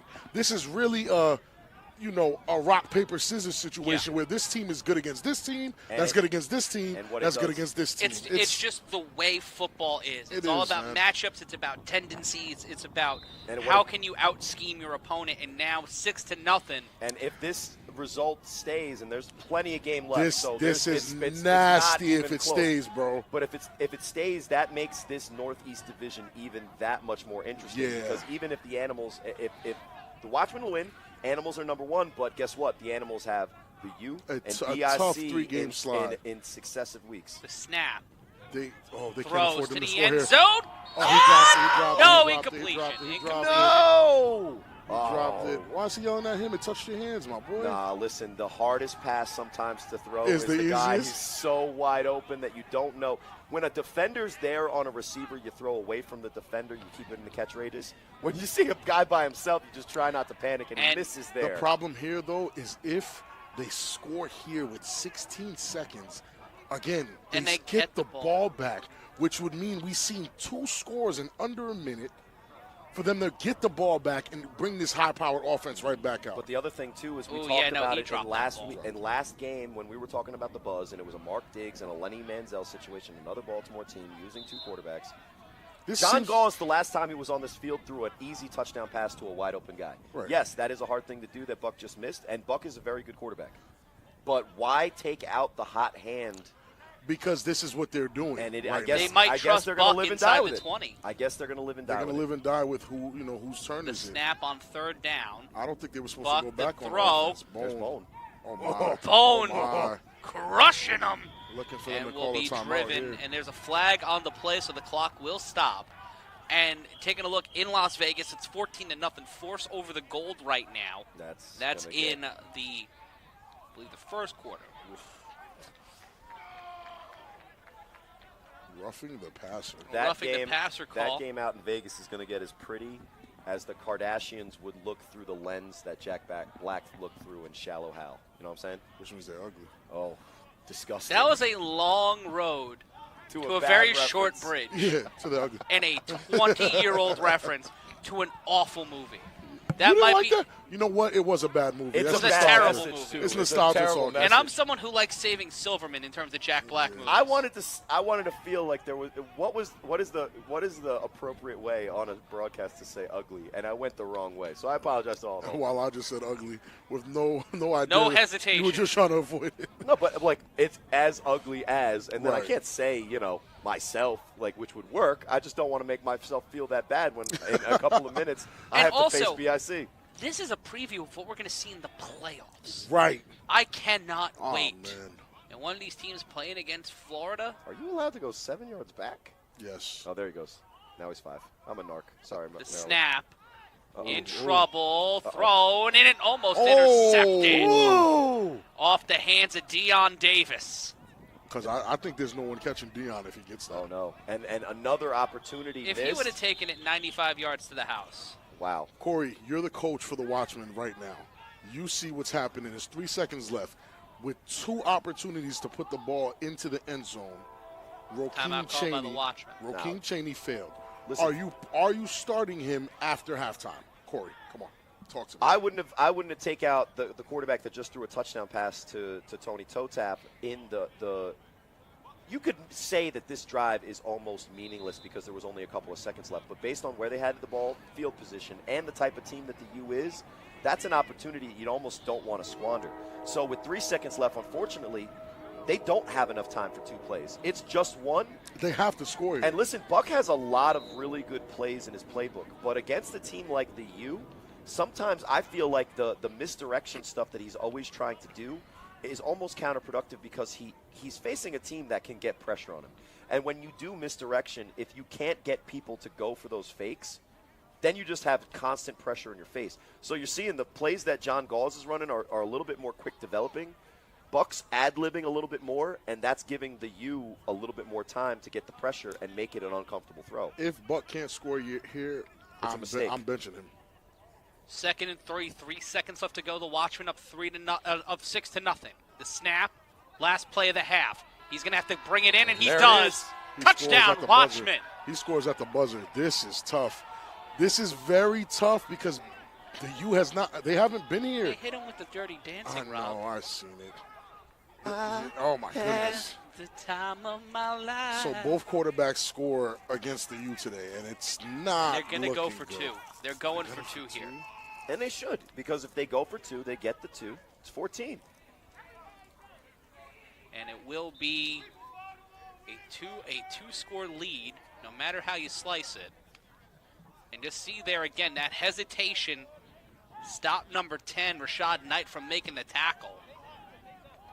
And now for OG Buck and this Watchman team. And again, like I said, this is a rock, paper, scissors. If you want a Pokemon reference, fire beats grass, grass beats water, and water beats fire right now with these 3 teams. The throw, and that one will be intercepted. The play will be waved dead, and that'll be the end of the first half. And as I'm about to go warm up with the Omegas, let me just say this. Those 2 missed opportunities on the extra points, I have a feeling that they're going to come back. They're going to come back to haunt Watchmen. for sure. As soon as the U decides to adjust, it's going to be dangerous. Thank you so much, Corey Hammond, for joining us. I'm Matt Ryan, joined alongside Big Rob Fabian. And Rob, as we get through the first half of play here in Asbury Park Stadium, in Asbury Park, New Jersey, we see a lot of questions about this Patterson U offense. And right now, where do you think the best option is for this U team to make that comeback in the second half? Does it start with the defense or does it start with the quarterback play? I think it starts with the offense. I wouldn't even say quarterback. They have to figure out a way to adjust to what they're giving them on that defense. It just seems like the defensive line is giving too much pressure for them to run, and it seems like the coverage is nasty. And that's something I noticed earlier in the season with the Watchmen. Those guys were out there catching interceptions like that was what the game was. Every time the ball went up, all their guys are like 6'1", 6'2". These guys are tall defensive backs, which is why they're better matched up with a team like BIC, that this is what they do. It's a quicker game. They're doing this. Against the U, it doesn't look the same at all.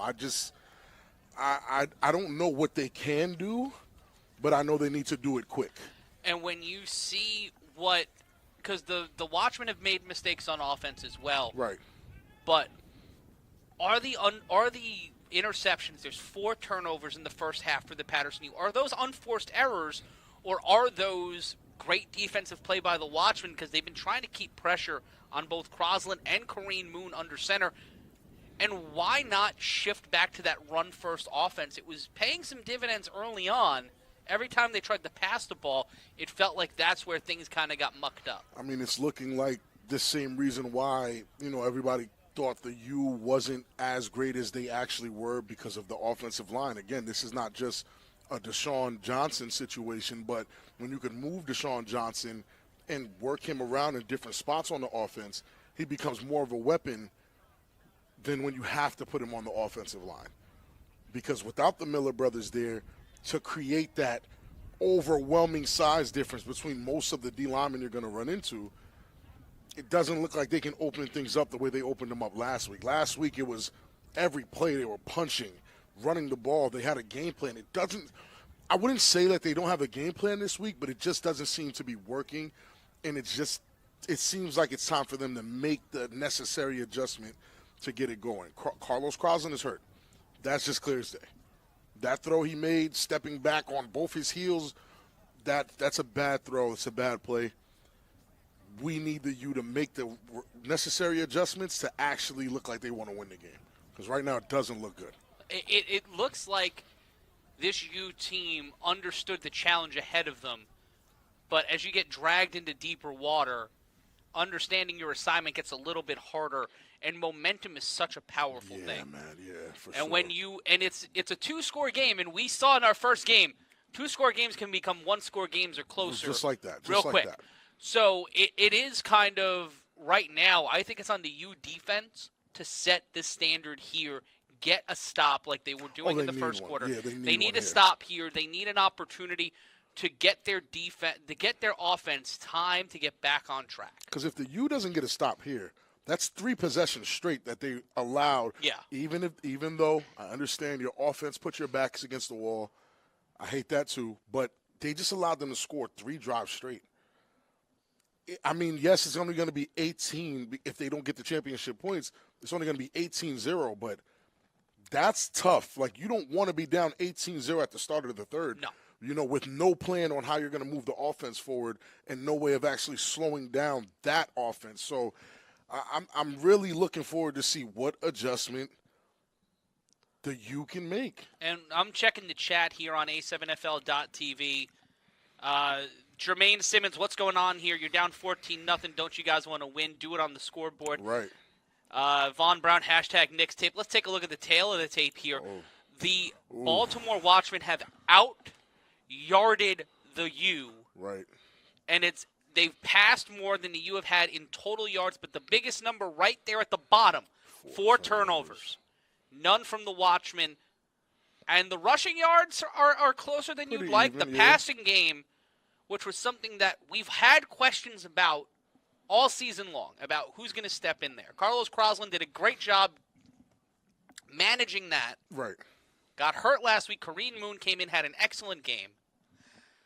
But now, Rob, they're in a tough spot. Without those 2 anchors in the Miller brothers, it's looking a little slow for the U's offense right now. They have to figure something out while they're giving all this time because, again, the Watchmen get the ball back right now.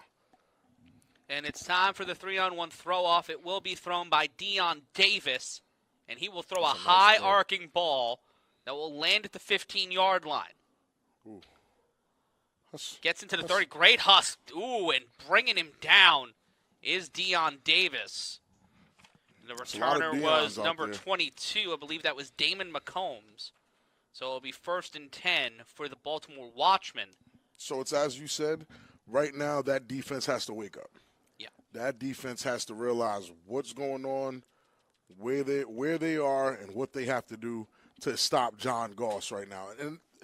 And I think that's probably one of the most dangerous parts about having a dual threat when it comes to having 2 QBs.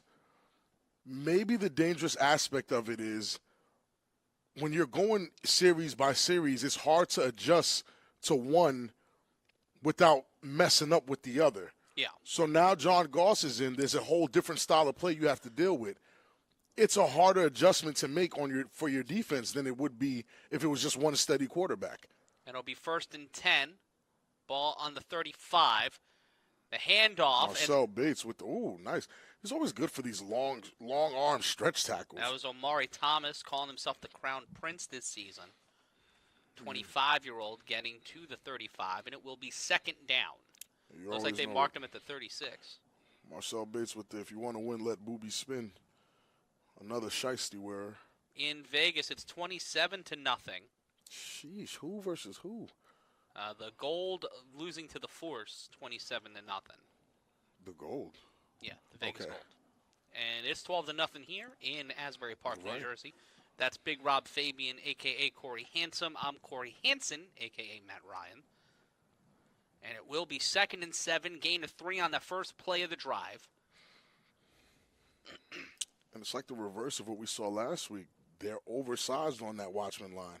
The snap, and with time. Ooh, dips through the defender. Hussing his opponents out of their shoes and stopped at the 47. J-Rock eats a blizzock. Oh, my goodness. Clip-clopped on that one, and it will be a first down for the Watchmen.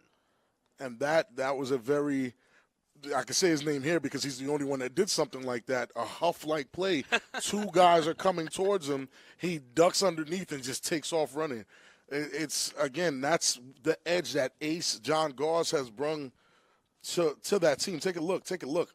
Excuse me, sir, it's right under. Cuts right under. Low bridges, Amir two Morris defenders. gets hussed, and J-Rock just gets leveled by beef. Bam! Here. My goodness. Locks everywhere. If he cuts outside, if It's he goes paint. around Yeah, number it's 3 paint. and then cuts back inside, he might have had that. It's paint. 1st and 10, Nick and Mays as running back, which is a very interesting. stop Nick- behind the line. It'll be second down. Nick Mays, to me, was always more of a threat at the tight end position. I don't know what it is that they have him at the running back position. I feel like they have more athletes that can play that position. But, hey, it's your offense, not mine. And it will be 2nd and 12. They lost 2 on that play. The wind's starting to pick up a little bit here in Asbury. You can see that with the banners on the sideline. And like last those week, the banners. wind was a huge, huge problem. It's been a problem this entire season. if I'm And being that's the honest. interesting thing about playing in Asbury Park the first month and a half of the Right. year is we're right off the water, right on the Jersey Shore. So problem when used there's to be weather, snow. It used to weather be will snow. weather Yeah. here.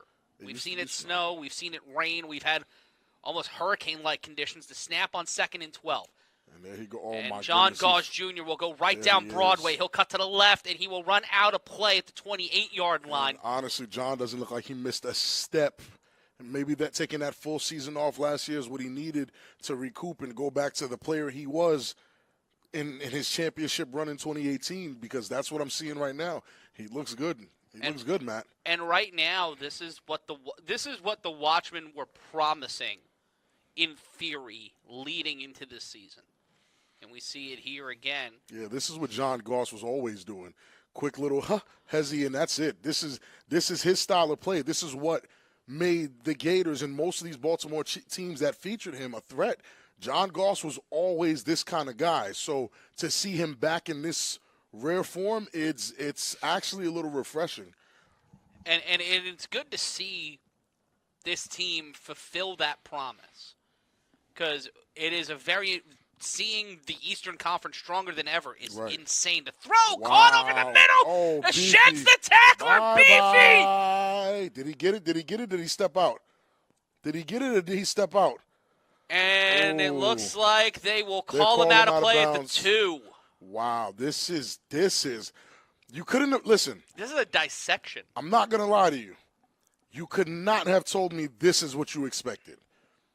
12-0 in the third with them taking the ball in. Like, yeah, there's no way you expected this. No. There's no way. There's no way you expected Great blocks. this. Look how but- much time he has.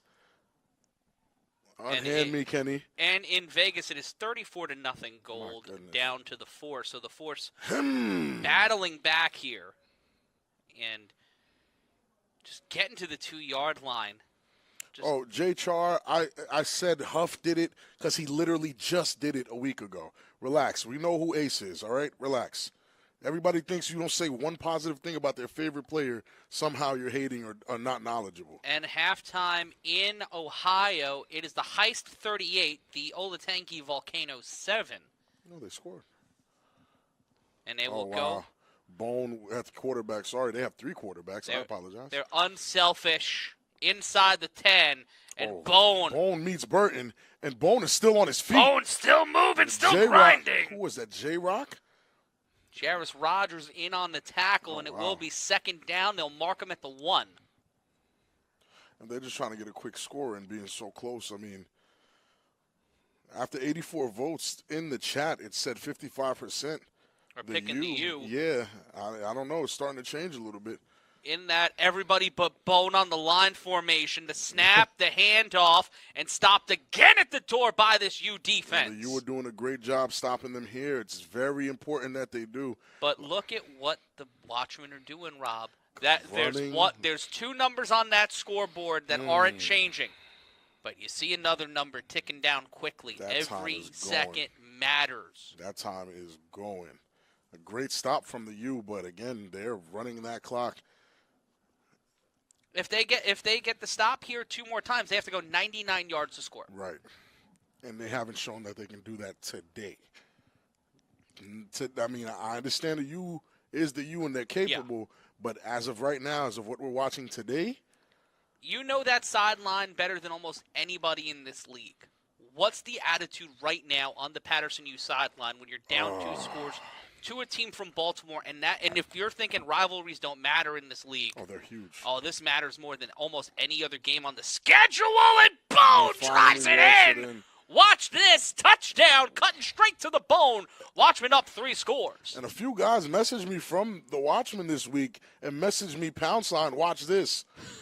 They honestly did, and I see why. I mean, these guys look shocked. I mean, right now, for one, I can honestly say I've never been on the U when they've lost like this since 2019. So in 2021, there was none of this. Even though games were close, these guys were trying to, build each other up still. Hey, game's not over. There's still such and such time left on the clock. This, that, and the third. And, they would still push through. But in a situation 18-0 after beating the former champions from last week, I have no idea how I would feel or what it's looking like on that sideline. But I'll tell you one thing, it looks very quiet. I don't see anyone arguing. I see a lot of arms being folded. Yeah, you can see that right there in the background. Not necessarily what you want to see. At all, nah. Not from. And if you're Quattrell Huffin and the Animals right now, you are licking your chops seeing this. The 1-point attempt, and it's in there. And again, it's to Tony Toe Tap, Marlon Anderson. He's not a guy you want to see back there. Honestly, he's really not. 19-0 here in the third quarter. Matt Ryan joined by Big Rob Fabian, multi-time A7FL champion, certified first ballot A7 Hall of Famer in my opinion. Thank you. I would hope so. And again, it's what this is literally a reverse of what happened last week. Yep. Last week, the U's offensive line was dismantling BIC's D line. This week, the Watchman's offensive line is babying the U's defensive line.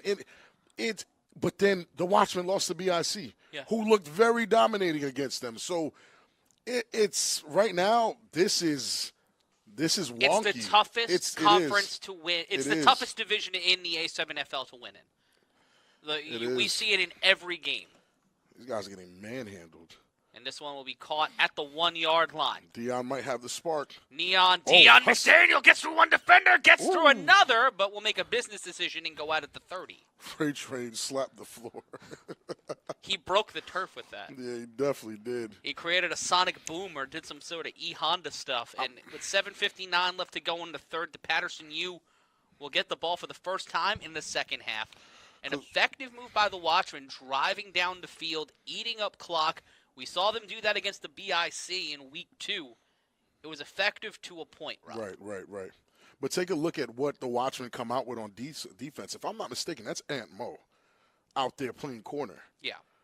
He's like 6'1", 6'2". And you can see that 2 wide receiver set. You see the Super Saiyan right there. Oh, no, pardon me, that's Ricardo Freeman playing the linebacker, kind of a pseudo safety, the handoff. And immediately the pile forms, and a gain of about 2. And they'll that's bring it the to catch. The 32. Without the Miller brothers there to help facilitate that push, it's a stalemate, maybe 2-3 yards on the carry. The U's offensive line cannot bully this defensive line without the help of the Miller brothers. And it is really showing what we saw from them last year without those 2 solid offensive linemen.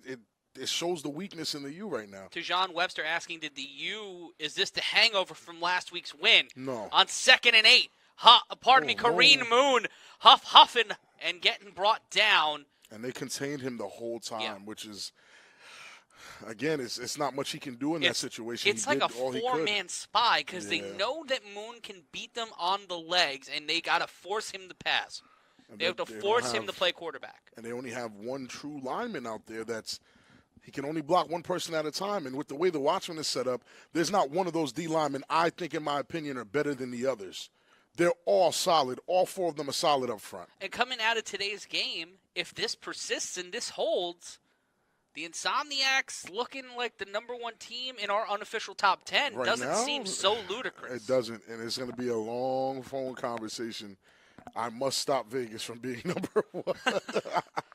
But, I mean, I might not be able to if I'm being honest. Like, the U loses today. How do I stop the Insomniacs from being number 1? The snap. Moon throws to the sideline, caught by Smoke. Pat Coburn at the 41.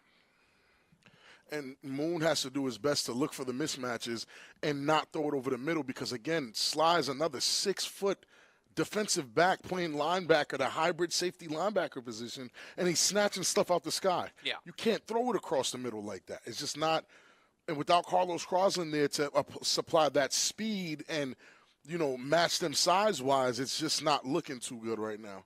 And it will be first down, 5:23 left to play here. In the third quarter, Matt Ryan joined by Big Rob Fabian. We're live from Asbury Park, New Jersey, in Asbury Park Stadium. The throw off the screen, that's over to number 4. Ski Johnson hits the slopes, and we'll get to around the Give 45. him a little husk. There's definitely a flag on the play, if I'm not mistaken. And it's on the watchman. Which is something they can't afford right No. now. But, again, the clock is ticking, and the U have to cover 19 points. And the Gold just got inside the end zone. Touchdown for them in Vegas. We'll be keeping tabs on those games as well. We'll give you scoring updates. If anything, you can check A7FL.com. And the U will move up with 4:50 left to play in our third quarter. Because now the question is going to be, well, there is no question, honestly. It's like, well, the Watchmen are, quote-unquote, better than the U. What happens here? They shake things up. I was saying it all morning. If the Watchmen beat the U today, everything is shaking up. The snap. Moon Look how in uniform trouble. they are. Look how Rolls uniform out to his right. Dot boss wide open. Cuts Moon is through the taking off. seam. Moon will cut to the sideline. The lateral Mims, back Huss. to Mims, and they will only get an extra yard or 2 off of that. They'll get to the 35, and it will be second down. And the spirit of Corey Hammond is taking over me right now for me to say something so ridiculous as if they had a different quarterback in there who did those kind of toss-back plays. Look like they missed him, huh? Corey Hammond, that's what I feel in my spirit. I like the gesticulate. You can't see it because we're voices. I did the robot. We're voices in the ether, but he did robot gestures for no other reason than just make fun of our friend. Yes, 100%. It'll be 2nd and 2. Moon with Snag Sosa to his left, who's not played a lot in the second half. Oh, and that might be why. Met at the line by his former teammates. Stopped and brought down. And that's Deshaun Johnson actually missing a very wicked block. Like Beefy seems like he slid under him to get that. And again, that was just very uncharacteristic for Deshaun, but who knows what's going on. He has to cover a lot of guys. There's a lot of guys there, man. I don't know. It'll be 3rd and 3. And Beefy is talking. There you see the pressure coming off of the edge. Watch for Angelo Lewis Jr. Who's set up. That is a pseudo tight end. And He there will we block. go. Better blocking. Rolls out to his Better right. blocking. That's Kareem Moon. Moon gets to the 20. Oh, no, that's a flag. That is a and flag. he is hurt. Yeah. He is clutching at his knee. For sure is a flag. Listen, in this league, you cannot dive at a player's legs without the intention of wrapping. Thank God Moon is walking off on his own strength, but you cannot do that. That is 1,000% a flag. If he did not attempt the wrap, you have to throw that flag. And you're getting a little contentious here. This rivalry is not. They're waving the flag off. Wow. Which means he must have attempted to wrap. Wow. They're waving the flag off. But it will give them the first down. Indeed. But, again, it's 19-0, 2:47 left in the third. They didn't make the adjustment quick enough. Let's see. Did he attempt to wrap? Did he attempt? Yeah, he did. Yeah, he did. Yeah, he did. He went to go for the leg, and he just tripped up. Moon planted wrong. He flopped. Oh, okay. He jumped over him. Yeah, he jumped over him. Take a look. He actually didn't touch him at all. He actually didn't touch him. He kind of jumped over him. Yeah, he attempted to wrap. Okay. And it will be first down. Ball at the 27 to throw the end zone. How did he catch that ball? Whoa! How How did he catch that ball? Dakari Mims with the head tap. This is why he's hot, Rob. Oh, That is my why he's hot. goodness. First down, you. Woo! All right, the U's starting to wake up, guys. Wow. Wow. Head tap. I mean, this is what you need from the young fella. Dakari Mims, when we won the championship in 2021, he was a crucial part of that championship. I thought he was a very necessary part of that championship. He brought the youth, the energy. They might be trying to review it. We'll see. Which is kind of wild because we did Ty talk goes about to that the receiver. offense. 1,000%. Ty goes to the receiver. They can't make this mistake again. We'll see here. Because he has to have possession, right? So let's see. Okay. We're still seeing. There's the cat. Oh. Okay. No, Dakari got caught it. it. Yeah, Mims He got caught it. it. He Mims caught got it. it. That's definitely a reception for Mims. That's definitely a reception for Mims. But Mims is, in my opinion, Mims is the future of the U. And they should look to him more, and he should look to be taking a bigger role in making plays like that. And it's not to say, come on, who does he have backing him up now? You have Patrick Coburn. You have Mr. Incredible. When Joel Ortiz, From why am I saying the Joel Watchmen Ortiz? are challenging that play. It's So definitely they a lost the catch. timeout there. Yeah, it's definitely a catch. It's a waste of a challenge. But Joel Rivera, I don't know why I call him Joel Ortiz. An interesting choice on the challenge. Moon. Oh, wow. To the end yeah, zone. flag. Caught! Oh, he caught it anyway. Touchdown, oh, my goodness. Patterson. I think Mims found his son. Wow. wow. Oh, he held him the whole way. And I guess, you can't keep up the bravado for 4 quarters straight. Mims he's found the one. One-on-one, because that's how these guys are playing it. And Moon is not afraid to throw and it. the Watchmen lose a timeout. Up only 2 scores now. That's a tough one. It That's a tough is, one. but if Mims decides to wake up like he just did and continue this style of play, I think the Watchmen have to be a little more careful and be ready to switch. They'll go for 1 here. In Vegas, it's 34-6, the Force leading the goal. The snap, the throw to the end They're picking on zone, him. and that one will not be Him out of caught. bounds. But they're picking on him. Yeah. And he caught it again. That's 3 catches in a row. They won't count that catch They on won't the count stat that sheet, one, but that's 3 catches in a row. Psychologically, you know what I'm saying? That might do something to you psychologically. That's a little dangerous. and it's 19-6 in the third quarter. Matt Ryan joined by Big Rob Fabian here in Asbury Park, New Jersey. Coming up in just about 90 minutes' time is our final game of the week showdown, as the Hunters will play the Pit Bosses. I think Mims should run the 3-on-1s back. Yeah? Yeah. Because he was dangerous. Well, so was Deion McDaniel. Deion McDaniel's a heavier guy. So there's certain 3-on-1 teams that he's very good against. I don't think the Watchmen's group is one of them. Mims has the speed and the agility you need to shake a couple of these guys off. I think Mims might have to run it back. And some people in the chat talking Mr. Daggerstad is 7-Eleven holding services. Oh, yeah, he's been holding the entire game. We'll find out, though. And this one thrown by Deion Davis. That one will bounce. That will be a dead ball. And that'll be a run from the 25. It has to clear 35 yards and get past the 25-yard line. So it'll be a dead ball run for the Watchmen. That'll be number 9. David Dinkins bringing it back.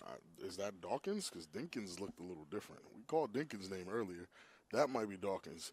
And again, the confusion comes from we're looking at the rosters, and there's 2 number 9s, and both of their first names is David. Nice.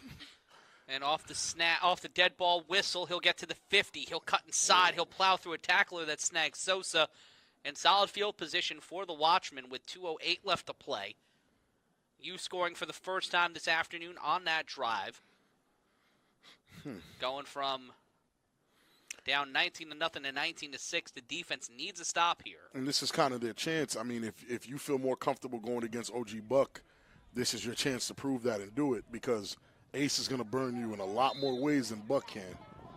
Buck is a lot of misdirection, trickery, you know, it's a lot of that going on with Ace is straight up.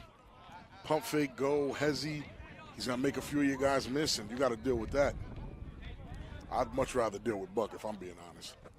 And it will be 1st and 10, a minute 52 left to play. And a chance now for the Watchmen to get back to a 3-score lead as time will wind down here in the 3rd quarter.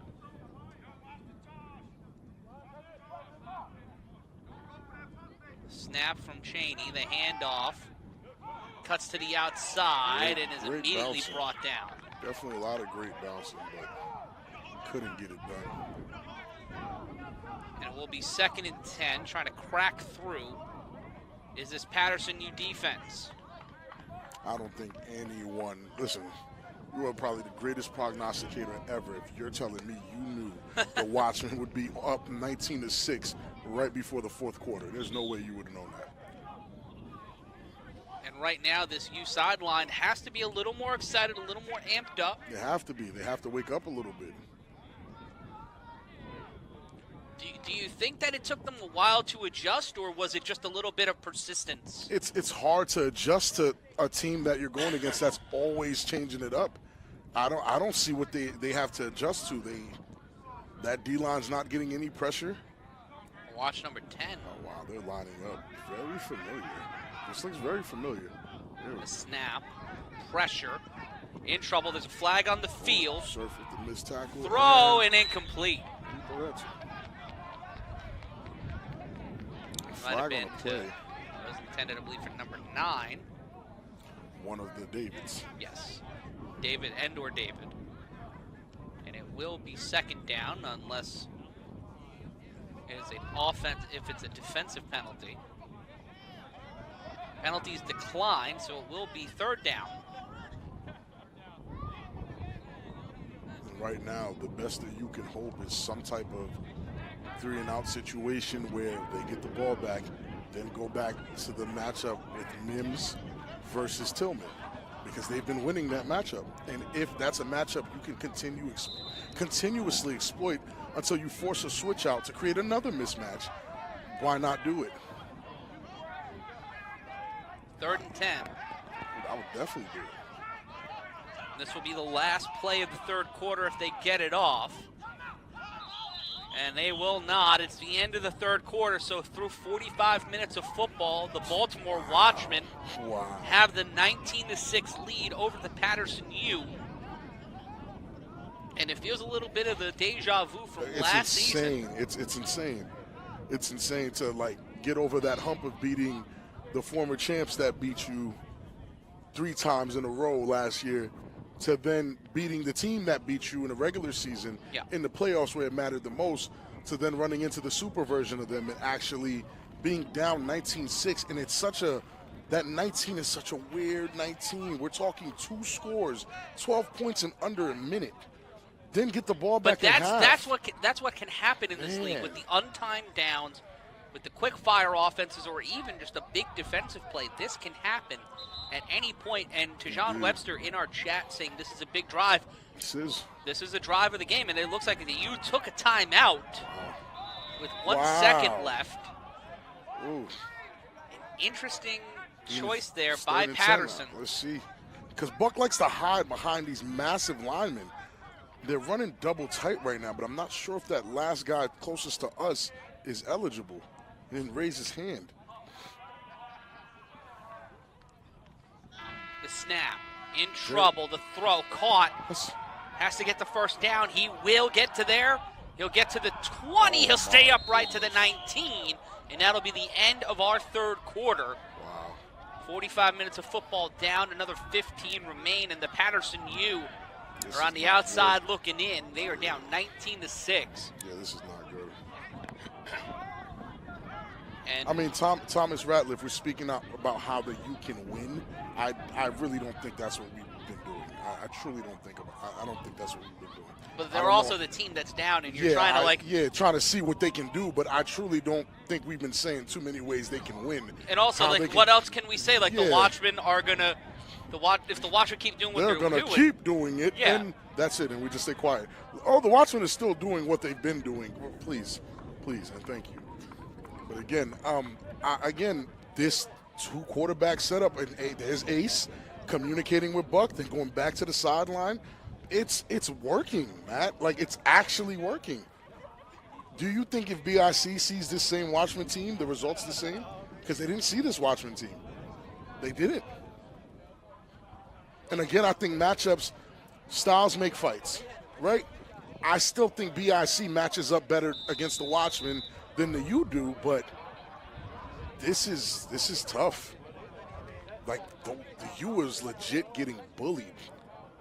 It is not a position that you're used to being in.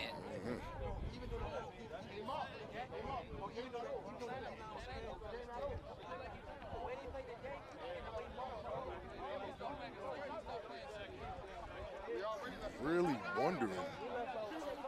They haven't been able to stop either one of these quarterbacks after that run from the end of the second quarter. They haven't even been able to slow them down roughly. And Buck's just marching right now. 1st and 10 on the 20-yard line. The handoff, and they will not get more than a yard on that play. They can't afford any stupid mistakes. No fumbles, nothing like that here. They can't afford it because, again, I'm being very clear. They're being very clear. These guys scored twice in under a minute because of a turnover and interception and stuff like that. The U still has the ability this is a lot of time for them to score. But if you're letting these guys keep the ball for this long, you're in trouble. They can't run the clock out this much. You can't allow it. You have to force a turnover. You have to be big game mode right now. This is a playoff implication game. This throws the standings in a frenzy after this if the Watchmen come up with this W. And it will be 2nd and 10. 13:30 left to go. Ooh. There's And Buck with will that deceptive keep it. speed. Buck will There get it is. inside to the My 1-yard goodness. line. First down, My but a flag goodness. on the field. That 2 QB system. I just said 2 like a Baltimore man. Yeah, something's happening. What was the call on the field? It was holding on the offense. So we'll see what can happen here. Not a lot of time, well, with a decent amount of time left. But for a U team that walked into today feeling like they were at the top of the league. Definitely drops them right back down. And it's a testament to how good these teams are out in the Northeast. Yeah. There is no clear-cut number 1 anymore amongst the big 3. Watchman, U, and BIC, there is none. There is no clear-cut number 1. There is none. And we can argue that all day till we're blue in the face, but all 3 of them beat each other, according to what's going on right now. So Are the Animals the number 1 team in your opinion? Honestly, yes. They're undefeated, and, things happen, but... 4-0 Silk City Animals is a weird sentence to say. 4-0 Silk City Animals. And on 2nd and 20, they try to run the ball again, Rob. And, we know what they're doing. Buck's a smart guy. This is what Buck does. And, again, this Buck and Ace thing is working out way better than I think anyone. And I did get tired of the narrative, especially Corey was trying to spin that. Oh, they haven't gotten it together yet. I never felt that way. The snap. Ooh, Buck ooh. again throws it to Ooh, the end zone. Aunt Mo. Come on, Aunt Mo. Let me see it, bro. Yes. Yeah. Yeah. The Park Heights strut. I needed that. I needed to see that. Oh, great job, Aunt Mo, with that touchdown. Hashtag watch this touchdown, Baltimore. Woo, And it is again a 3-score lead for the Watchmen. This is bad news for the U. Wow. Call this one Marvin Barnes because it is bad news, and it is another 6 points for the Watchmen. Yeah, this is bad. Hashtag watch this. I got messages all week. Hashtag watch this, watch this, watch this. Oof. We are watching. We are watching the Baltimore Watchmen become quite possibly the next big dog in the Eastern Conference. And this phone call that we're going to have about the national top 10 is going to be ridiculous. I'm going to take an Advil prior just to be prepared. We'll take a look at the replay after this extra point try. Oh, okay. The throw, and that will be incomplete on the interception, but it's 25-6. Right, and where I would usually complain about them not getting the championship points, and here we go right back to it. And little Aunt Mo.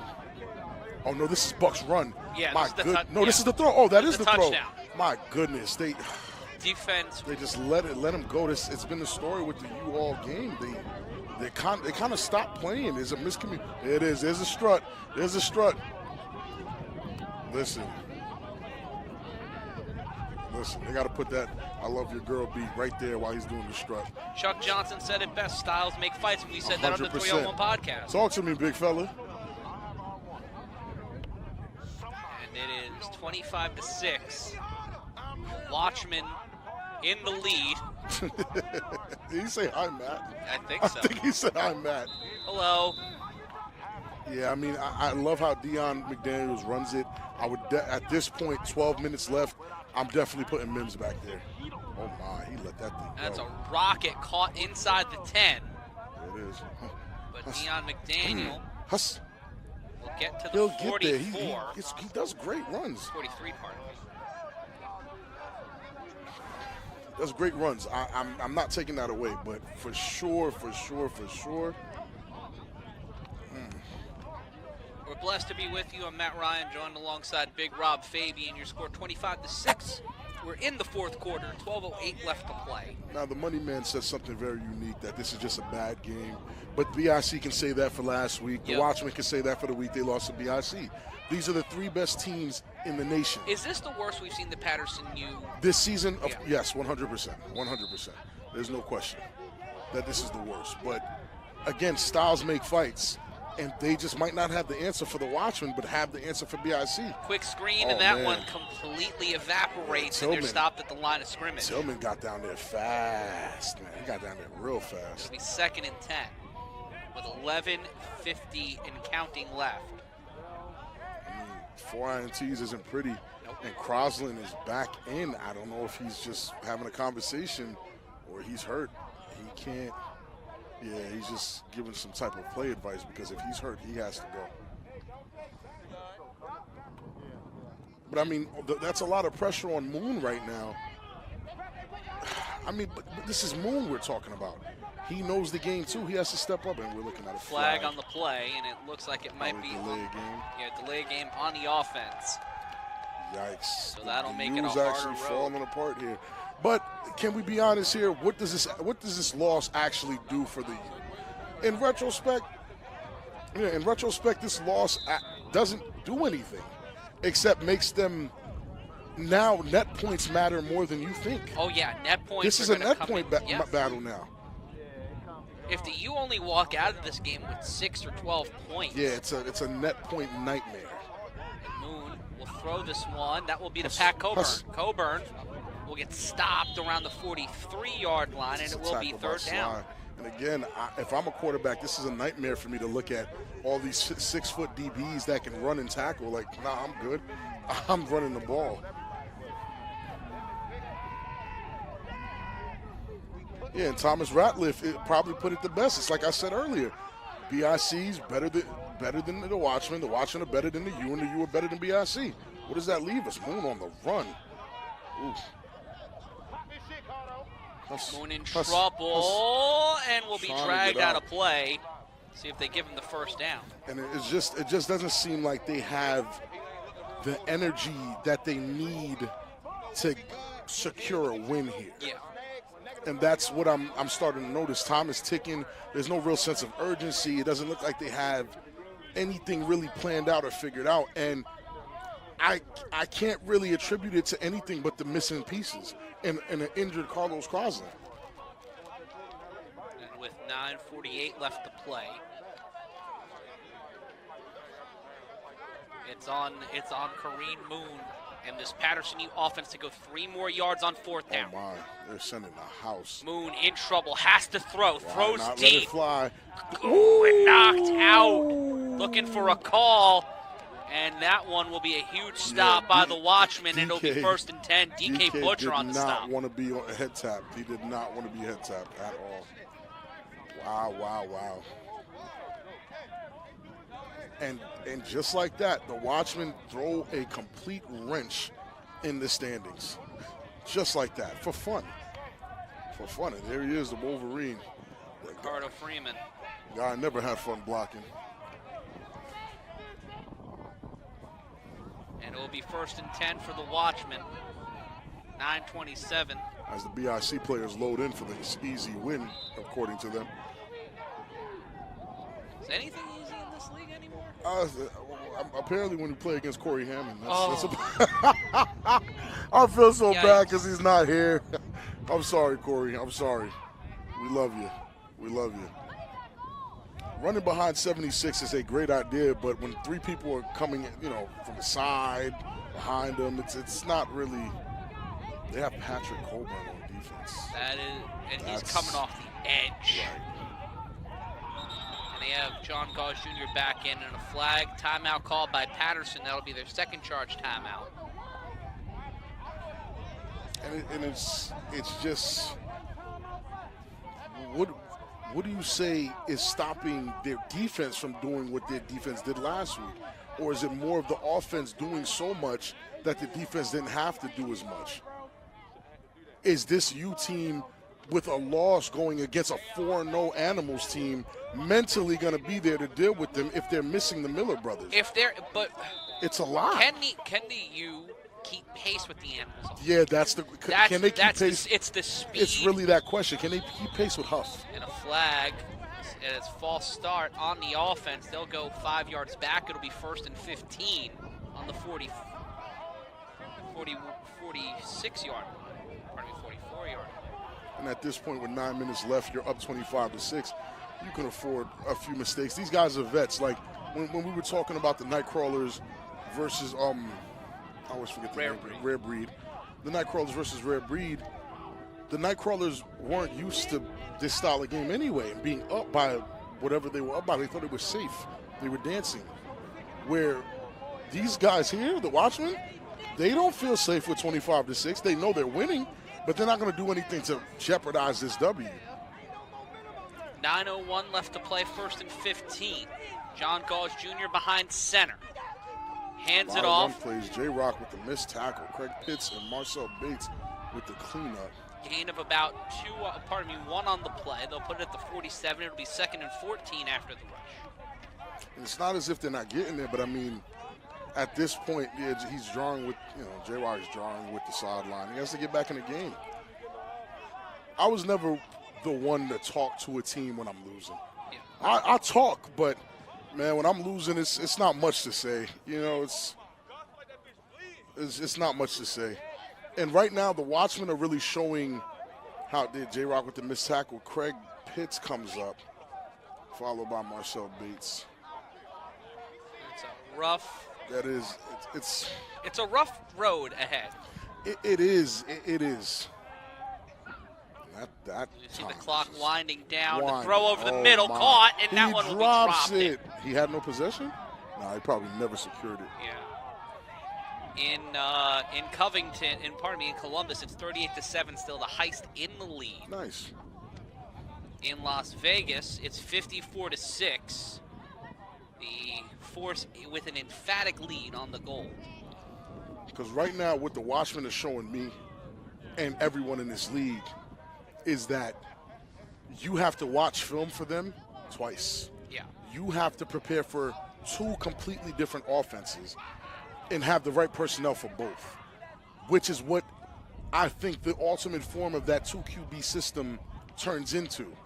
I had a conversation with Jonathan Kills, who thought him and Corey Hammond can have the same style of dual head QB where one guy is running all crazy and the other guy isn't.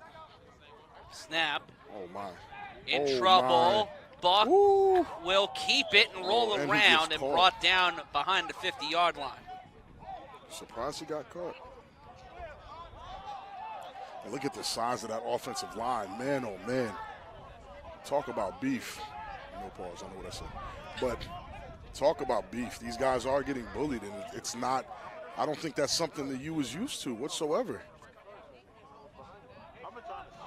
And with 4th and 13 on the horizon, 6:43 left to play. Force routing. And that's at the half, 54-6. The Force lost last week, correct? Yes, they lost to the Insomniacs. Yeah, this is the anger from that comeback, game. Yeah, it's comeback season. Yeah, it's the anger from that game. Deion McDaniels again. I mean, at this point, yeah, I get it, but I'm looking for Mims back there. And we're live here. It'll be fourth. It'll be a 3-on-1 throw off. The money man says the U is also lacking speed. And we haven't seen that running game that was so vital to them. They throw the ball inbounds, an interesting choice. Spins out of it, gets two defenders, Unhand me, shakes sir. them, Sorry, shakes down the Rokeem. sideline. Sorry, Mr. Cheney. And here comes Hold a on, chance come for on the U now. to get back on the Hang. board. Uh-oh, bye-bye. Deion McDaniel lighting up the neon sign. Baltimore crime. Making it a 2-score game. Hey! Hitting that Parkheim strut. Wow. And that's a big mistake on the Rare Breeds keeping that ball team. inbounds. For what? You're showing off. You're trying to be cute because you're up. Same mistake the Nightcrawlers did against you, right? Mm-hmm. Right. Why would you do that? Because Deion is dangerous. Uh-oh. You see that replay. Excuse me, sir. Here it comes right here. This is the one that killed him. Unhand me, sir. This is not flag. And he accidentally sets himself a pick. Right. Here it come. Rokeem Cheney, you don't have the speed, sir. Bye-bye. He put on the Jets. He's seen this one. Freight train comes back, and he stays. Oh, yeah, he stays clean. Yeah, he stays clean. He stays clean. Excuse me. Yeah, he had goal in mind the whole time. And just like that, 25-12, But the Watchmen get the ball back. Right, but if the U's offense was able to produce, I don't know. The U's offense has to be able to do something. 25-12, your score. 6:43 left to play. Ooh, neutral zone. And they will get the foul, move up 5 yards, and it will be a 2-point attempt from the 5. A dream come true. I mean, that's a great spot. I kind of wish that would have happened in third quarter. Yeah. If you're on the U sideline, you're wishing that break came a lot sooner. But you'll take the breaks where you can get them. Of course, because again, this is about, if you're going to take this loss, this is about net points now. And we'll get another flag, and they will get in there. Hold. It was a hold. It was definitely a hold. Now, do you decline it, or do you make them go for it again? Back at the 10. Yeah. I mean, what do you do? You just make them go for it again. They're going at the 10 again. John Webster saying the game's not over yet. Just saying, the money man. It's not. Saying 4 INTs. Those INTs, that's the reason why the U's losing. Yeah, that INTs are destroying them. And again, it's them DBs. Those DBs are vicious. Those DBs are vicious. And again, we're talking guys that are, again, this has to be a nightmare for a guy like Corey Hammond. Any quarterbacks to really have to deal with that. Look at the size of these guys back there. Oh, the pressure. In trouble. Brought down. And they bring him down. Wow. I mean, what can you say to the Watchmen here except impressive play, impressive setup? Yeah. The 2-quarterback system with a healthy John Goss and a Buck. Buck doesn't look like he broke a sweat. John Goss doesn't look like he broke a sweat. Their D-line is getting pressure. Burton didn't move his feet. And these were the problems that they had last year. These were the exact problems that they had last year. And he got him by the glove. Wow, way to stay with it. These aren't the problems that they had last week, let alone last year. So, yeah. 25-12, your score. And the Watchmen getting the ball back. And the Watchmen haven't really been turning it over either. We'll have 7 o'clock game for you in just about an hour's time. That one's caught at the 15. Does he have an answer? Oh, Tries to cut back around, but Snags goes on the tackle. And again, you got to think about what this game means to a guy like Snags, to guys like Opie, Aote. Like, this game means a lot. This is bragging rights. They got to go back up that road and deal with everybody that they just played and lost to. They got to go back up that road and deal with that. And this could be a matchup in the playoffs. Oh, for sure. One of these teams or the BIC right now, get that. Honestly, right now, I cannot sit here and honestly tell you between those 3 teams who's better. I can't. It's hard. I can't. Like, it's not. The BIC get the de facto one because they're the defending champions. Right, but even then, but each of these teams have a win on another. Or they just beat each other and they just lost. And this was the worst. When we spoke last week on the phone, for the hours that we spoke last week on the phone, this was the worst case scenario here. The worst case scenario was letting the Watchmen actually slide in and bump the U off from their undefeated season. The snap, and there's the handoff. And there's the run. J-Rock first to get there, followed by Kels Gallimore. That's the thing with J-Rock. He's usually the first one there, probably gets off the block quicker than a lot of guys, especially with – I don't think J-Rock's that fast. Yeah. But somehow, some way, with his shiftiness and his knowledge of the game, he's able to get off these blocks and actually get there, and usually was one of the first people to make the play, or at least slow the play down. He needs to tell me his lock trick, because I don't know how his hair grew that fast. All right, listen, he got to tell me something. He's got that oil. For real, listen. Arguably. There it is. He's right there. Throw lead. Caught down the sideline. Hits him with the Husk. Gets to the 40. Changes times. And that's Sylvester Washington brought down at the 11. They'll mark him down at the 13, maybe the 14. And it'll be first down Baltimore. And that's not something that you needed whatsoever. That right there, you could put a fork in them. They're done. They're done. Right now, it's really trying to keep the net points as low as possible. This might be the worst of Patterson you have played through 60 minutes. I have to since agree. 2021. I have to agree. They just don't look motivated right now. I couldn't tell you what it is. Ryan Shamar's there. He doesn't look too thrilled either. Like, they just got caught. Yeah. They just got that right hook to the mouth. And that's not them. Like, this is not who they were last week at all. But hey, things happen. It's matchups, it's speed, it's just having that ability to create consistency. 25-12 your score. Time winding down here in our fourth quarter. The toss to the left side. He'll be met. He'll bounce. He'll cut in. He just bounced it through there. But a big tackle by Kels Gallimore. It's kind of like, I hate to say it, but I called the Snow Tribe out on it before. The U kind of looks like they're giving up. They kind of look like they're giving up. They might have vacated the game here in that sense. And you don't want to say that, and you don't want to think that. Don't, because everyone's going to hate, we never quit. Okay, cool, but that's not what it looks like. It just may be exhaustion. Yeah, guys look tired, too. They've been running around trying to stop this offense. I mean, look at it. Look at the size of the offensive line. Look at the size of these behemoths. Yeah. What am I going to tell a dude who's 150 pounds going against 300-pounders? Eat some crab cakes. Come on. McChickens, they're only $1. Well, not anymore. Not anymore. Inflation. Buck in trouble, rolls to his right, made a miss, touchdown, Baltimore. Yeah, watch this. Pound sign, watch this. This is bad. That was, I believe, Dinkins or Dawkins on the touchdown.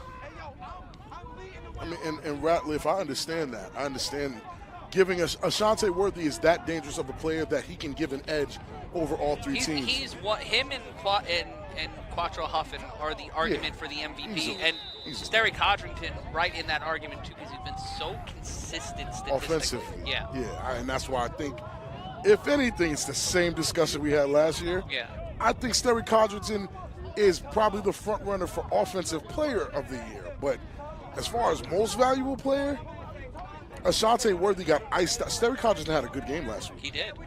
Ashante got iced out. He did. And what happened? They lost. And that's where I feel like an MVP, that's what that means. Like, if that player is not playing, the team that he's not playing for might do bad.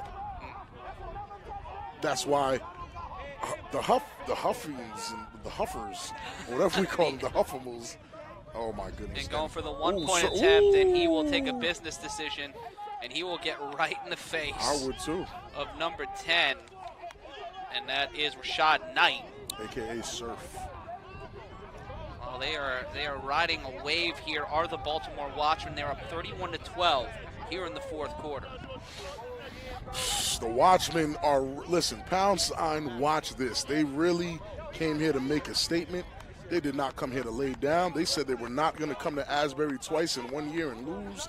And man, oh man, do I feel that. And right now, when I say the top 5 has been shaken up and not stirred. And let's talk about next week. My goodness. The Ghosts are going to play the Nightcrawlers. The Ghosts won today? The Ghosts won today in overtime. It's Okay. the Animals and you. The Watchmen will take on the Buzz. We got the Heist playing the Chaos. The Sick-Witted playing the Kryptonite. Oh, wow. A lot of games with playoff implications next week on A7FL.TV. Who's We got this? another Is this one. Mims? Yeah, that's Mims. Dakari Mims will catch it. He'll bring it Hus- to the... Oh, and he loses the ball, and he'll And get... he got it right back. He comes down at the 26. He hussed himself.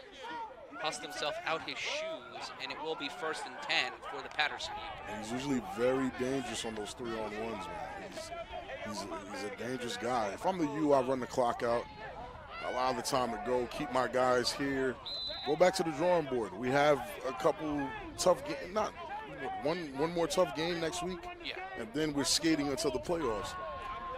Keep ourselves, loss free, and we can keep it pushing.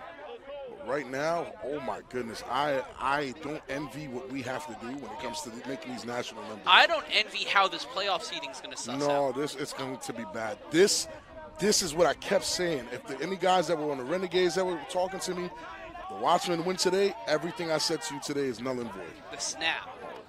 Throws Okay. this one deep downfield, out of reach of the receiver. It'll be 2nd down. And who was covering him there? Was that Sly? Yes, it was. It was Sly. Sylvester Washington got beaten stride for stride. It will be 2nd and 10 with 3:09 left to play in the fourth quarter. It's like you said, I wouldn't envy anyone. I mean, the Northeast is 100% shaken up. It's all that Northeast setup is all net points at this point. If you're not undefeated, you're not number 1. Number 2, net points. Yeah, and right now, when it comes to net points, we'll figure that out in between games, but getting brought down at the 40-yard line. And that is number 9. Dakari Mims. Dakari Mims on the wrist. He's honestly the answer for them. Dot Boss has been a non-factor in this game, which, again, it's pretty much a shocker. Off the This is special. Kenny Prelude. Kenny Oh, man. Prelude's showing some Ooh. speed on 1st down. And they're gonna Flag call a on the flag. play. They're saying that he did not wrap. I thought he had an arm out at least, so we'll find out on the replay. And again, they're taking the loss in stride. It's, I don't see anybody arguing with anyone. This is how champions play. All the Watchmen You take did, the loss. Yeah, you take it and keep it pushing. That's what BIC did last week. That's what the Watchmen did in week 2. That's what the U have to do this week. And the flag stays, and they're actually moving They are yards. matriculating the ball to the 34-yard line. It'll be 1st and 10. Which, at this point, Matt, they need to score here. They need- just for the net point situation. Like, they really need And it. make use of that 2-minute warning and that timeout. If they can score in the next 20 seconds. The snap. Oh. The throw to the end zone. Out of reach. And that one will take us to the 2-minute warning. And now, as we head to the under 2-minute mark, this is where the clock will stop on incompletions and when the plays go out of bounds. So the offensive mindset will have to change a little bit Indeed. for the Patterson U to make most of the clock that's left in this game. If you're running the ball, get ready to run it out of bounds. If you're passing the ball, get ready to pass it. And that also kind of helps the Watchmen in, like, setting up the parameters. They're going to have to force the ball to the middle of the field, force the defenders to the middle of the field. Will they be able to do that? We'll find out. Right now, it's 1st and 10, 2 minutes exactly left to play. Let's see what they got. Dakari Mims on an island by himself. Oh, wow, jumped. He jumped. Yeah, he hop, skipped, and jumped it to make it 1st and 5. The ball will now be placed inside the 30-yard line. And again, right now, with the net point battle being up, these three teams, because you cannot go head-to-head, you cannot go record with these three teams, it's really about BIC is going to end up coming out on top between these teams. Snap. Oh, Pressure. oh my. Throws this one to the end zone. Dakari Caught! Mims. Touchdown, Patterson! Dakari Mims, that is why he is a hot commodity. Honestly. Putting 6 on the board, making it 31-18. I mean, you want to ask yourself why they kind of weren't doing this all game with Dakari Mims? He's the answer. Yeah. In that aspect, he's the answer. No matter who you put on him, it's a mismatch. He's going to outrun him. They'll go for 2 here with 1:53 left to play. To bring the score to 20 to 31.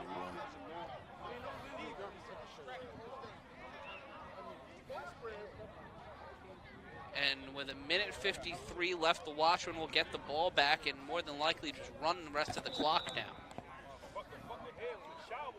Yeah, wouldn't you, Matt? Yeah. Wouldn't you? I'd be getting Google Maps up right now. Get ready to go home. The snap, the throw, and they will. Oh my goodness! Oh and my there's God! a flag. Yeah, he's on Instagram. He's definitely on Instagram. That's an IG post right there. That's tough. That's tough. Head tap. That's tough.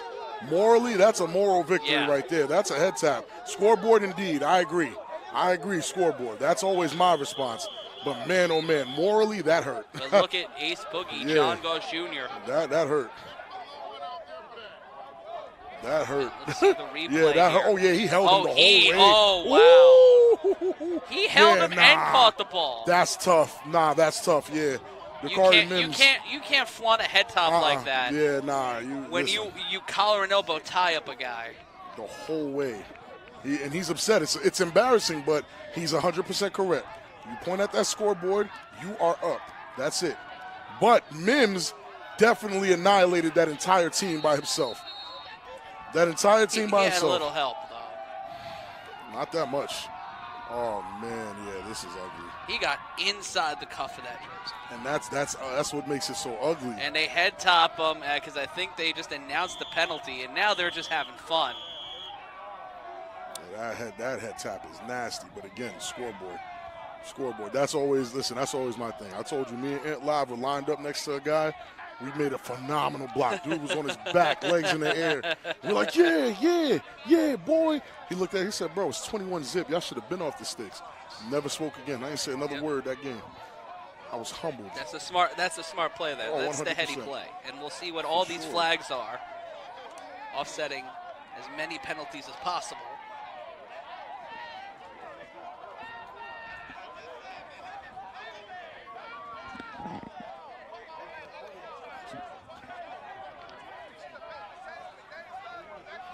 Corey. Minute 53, 31-20. Corey Hammond will be And at the it's 7 purple. o'clock game. Getting ready to get Dressed spanked. in the purple and silver, the Omegas. He'll be in our 7 o'clock game against the BIC. Mike Jones says you guys are winning today. He's a fan of Mike Jones. There it is. And we don't know what the call was. It's still 31-20, so it seems that 1-point conversion did count. Oh, it was a 1 point. Wow. That was a nasty Two. one. It was a 2. Offsetting penalties on unsportsmanlike conduct Oh, they've penalties. been handing out those a lot today. Oh, wow. It's the first time I've seen them hand out this many unsportsmanlikes. And, Indeed. and try to distribute those penalties like candy. Voices in our ear. I mean, the score doesn't look as ugly as it did, 5 minutes ago? Yeah, it doesn't look. Some morale Doesn't boost look at the that very bad, least. for And that is sure. a high arcing ball that will reach the 25. Oh! That's knocked loose, Oh, and they hold on to it. Ooh. It was Nick pardon me, that's number 9. Number 9, David. I just know that his name for sure is David. I can't One be of wrong David about or that. David. Yeah, David or David. It's definitely David. That would have been, I mean, with a minute and 53, Dakari Mims doing you dirty like this, if the U was to get the ball back here With and a put up another timeout, 6 to 8 points, that looks good. And they can also try to do that at least one more time. Right. I mean, if they can get, I mean, what are these guys, what are the Watchmen going to do here? You know what I'm saying? Like, what are they Survive in gonna- advance. It's a smart thing to do. That's what Earn that's the 3 spot That's the championship thing. 3 spot? Whoa. in the Eastern Conference. You think so, Matt? No, in the Eastern no, Conference. in the Northeast. In the Northeast. Well, You think in they're terms 3? of, well, by record, like if the BIC win today, they're in the 2 Which they spot. will. You think Watchmen will be right on. Well, in terms of net points. Net points is what, BIC is going to be there in the net points for sure. And they would have win over the U. Watchmen. Yeah, that puts them at 3. Yeah. That puts the U at 4. My goodness.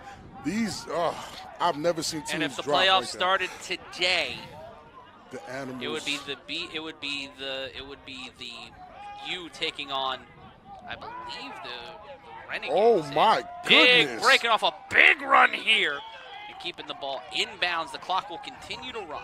Big chunk yardage. And I wonder if the U burned their last time out. No, the clock will run. I wouldn't if I was them. I wouldn't for them. And indeed, the money man, the U definitely has to die for that, especially when it's a nasty net point battle like this, where it's all head to head. It's like BIC is going to get the clear event. Marcel Bates hopping around. Looks like he got hurt. And, yeah, he might have injured his ankle or his knee there. That's an athletic big fella. I watched him do a backflip, all right? At that size. It's not a joke. You ever tried doing a backflip at 350? Once. Yeah, not I. No. I barely want to get up out the chair, let alone do a backflip. And they'll help him off the field. Matt Ryan joined by Big Rob Fabian. And with a minute 16 left, the Baltimore Watchmen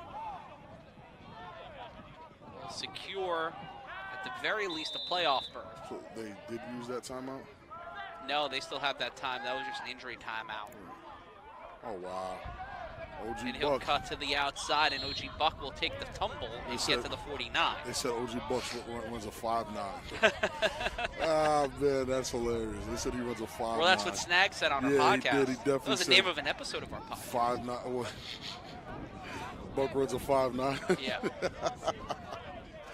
He looked, I mean, I don't know. He seems kind of fast to me. His game speed, honestly, is pretty fast. Fast enough. Yeah. He gets the yards he needs. He has a few rushes. And he actually, did he not score on a rush, if I'm not mistaken? so. He definitely did. But it's a pacing game with having to deal with 2 quarterbacks of this caliber. It's definitely a pacing game. And this is game. They're letting the clock run out. They might even take the penalty. If I was them, I'd probably start lining up at the 50s, victory formation, things of that nature. This is pretty much it. And they will give them the 5 yards to stop the clock. It is a very... It's unnecessary. Yeah. So if I'm the refs, we can just pack this up here. They'll move up 5 yards. Nothing to see here except a lot of work for me, Matt, and Corey. Yeah. When we get home, because, man, Insomniacs... Oh, I'm going straight to bed. Oh, yeah, when I'm I going get to home. bed, yeah, for sure. Don't text me about nothing. Get out of my inbox, and Wolverine with the run. And the Wolverine will keep it inbounds, and that is it.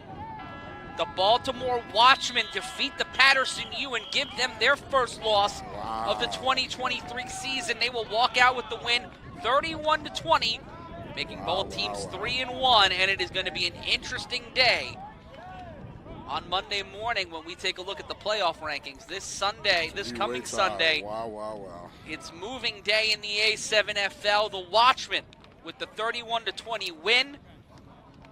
And Rob, your final thoughts on this game? Couldn't have told me it would have ended like this. Would have thought it would have been much closer. But the Watchmen came to make a statement, and they made it. The statement has been made. The Northeast is going to get very, very interesting. The road to Ohio gets a little murkier for everybody. But in 45 minutes' time, we will be bringing you our final game of the weekend.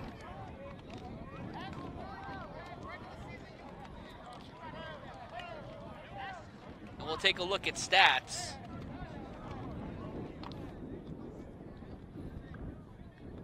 And Rob, your thoughts on what the on what the U can do next? I mean, right now, ice up, heal up. Forget about the loss. It happened, but now all three top teams have a loss. So it's not like you're in bad standing. It's not like it changes much but the number in front of you. You've been the underdog for a full season before. This doesn't make or break the U, just like it didn't make or break BIC, just like it didn't make or break the Watchmen. Yeah. Everybody has a loss. Let's keep it pushing. No one's going to be undefeated at the end of this year. And I think so nobody in the A7FL. nobody in the A7, nobody in the Northeast will Yeah. be undefeated this year. Because right We'll say now the that. Chaos, the Animals, The Nightcrawlers. the Nightcrawlers, and the Insomniacs are undefeated. Right. And I know how important being undefeated is, but when you're in a very competitive division and all the beasts face each other, Yeah. it's very hard to remain undefeated. And when you do, it's a pat on the back and it's a good job. But if you don't leave with that chip at the end of the year, the undefeated acts, you know which Patriots I'm saying to ask them. Yeah. The 07 Patriots. Being undefeated means absolutely nothing if you don't leave with that ring at the end of the day. So, I mean, you can do what you can, but it's just not it. Just ice up, heal up, get ready for the rivalry game against the Huffingtons, the Huffamals, whatever's going on, because that's a big game too. Because now that game you cannot afford to lose. You lose that game, you're gone. Yeah. You are officially out of the top 3. You win that game, now you put the Huffables in the same boat as everyone else with one loss. Now the top 4 teams all have one loss. Yeah. And the Insomniacs are at the top of the national rankings, which is insane that a Vegas team. And insane that Oh, it's the my goodness. Insomniacs, because heading into the fall season, heading into the spring season, before that mass player migration, the Insomniacs were at the bottom of the table, and now they are undefeated I can't and believe decimating everyone that are standing across from them. the Insomniacs and the Animals are number 1 and 2 in the nation. Yeah. I can't believe I'm saying that. And then you look at the Chaos, who got another win today. An emphatic win today. So, I mean, there's a lot of people predicting a Boston upset tonight, but I don't think I'm predicting that. And we'll take a look at these stats, and then we're going to take a timeout here. And just 297 yards on the day, 4 turnovers by the Patterson Utes, 207 total yards. Some respectable pass and rushing yards, but 170 on either side for Baltimore. That's tough. That actually shows you 2 different games. And it's, 127 rushing yards for Baltimore. That is an incorrect number, but 127, 170 passing yards, though. That's an impressive day. It is. And again, for 2 different quarterbacks, 2 different offenses, 2 different systems. Like, it's kind of, again, it's unorthodox in the sense that they ran it so well. But again, I've said it that there's always 2 quarterbacks on the team. Oh my goodness, that looks amazing. And the BIC will be wearing some different colors today. Wow. They'll be wearing black and gold. Guys have a jersey for me? But the Baltimore Watchmen impress here, get to 3-1 on the season. Patterson U fall to 3-1. The Animals are the only team in the Northeast still undefeated. We'll see what they do against the U next week, but we'll take a brief timeout. We're going to play some music for you. We'll be back at the top of the hour with live action here on A7FL.TV. For Big Rob Fabian and Corey Hammond, I'm Matt Ryan. We'll be back in a moment. Stay right where you are. We're back at the top of the hour.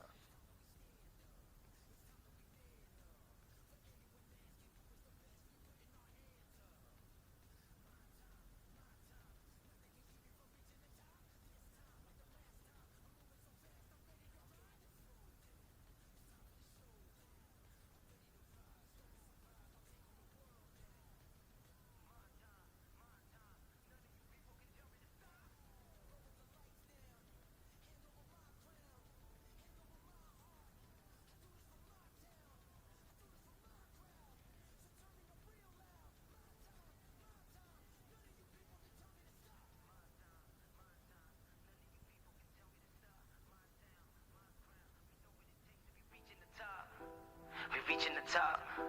We're reaching the top. We know what it takes to be reaching the top. My time, my time. None of you people can tell me to stop. My town, my crown. We know what it takes to be reaching the top. We're reaching the top. We're reaching the top. We know what it takes to be reaching the top. Lower the lights down. Hand over my crown. Hand over my heart. I do this for my town. I do this for my crowd. So turn me up real loud. My time, my time. None of you people can tell me to stop. Turning the track up. I'll never go back down. Hand over my heart. I do this for my town. I do this for my crowd. So turn me up real loud. My time, my time. None of you people can tell me to stop.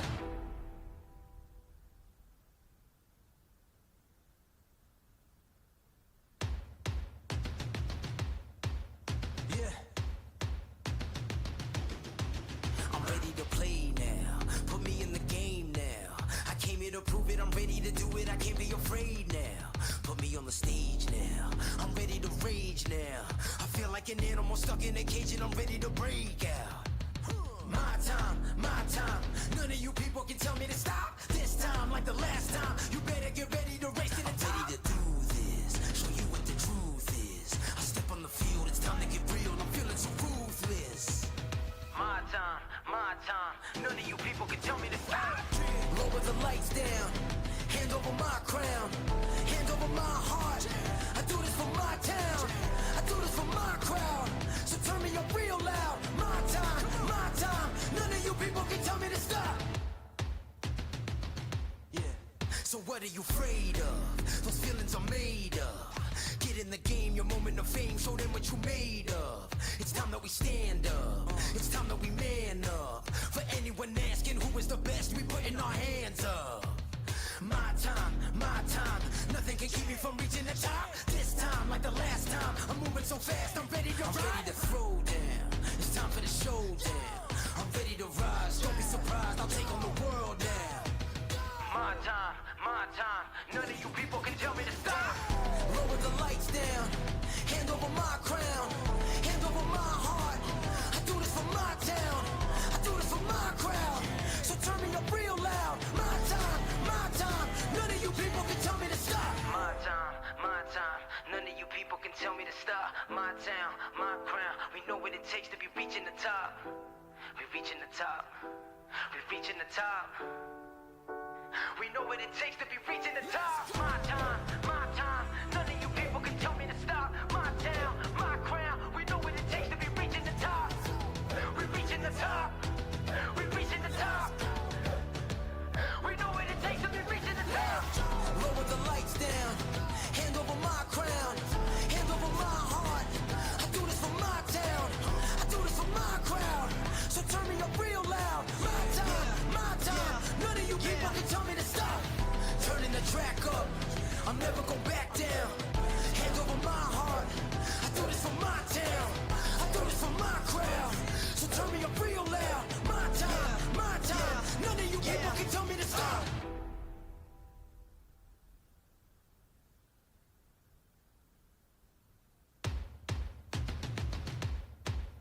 Yeah. I'm ready to play now. Put me in the game now. I came here to prove it. I'm ready to do it. I can't be afraid now. Put me on the stage now. I'm ready to rage now. I feel like an animal stuck in a cage and I'm ready to break out. My time, my time. None of you people can tell me to stop. This time, like the last time, you better get ready to race to the top. I'm ready to do this. Show you what the truth is. I step on the field. It's time to get real. I'm feeling so ruthless. My time, my time. None of you people can tell me to stop. Lower the lights down. Hand over my crown. Hand over my heart. I do this for my town. I do this for my crowd. So turn me up real loud. My time, my time. None of you people can tell me to stop. Yeah. So what are you afraid of? Those feelings are made of. Get in the game, your moment of fame. Show them what you made of. It's time that we stand up. It's time that we man up. For anyone asking who is the best, we putting our hands up. My time, my time. Nothing can keep me from reaching the top. This time, like the last time, I'm moving so fast, I'm ready to ride. I'm ready to throw down. showdown. I'm ready to rise, don't be surprised, I'll take on the world now. My time, none of you people can tell me to stop. Lower the lights down, hand over my crown, hand over my heart. I do this for my town, I do this for my crowd. So turn me up real loud. My time, none of you people can tell me to stop. My time, none of you people can tell me to stop. My town, my crown, we know what it takes to be reaching the top. We're reaching the top, we're reaching the top.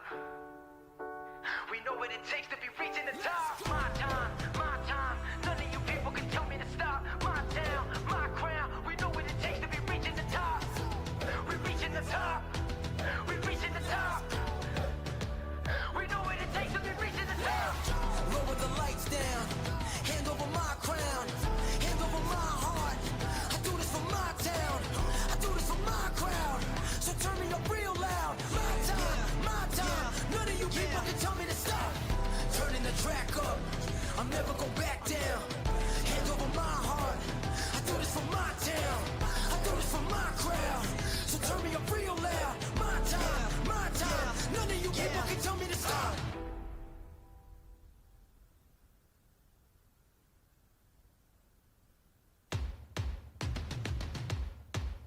Yeah. I'm ready to play now. Put me in the game now. I came here to prove it. I'm ready to do it. I can't be afraid now. Put me on the stage now. I'm ready to rage now. I feel like an animal stuck in a cage and I'm ready to break out. My time. None of you people can tell me to stop. This time, like the last time, you better get ready to race to the top. I'm ready to do this. Show you what the truth is. I step on the field. It's time to get real. I'm feeling so ruthless. My time, none of you people can tell me to stop. Lower the lights down, hand over my crown, hand over my heart. I do this for my town, I do this for my crowd. So turn me up real loud. My time, none of you people can tell me to stop. Yeah. So what are you afraid of? Those feelings are made of. Get in the game, your moment of fame, show them what you made of. It's time that we stand up, it's time that we man up. For anyone asking who is the best, we putting our hands up. My time, nothing can keep me from reaching the top. This time, like the last time, I'm moving so fast, I'm ready to ride. I'm ready to throw down, it's time for the showdown. I'm ready to rise, don't be surprised, I'll take on the world now. My time, none of you people can tell me to stop. Lower the lights down, hand over my crown, hand over my heart. I do this for my town, I do this for my crowd. So turn me up real loud. My time, none of you people can tell me to stop. My time, none of you people can tell me to stop. My town, my crown, we know what it takes to be reaching the top. We're reaching the top, we're reaching the top. We know what it takes to be reaching the top. My time, none of you people can tell me to stop. My town, my crown, we know what it takes to be reaching the top. We're reaching the top, we're reaching the top. We know what it takes to be reaching the top. Lower the lights down, hand over my crown, hand over my heart. I do this for my town, I do this for my crowd. So turn me up real loud. My time, none of you people can tell me to stop. Turning the track up, I'll never go back down. Hand over my heart, I do this for my town, I do this for my crowd. So turn me up real loud. My time, none of you people can tell me to stop.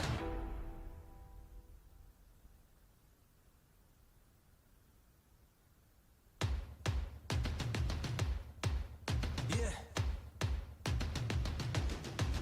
I'm ready to play now. Put me in the game now. I came here to prove it. I'm ready to do it. I can't be afraid now. Put me on the stage now. I'm ready to rage now. I feel like an animal stuck in a cage and I'm ready to break out. My time, none of you people can tell me to stop. This time, like the last time, you better get ready to race to the top. I'm ready to do this, show you what the truth is. I step on the field, it's time to get real, I'm feeling so ruthless. My time, none of you people can tell me to stop. Lower the lights down, hand over my crown, hand over my heart. I do this for my town, I do this for my crowd.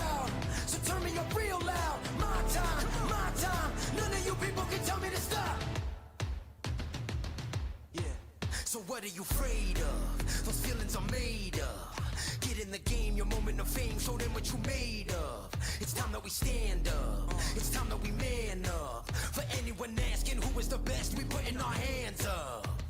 My time, nothing can keep me from reaching the top. This time, like the last time, I'm moving so fast, I'm ready to throw down. It's time for the showdown.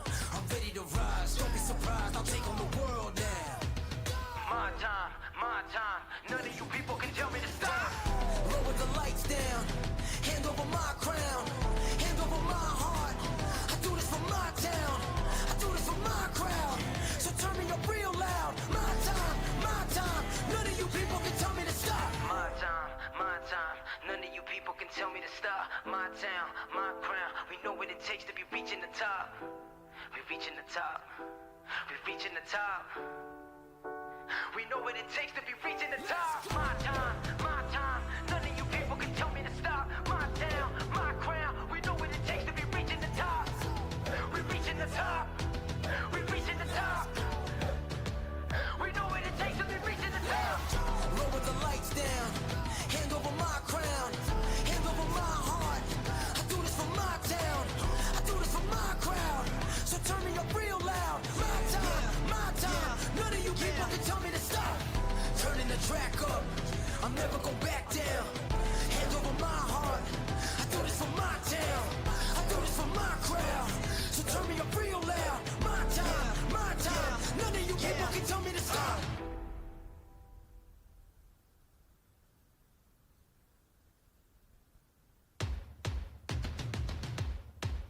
Yeah. I'm ready to play now. Put me in the game now. I came here to prove it. I'm ready to do it. I can't be afraid now. Put me on the stage now. I'm ready to rage now. I feel like an animal stuck in a cage and I'm ready to break out. My time, none of you people can tell me to stop. This time, like the last time, you better get ready to race to the top. I'm ready to do this, show you what the truth is. I step on the field, it's time to get real, I'm feeling so ruthless. My time, none of you people can tell me to stop. Lower the lights down, hand over my crown, hand over my heart. I do this for my town, I do this for my crowd. So turn me up real loud. My time, none of you people can tell me to stop. Yeah. So what are you afraid of? Those feelings are made of. Get in the game, your moment of fame, show them what you made of. It's time that we stand up, it's time that we man up. For anyone asking who is the best, we putting our hands up. My time, nothing can keep me from reaching the top. This time, like the last time, I'm moving so fast, I'm ready to rise. I'm ready to throw down, it's time for the showdown. I'm ready to rise, don't be surprised, I'll take on the world now. My time, none of you people can tell me to stop. Lower the lights down, hand over my crown, hand over my heart. I do this for my town, I do this for my crowd. So turn me up real loud. My time, none of you people can tell me to stop. My time, none of you people can tell me to stop. My town, my crown, we know what it takes to be reaching the top. We're reaching the top, we're reaching the top. We know what it takes to be reaching the top. My time, none of you people can tell me to stop. My town, my crown, we know what it takes to be reaching the top. We're reaching the top, we're reaching the top. We know what it takes to be reaching the top. Lower the lights down, hand over my crown, hand over my heart. I do this for my town, I do this for my crowd. So turn me up real loud. My time, none of you people can tell me to stop. Turning the track up, I'm never going back down. Hand over my heart, I do this for my town, I do this for my crowd. So turn me up real loud. My time, none of you people can tell me to stop.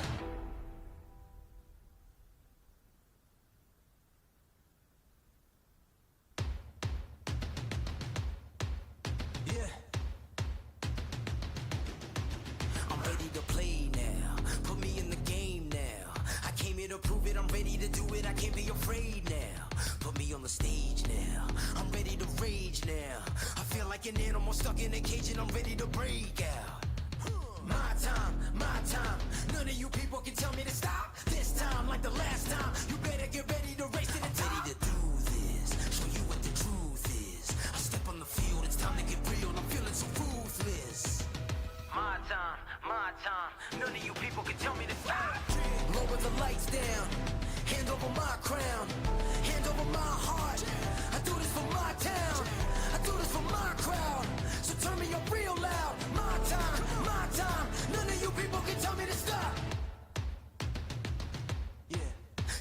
you afraid of? Those feelings are made up. Get in the game, your moment of fame, show them what you made of. It's time that we stand up. It's time that we man up. For anyone asking who is the best, we putting our hands up. My time, nothing can keep me from reaching the top. This time, like the last time, I'm moving so fast, I'm ready to rise. I'm ready to throw down, it's time for the showdown. I'm ready to rise, don't be surprised, I'll take on the world now. My time, none of you people can tell me to stop. Lower the lights down, hand over my crown, hand over my heart. I do this for my town, I do this for my crowd. So turn me up real loud. My time, none of you people can tell me to stop. My time, none of you people can tell me to stop. My town, my crown, we know what it takes to be reaching the top. We're reaching the top, we're reaching the top. We know what it takes to be reaching the top. My time, none of you people can tell me to stop. My town, my crown, we know what it takes to be reaching the top. We're reaching the top, we're reaching the top. We know what it takes to be reaching the top. Lower the lights down, hand over my crown, hand over my heart. I do this for my town, I do this for my crowd. So turn me up real loud. My time, none of you people can tell me to stop. Turning the track up, I'll never go back down. Hand over my heart, I do this for my town, I do this for my crowd. So turn me up real loud. My time, none of you people can tell me to stop.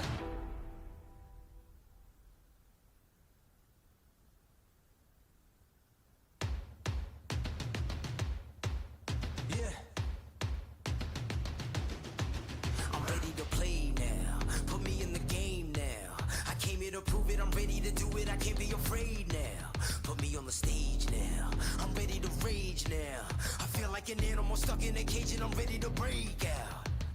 My time, none of you people can tell me to stop. This time, like the last time, you better get ready to race to the top. I'm ready to do this, show you what the truth is. I step on the field, it's time to get real, I'm feeling so ruthless.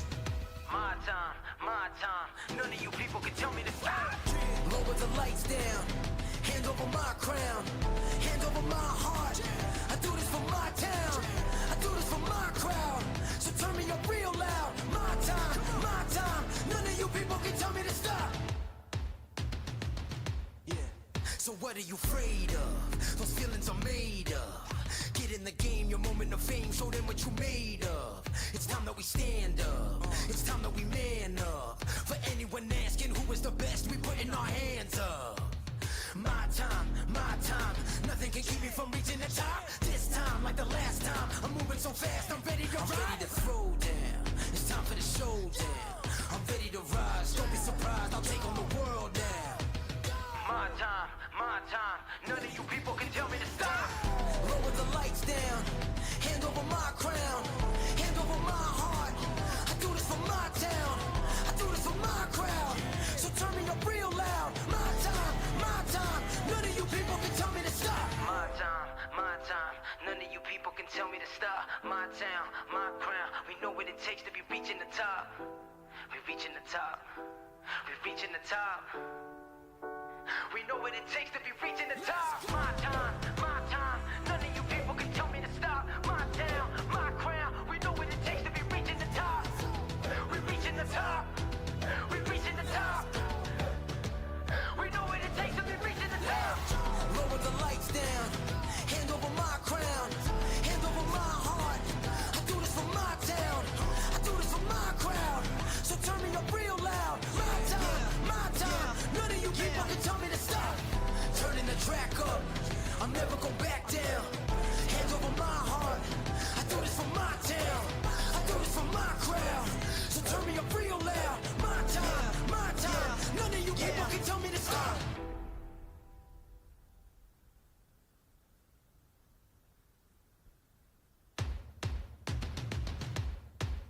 Yeah.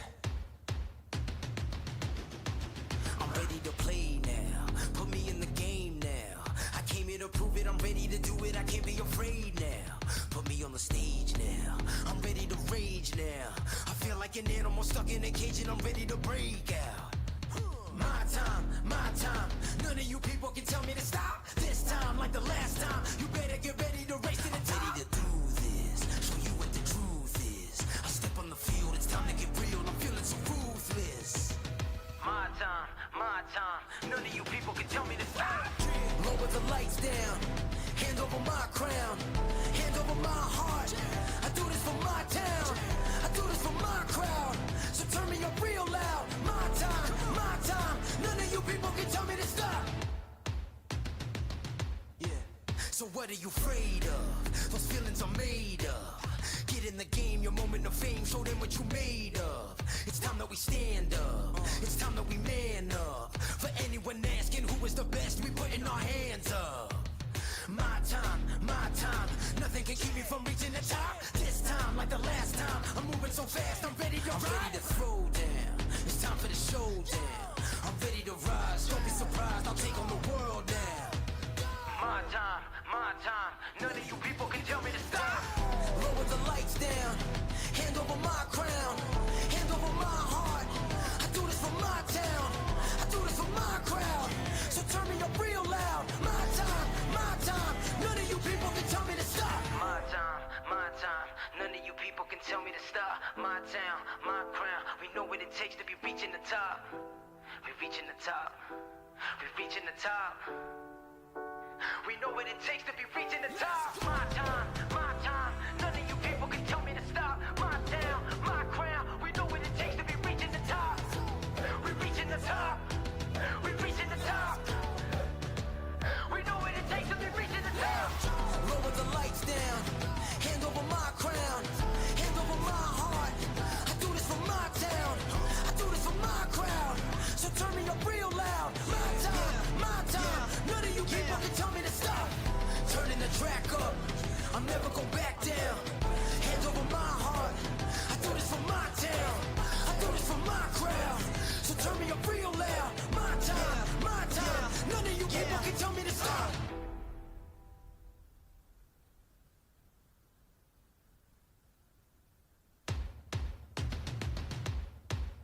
Yeah. I'm ready to play now. Put me in the game now.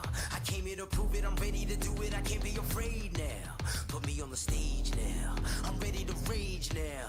I feel like an animal stuck in a cage and I'm ready to break out. My time, none of you people can tell me to stop. This time, like the last time, you better get ready to race to the top. I'm ready to do this, show you what the truth is. I step on the field, it's time to get real. I'm feeling so ruthless. My time, none of you people can tell me to stop.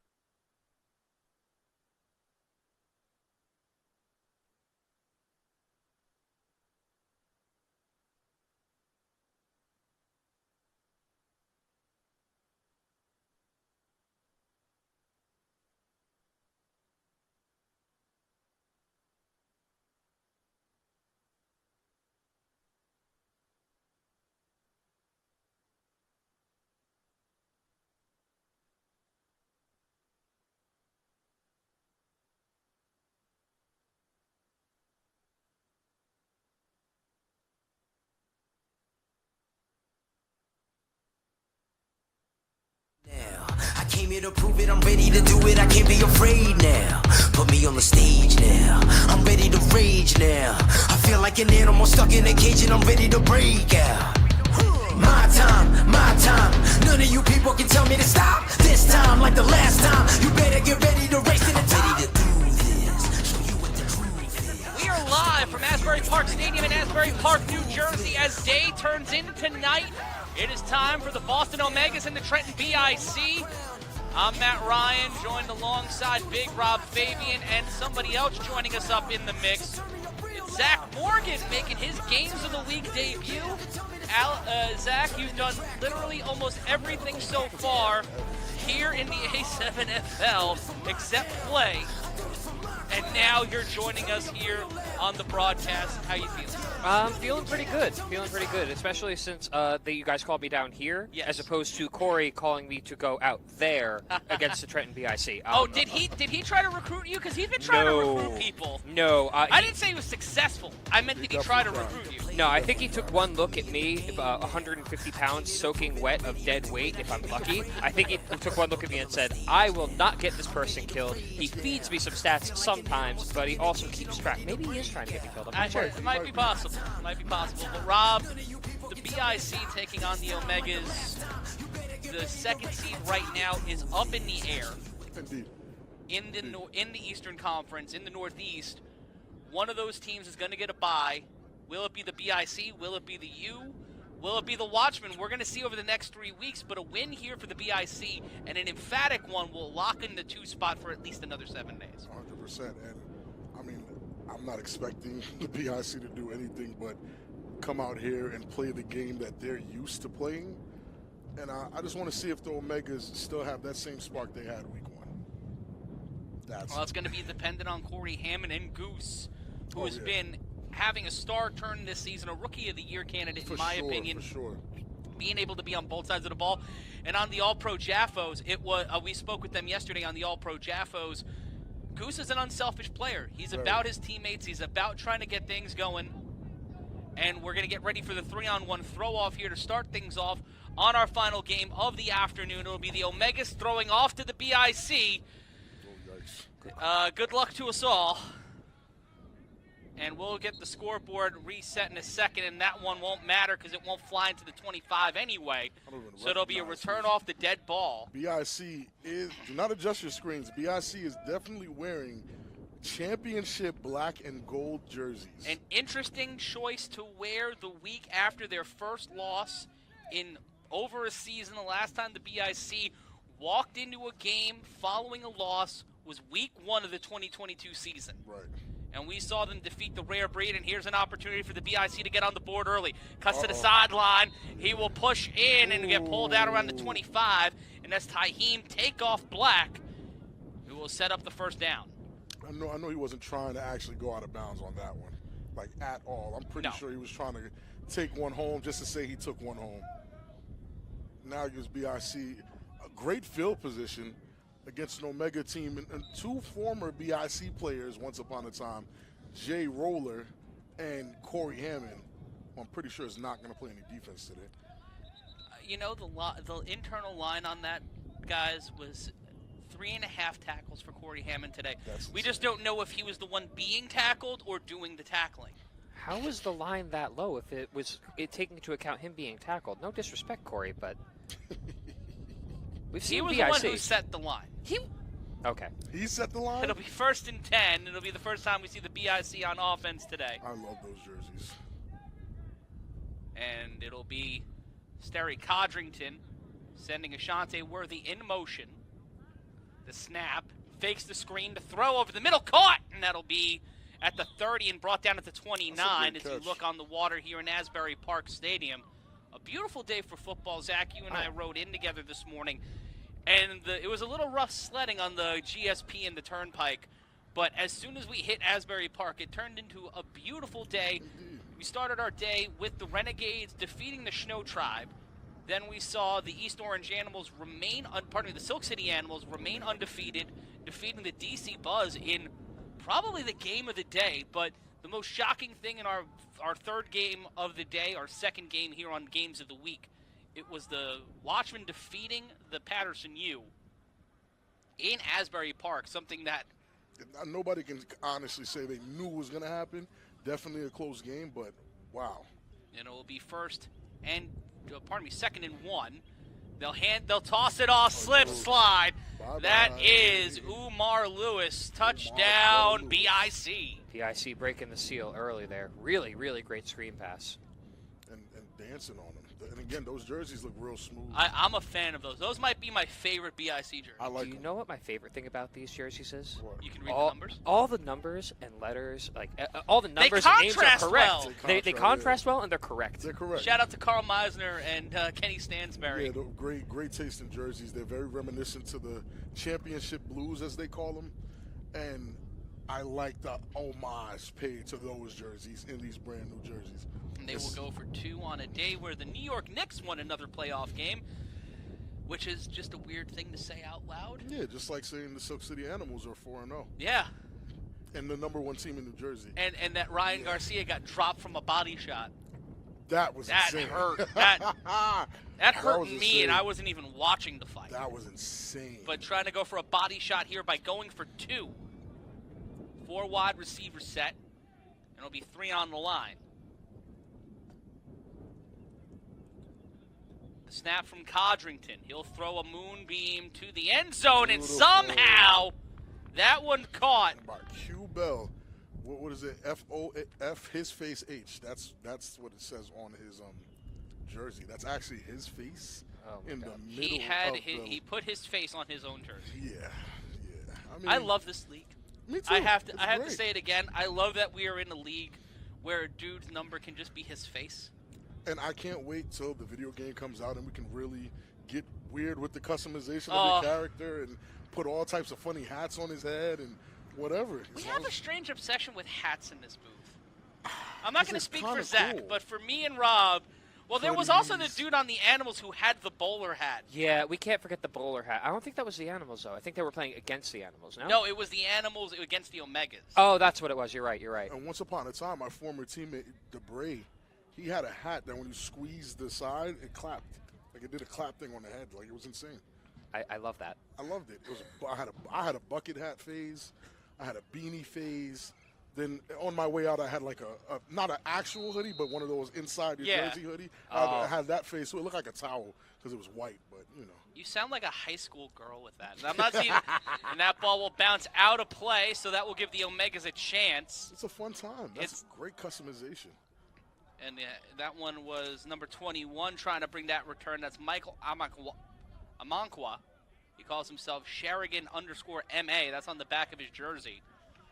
So he'll run it from the 25 on the dead ball run. Pardon me, he'll run it from the 20. And this is the best chance for the Omegas to really get on the board here. 100%. It's not going to get any easier than this right now. Not saying that this is easy at all. Let's just be clear. This is going to be tough. 13-19, just over a minute and change gone by here in the first. And here comes the whistle for the run from the 25. Amankwa will get to the 45 and immediately met. Little mini Huss. And that was Tahim Black and Jamie Melendez, a.k.a. Salsa, getting the stop. Jamie's definitely a 3-on-1 specialist. Definitely a 3-on-1 specialist. Him, Tahim Black. Tahim Black and Trey Cohen. Yeah. It's a lot of T's over there.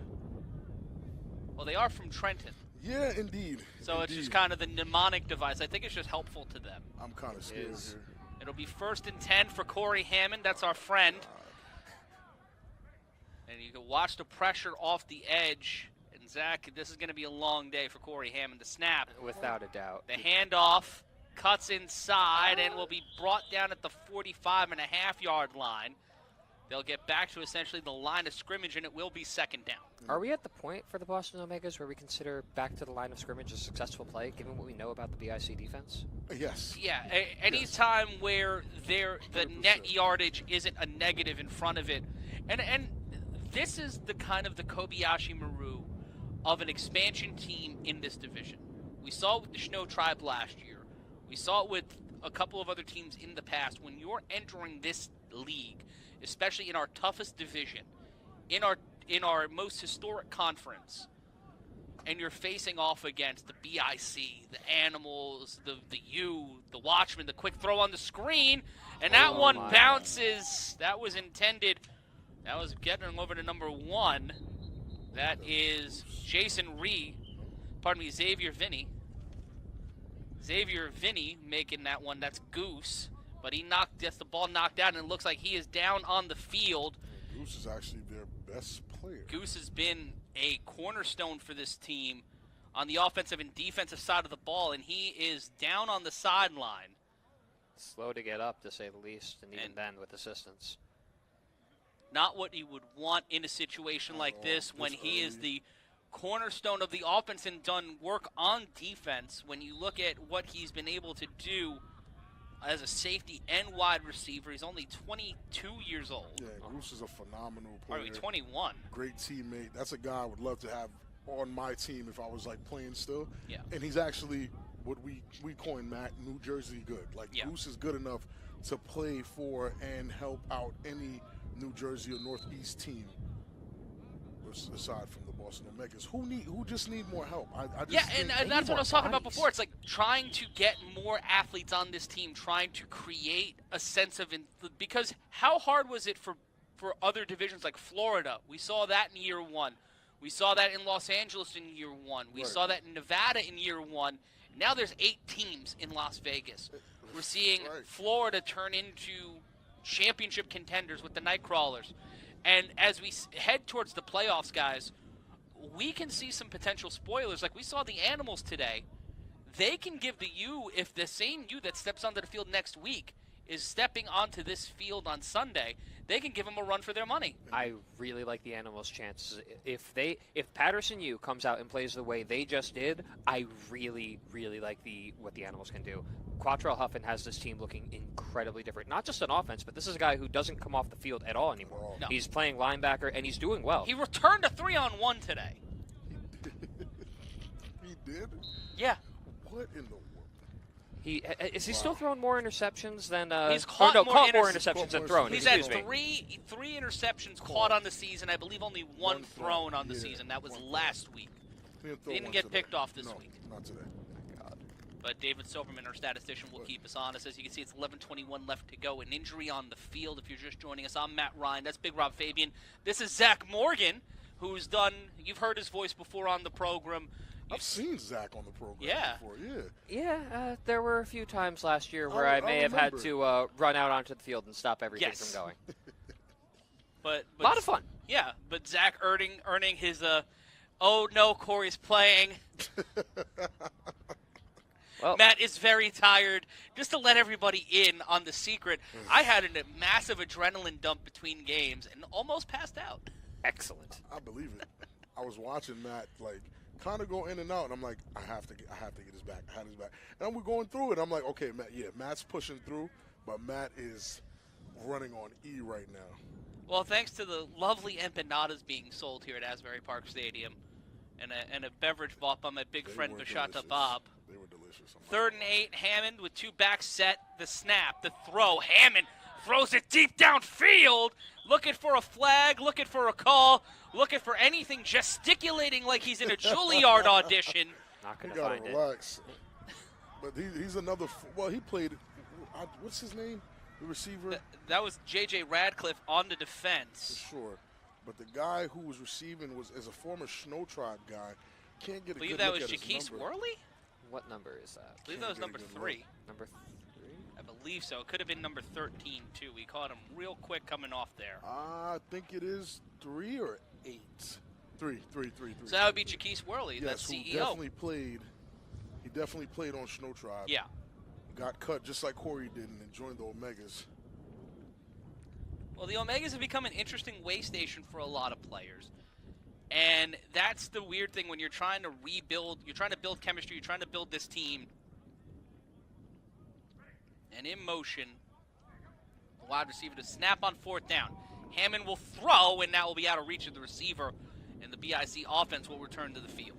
Yeah, and Corey's pretty much going through what he normally goes through, except this time they're not grabbing him and proceeding to plant him like a seed. They're actually allowing him to get the play off with the rush, bothering his eyesight where he's overthrowing the ball. And that's usually what he goes through because he's not a very mobile quarterback, nor does he have an offensive line that gives him the time that he actually needs to be this pocket presence quarterback that he actually is. And he knows, like I know, a quarterback that can sit in the pocket and deliver the ball. We saw Mark Diggs earlier today. If he has time. If he has time, he's dangerous. But he needs the time. And Zach, you were upstairs for most of the day looking down on the action. There's a different kind of energy this week than we've seen in other weeks. People know it's week 4. People know we're entering the playoffs. These games matter more than ever. And at the same time, though, where you're seeing these games matter more than ever, I have to. It's almost as if some of the veteran teams, Patterson U, the Watchmen to an extent, you see these guys not. I don't know if they're really giving everything they have over this past day. Well, they know that it's a meat grinder. Flag thrown on the play, and that'll be Codrington running out to the 30-yard line. And we actually we had a conversation about this outside with OG Buck, talking about this is a meat grinder. Right. These teams over 7, the Northeast and Nevada have the toughest road to the championship because there's so much parity in those divisions, and there's so many opponents that can take your head off. Right. In Ohio, it's the Sin City Chaos. In Florida, right now it's the Nightcrawlers. So they're beating each other up. They may have to take the pressure off the gas a little bit because they know these games, the teams that are up there at the top know that they're going to be in the playoffs or have a feeling that they have to play mistake-free football. They have to play a little stress-free, and that's a big toss. That'll get to the 13, and that'll be a first down for the BIC. And that was Taheem Black takeoff, getting the ball on that play. Because the truth of the matter is, there's a three-headed monster in the Northeast right now. And then right under that three-headed monster, it's another three-headed. None of these teams are giving up easy wins or easy plays right now. Even the DC we saw Buzz. The Buzz played the game of their season in a loss. Against the number 1 team in the league right now. So, again, Northeast is beating each other up. Codrington on first down. Caught. Touchdown. BIC. Trey Cohen with the emphatic flip. No hands, no pull-up. The kid just flips while he pulled a Simone motion. Biles. I can't. In front of God and everybody. And it is 14-0 BIC. I don't think I could imagine myself doing a flip like that. I could. Zach, could you do a flip like that? No, I could not. I'm glad you understand your physical limitations. Oh God, no. I am a distance runner, sir. I am not. No flips. No, absolutely. So not. wait. You can run fast? You can run for a long rumor time. has it. How do you look in purple? Asking for a friend. Oh yikes! Bad question. Zach froze. Purple is actually my favorite color. Oh, but yeah, as fate would have it. Corey, call him. No, don't. Floyd's watching the film back, looking through his. He's like, Zach, we're going to get a group message text. Zach, come on. Where is my phone? I am blocking Corey's number right now. As BIC line up for their 2-point. They're going for 2. The plus-minus matters here, Zach. 100%. I think the BIC's goal, I'm not sure if this would be really earth-shattering analysis here. It seems as though their goal is to, as quickly as possible, get a mercy rule into effect and go home early. They might be trying to to be the Century Boys, and they will get the 2 points there, and that one going. That is also possible. Century Boys is crazy. That is insane. The Century Boys is insane. That is a great name, by the way. Well, because they were the 80 Boys last year. I don't think anybody will ever get past 80 Boys. I think that's the record, and that's where it's going to stay. I don't think it's going to. And it's in the first quarter, 16-0. BIC on top. And right now, it's a hard road ahead. And Rob, when you see this BIC team, they're a lot looser than they were last week. As they should be. As they should be. This is one of those games where you don't have to. You can get. These guys are here to get reps. You can get the reps in, showcase some of the talent that might not get the opportunity to be on the field when you're playing big games like against the Watchmen, against the U. You get the Omegas out there, and Trey Cohen could just walk in for a touchdown. Give that other one guys will opportunity. Bounce to the 25. That's a live ball. It's touched by 89. 89! He just walked all over Russ Cohen. And that's the crazy part. Trey is usually, well, he was still the first one there. But he's probably one of the best return covers like coverers in the league right now. I honestly think so. I would like to see him against Ashanti once, just to see if he can get there. That would be interesting. Do you think the BIC would let Ashanti Worthy join the Boston Omegas for just one play, just one 3-on-1? Make it interesting. Let's take a look. If they had fun, if they were just having fun. And that But one we're not was there. No. the loosest of loose ball plays. That was picked up by 89, and He tackles his teammate as well. He tackles Jamie Melendez just as well as the guy with the ball. And if you were looking for information on the Hunters Pit Bosses game, you can watch that game now on A7FL.tv. And we'll get we'll give you score updates here as well on what's going on in Las Vegas as the Hunters are trying to ride the proud highway into the playoffs, and the Pit Boss is looking to play spoiler. The throw intercepted! Oh, no. And that one is Kason Campbell. KK taking it to the house, and it is piling on here in Asbury. Pretty quickly. And we have rules in place, but I mean, if they can get it going before the rules actually apply, then, you know, what can we do? And in the poll, surprisingly, 160 votes, 53% had the Watchmen winning that game. I think that one was later in the game and just mistimed it. That was intended for number 44. That was Ak Aline. Oh, my goodness. Q Bell with the block on Oscar. Wow. Poor Oscar. He was talking to you before the game. He was yelling at me before the game, but that's what Oscar How does. do so many people yell at you before games? I don't know. They just enjoy it because they know I'm just going to laugh it off. He was like, I love you, man. I'm like, please leave me alone. I just want to go back to the booth, please. And that is the weird thing about being here in Asbury Park. We are in the bowels of the building, Right. which is adjacent to the locker room. And we're going for two here from the 10. Codrington with 3 wide receivers. Corey Hammond not on defense. Flag on the offense. But is And that they will- Oscar at safety? Yeah, yes. Yes, it is. Yeah. That's Oscar at safety. That's definitely Oscar at safety. And you probably won't find his name up there. The but snap. Is it up Oscar Alford? Never mind. The throw to Look the at him. end zone caught, and that is Cedric Goodrich. Listen, I went to Cedric. A little known fact about Cedric Goodrich, besides the fact that he has a bald head, Cedric is an MMA fighter. Oh, good. Yes, and I actually went to an MMA event with Cedric a few years back to celebrate. One of our good friends was, he was fighting. Cedric was there. Cedric was so energized and animated that the security was, Cedric's a fighter. They're telling the security was like, oh, you have to move. And Cedric was like, who's going to make me? I'm like, oh, yeah, this guy's nuts. Cedric's nuts. He was ready to fight the security. Oh, my God. And a beautiful pass. Great catch. Look at Cedric's focus. I got a bald head. Yeah. He was definitely focused on catching that ball and not fighting the bouncer that time. Nah, not at all. Well, he would have beat the bouncer up. That's the funny part. I And that believe it. one will bounce at the 30. That'll be a dead ball, and they'll run it from the 25. Right now, we're not even halfway through. No. But We're halfway through the first quarter. we're halfway, yes. Oh, man. Maybe the Century Boys thing is not too far-fetched. But as we look at the The Eastern Conference, mathematics fit. Yeah. because when we look at the Eastern Conference, it is a plus-minus. Oh, that's NY.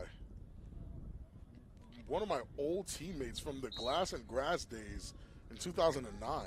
And he'll get to the 40. He'll cut into the 50. Oh, He'll look at push that. up the defender and get Corey Hammond and the Omegas to the 39-yard line. Not That's dead yet. literally the best run that I've seen from anyone against PIC.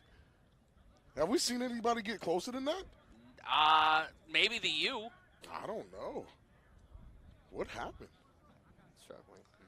And it will be 1st and 10. It is 0-0. Pit Bosses and Hunters. They are in the second quarter. We'll Here see we here go. again. This is definitely NY. And look at that. Oh, Trey just misses the tackle. Oh, and so does Jamie. And if he doesn't hold on to that jersey, if he doesn't grab onto that jersey for dear life, that might have been 6 for the Omegas. And here's the problem with life. I actually don't know NY's real name. Amazing. I only know him as NY. I've never Hammond called under him center, anything else. looking to get on the board. The quick toss, cuts around, moves to the line of scrimmage, and brought down behind the line, and it will be second down. And the muscle man, Andrew Oh, Levine, is he's- there to throw him in the trash pile. He's going to feel that one. Another former teammate of mine, former BIC champion. 6:40 left to play. Rob, what were you going to say? Yeah, no, Yuck. My guy Justin Rampage, Yuck. He's That's a recognizing. good football name. He does. He does have a good football name and a great pair of football legs. He's gonna hate that comment. And as we've seen with the BIC so far this season, they can give up quick plays. Yeah. They can lose sight of things. And it's early here in motion. Hammond with the play action. The throw. And number 52, that's Ryan Willock on the coverage. It looked like he was inspecting the uniform of the wide receiver on that play. But it will be third down, pardon me. And it is third down. Matt Ryan joined by Big Rob Fabian and Zach Morgan. You were saying that the BIC, they can lose sight of things and absolutely let up those short screen passes here and there. But the thing is, they'll give up, maybe they'll have a drive where they give up 2 very long screen plays. Maybe they even give a touchdown. The difference this year has been how steady Sterry Codrington has been in response to any sort of adversity. Anything. He's been even keel. He's been cool. And I haven't seen him get emotional. I haven't seen him even be too excited for a play. Oh, my. And that one's dropped on the interception attempt. That's number 21. That's KK. Kason Campbell looking to pull off the INT, and he'll do push-ups. This BIC defense is a little... Kenny Stansberry in on defense. A lot of guys who don't usually play today played. Ant Live. Ant Live he played. played today. Huh. Kenny Stansberry is on the field. Kenny Stansberry won't tell you, but he's been working out all week. He's been ready for the Omegas all week. is Herschel dressed? Herschel is dressed. Herschel should be dressed. Oh, I think we're going to see Herschel today. I could almost guarantee it. And Jay Roller is pacing on the sideline, waiting to get his turn to get a feel for this BIC defense. The snap, Hammond throws to the sideline, and that will be a turnover. And there's flag on the play, so there might be some life for the Omegas. Roughing the passer. Oh, my. That's a tough penalty. So Corey Hammond getting the first down the hard way. And continues to give the Omegas some life here, and it will be first down. Hammond in the best shape of his career. At moments has looked pretty solid behind center. But the problem, and this is endemic to football, offensive line play, and Rob, you know this better than anybody, For sure. is the most important part of this game, especially 7-on-7. You will have a minimum of 2 and a maximum of 4 on the line at any given point. It's all situational. So how do you play against that? How do you make that happen? And it will be first and 10. Pistol set. Ooh. Got him going. I mean, right now, for Corey, it's the same story. It's the same story. I don't even mean to rhyme like that. For Corey, it's the same story. Offensive line play, his lack of mobility because of prior injuries and things of that nature definitely keep him stuck in one spot. And if you don't have an offensive line that can actually give you that time, we say it all the time. If you don't have the offensive line to do that, you're in trouble. And quick correction, it was Jamal King, number 3, Jamal King. on the Omegas. I was looking at the stat sheet wrong. Yeah, that's actually not the real Jamal King. That's just somebody wearing his jersey. Jamal King is not at the game. I can guarantee you that. Well, we'll be first and 5. The throw over the middle. Gets Wait a through. second. Plows through. First down, wow. Omegas. Oh, wow. All right. Caught first by ball. number 44. And that's Ak Aline, a.k.a. It's Just Ak, It's Just tight Ak. end. Playing at 41 years old. And this is why I kind of need the Boston guys, like the actual guys from Boston. Timeout by the BIC. The actual guys from Boston need to see this and see that they have guys out here that are actually out here getting busy, because I know this is not the best that Boston has to offer. This cannot be it. That is a sports. But it's a building process. 100%. We've seen that with every division. And how do you Night draw and them day, in? Vegas. Yeah, Night indeed. and day between season 1. We saw how good the Force could be. We saw some great players Indeed. on the teams that were available. But now It's a war out there. It's a war. It's a battle every single week, every single game. There's 8 teams. There's 6 playoff spots. Right. And that's the beauty of it, that after that first inaugural year, they get their butts whooped. They go back and they're like, hey, these guys are real. Yeah. These guys destroyed us. Here's the film. And you're watching these teams like the Force got annihilated here when they faced BIC last year. They went back, Connor was on a high horse, and they developed a whole league of monsters now. It's like 3 or 4 good teams in Vegas. That's great. That's a great look. There'll be 3 teams in the top 10 more than likely this week coming out of Vegas. Sure. In motion, the handoff. That'll be met at the line of scrimmage, trying to RPO speedwagon it, and the defense will get the stop. If Corey scores on BIC here, what's the over-under that he comes and tells us that he scored on BIC?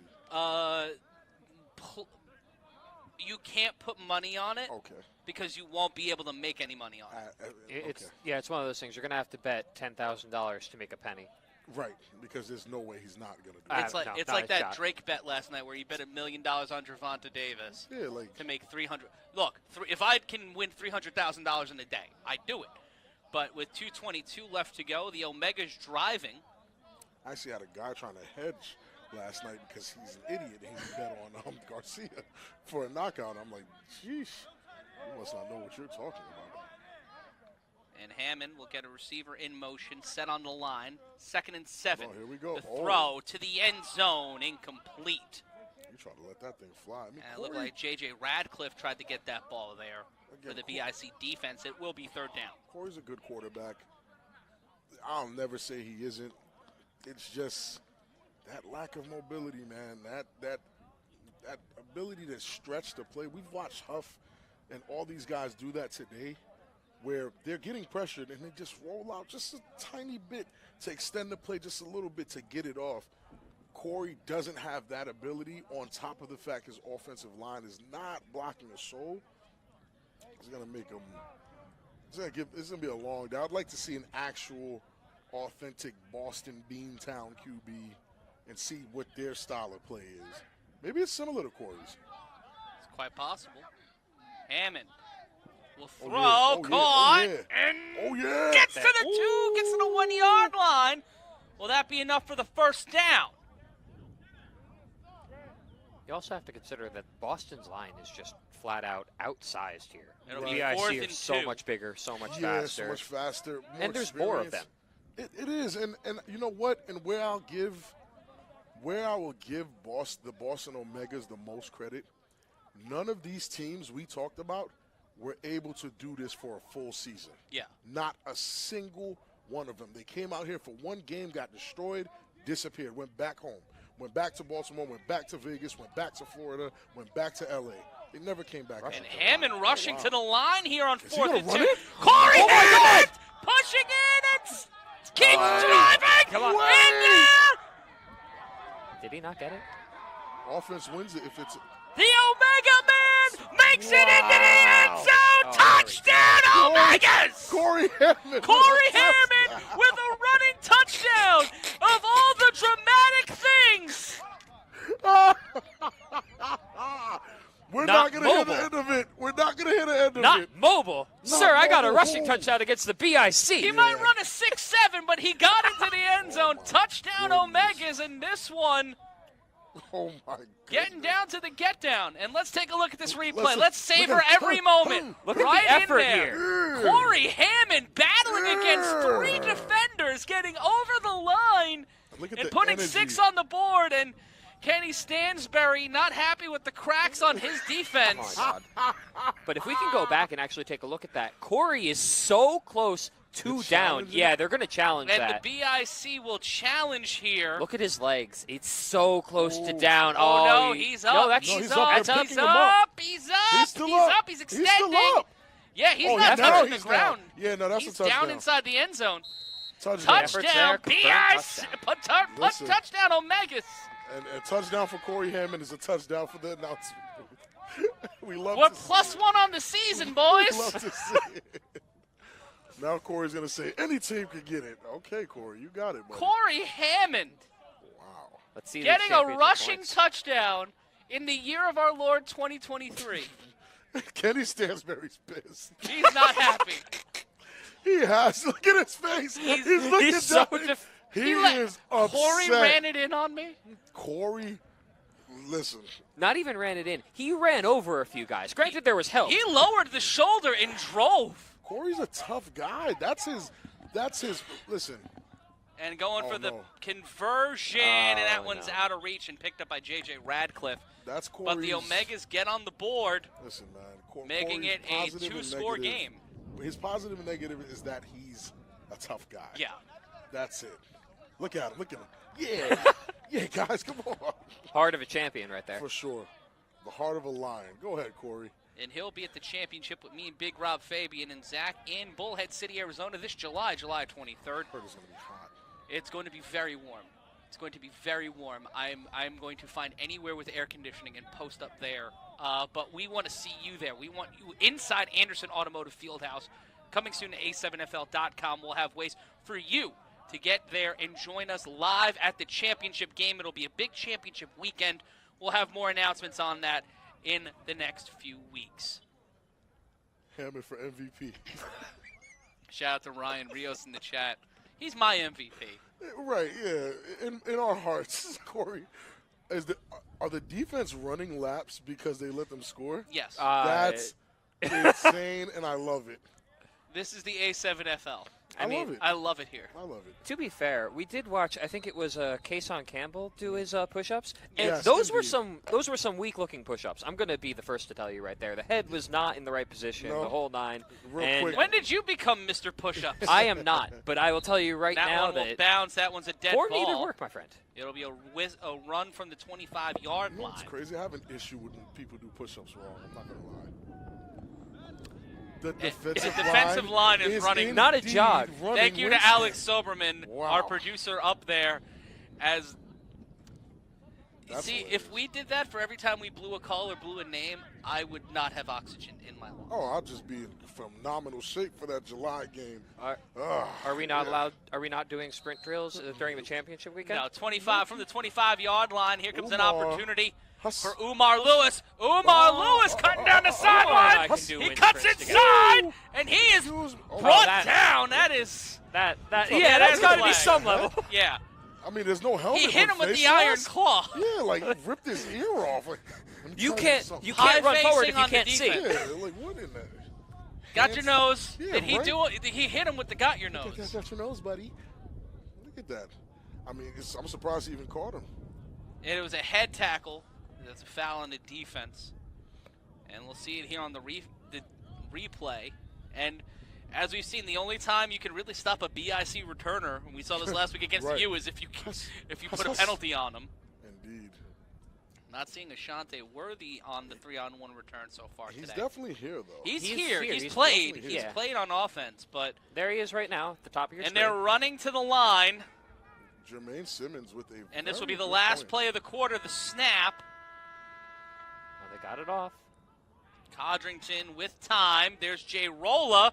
What's going And on the with the blue shirt? throw, that's Ashante Worthy. Worthy will cut in, and that'll be a touchdown for the BIC, but a flag on the play. We'll see what the call is. It might be holding on the offense. Most likely. But Jermaine Simmons with a great comment. I think Boston should have a. It'll be the replay of the down, but that means it's the end of the first quarter. The Omegas get on the board because of I have to say this again, a Corey Hammond goal line rush. You wouldn't believe it if you didn't see it. If The it wasn't recorded, BIC it are up wasn't real. 2 scores here at the start of the second quarter. We'll change sides. And I'm Matt Ryan, joined by Big Rob Fabian and Zach Morgan. Zach, how you feeling a quarter in? Well, we're seeing more fight out of the Boston Omegas than I think any of us expected. Though that will count as a touchdown. Oh. But even though there was penalty, holding on the offense. So I'm confused. 2-point conversion. We'll be going for the 2-point conversion here. An Irish, Oh, was that them waving off the penalty flag there? Oh, must have been. an Irish Boston team. Makes sense?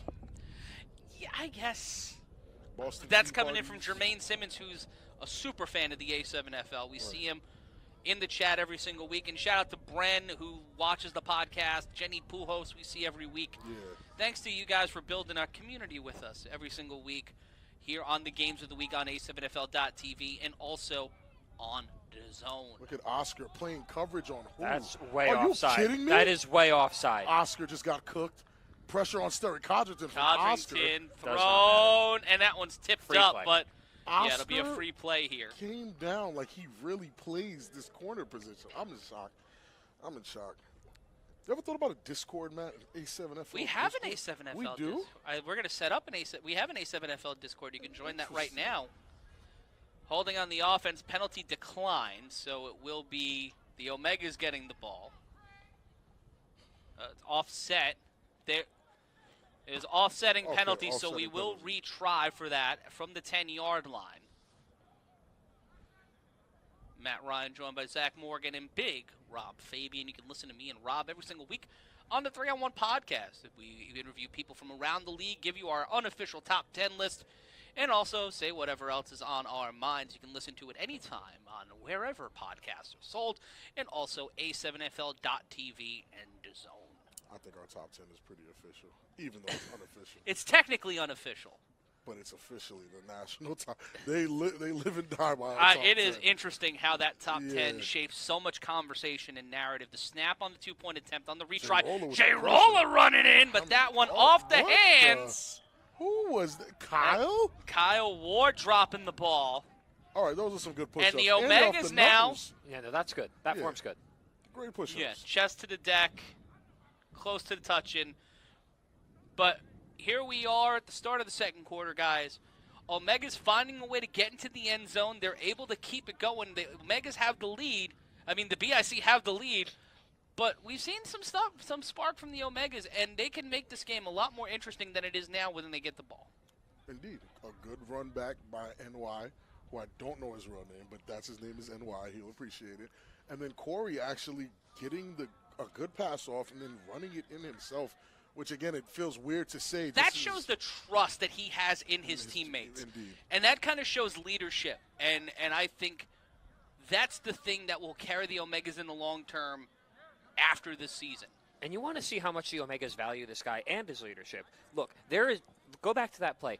The Omegas did not let Corey go down on that play. They kept him and they willed him into the end zone for the score. There is a level of moxie, and I don't mean to use a term from the 1960s. I'll put $1 in the jar. But here comes a 3-on-1 throw-off attempt. That one's off the hands of 89. That's NY. NY will have to run from inside the 5. He will get to the sideline and get pushed out of play By Jamie. at the 25. The thing that I see with the Omegas that the Snow Tribe, and I want to be very clear, if the Snow Tribe had as much moxie and as much toughness as the Omegas, they don't lose today. That they're missing the heart that the Omegas have. Because the Snow Tribe is filled with talent. Don't get me started. I was on that sideline. They had a These guys are DPO. They have the talented. DPOY on their team. Come on. They're talented. Yeah. But what they're missing is the heart. What they're missing is that hey, like once you see your teammate do something good, no matter what the score is, you're cheering. They didn't cheer. Matt. Yeah. Their teammate got a great tackle. No one said a word. I was cheering. I said, oh, let's go. It was just me and a teammate. No one said a word. This is just a pure observation. I do not mean any offense when I say this. I need to preface this. The Snow Tribe just seemed like a group of football players that play individually but on the same team. Right. There's no camaraderie. cohesion There's there. none. There's There's none. moments where it's there, but I think that's the thing that really that's what they had last season. They were a group of players who had been in the trenches together. Now it feels a little bit more like a team in a way station trying to figure out who they are. The handoff in the running game not getting as much success from the rusher, number 7, holding on to the ball. And Big Mook not allowing them to get even half a yard forward. Return And that that right to broke center. 8 straight completions for Sterry. That miss stopped 8 straight completions wow. from Sterry Codrington. His completion percentage has been otherworldly It's- this year. Yeah, Sterry's and been that's playing why out I of this put world. him in the MVP candidacy, at least for offense, or at least offensive player of the year, I agree with because that. of how consistent he's been. Yeah, Sterry hasn't really missed a beat all year. No. And it hasn't been him. When the issues with BIC came up, even why they lost against the U, I just never felt like it was Sterry Codrington. The BIC is not even close to the game against the U without Sterry. Sterry kept them alive in that game. Sterry and Ashanti Worthy. One wide receiver set, and now some matriculation, some adjudication in this dancery, and we'll move back 5 yards, and it will be 3rd and 20. False start on the offense. They will go to the 15-yard line. I think if a group of Boston guys were to see Corey play quarterback, I think they would think he's from Boston. I think they would come out here and give it their all, which is what I told Goose. Unfortunately, he's hurt right now. I told Goose, hey, show these guys, show your older statesmen these football plays. Show them what's going on out here. Maybe they show up. Play action. Hammond will be brought down, and it will be 3rd down. That's a very dangerous spot to be in. Hammond gets right back up. I don't know what it is, but it certainly seems as though the BIC have... Goose back in the game. Oh, there you go. Yikes. BIC definitely with an extra step after letting Corey run that in. Yeah. Yeah, because they had to do them wind sprints. I'm not going to lie. If I had to do wind sprints, I'd be a little upset. Hey, they'll wake you up. Take that Oh, personally. for sure. Yeah, I take that personally. Yeah, I have to. And after I hit Corey, I'll be like, bro, I'm not sprinting again. Yeah, I'm sorry, bro. I'm I love sorry. you, but No. anybody who makes me run, Yeah, you got to go. you're getting lit up. Like, I'm coming full bore at you. I'm not what you would call good at sports. I'm weirdly athletic for a larger gentleman, but it'll be 3rd and a gated community. Oh, boy. Hammond will throw, and that ball will be incomplete. We're looking at And it says it's a forward pass. Forward pass, Yep, incomplete, and it will be 4th down. and I mean, You're throwing off here, right? Yeah. You have to. you When you're on your own 1 yard line, no matter the scenario. Then why aren't they going towards the sideline? What are we doing? Corey? This is Corey's Hammond here. Yes, this is, yes. Okay, there's some movement towards the sideline. Okay. I think Corey's nickname should be Guts. He does have them. Yeah, a lot for of them, sure. Yeah. Corey has a lot of guts, man. I would like to see Maura Quirk as our referee. Corey has a ref? No, Maura Quirk from Guts. Oh, from Guts. Okay, yeah. I thought you said more of Corey as a referee. No, wait a second. Corey as a referee would be a terrible thing. I had a stint as a referee for not too long, for a few fall seasons. It's not as fun as it looks. I can't imagine Why it's would fun you at think? all. Yeah, where do I you thought- see the fun in being I a don't referee? know. I thought it would be fun. And that one thrown. It's fun announcing. I thought, hey, maybe being a ref is fun. I was wrong. My favorite is when there's one call that's made by the ref, and all of a sudden, both teams will enter the field to argue. Everyone thinks they've got the right point, Nah, but the refs only got one set of ears, and I'll definitely give it that. When I was a referee with Ant Live, we didn't have to argue too many calls. oh, that's good. I think we looked scary. And it will be it'll be 1st and 10. Matt Ryan joined by Zach Morgan and Big Rob Fabian off the screen. Slips Peels away. off the tackler. Cuts in.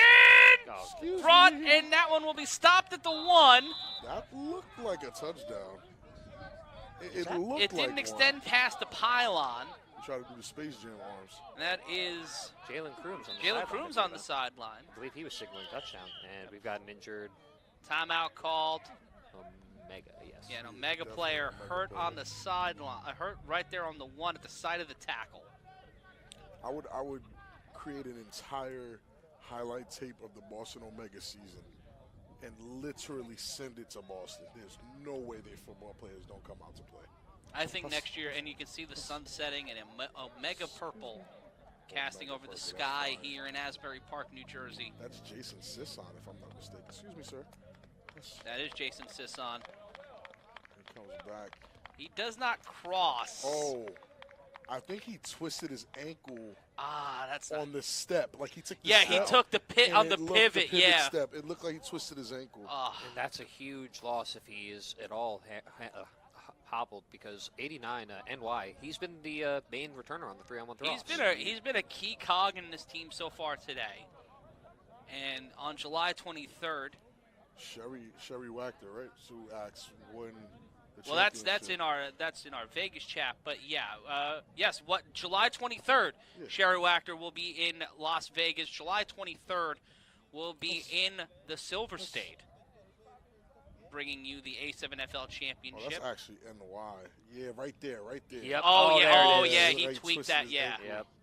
And then one of his teammates almost landed on it. Luckily, they did not. And it'll be Sterry Codrington in first and goal. He'll have Taheem set up to his right, the handoff, and in there, touchdown BIC. Buddha Smash, another former BIC player in the chat, who said, whose bright idea was it to let Oscar throw? And Buddha, I would like you to know that's the same question I used to ask when they let you throw back in our BIC days together. I never understood why they let you throw, Buddha, but they always let you throw. Always. I have no clue. But it's the same question I used to ask, so I understand your frustrations, brother. I definitely do. And in Nevada, it is nothing still. The Hunters playing the Pit Bosses.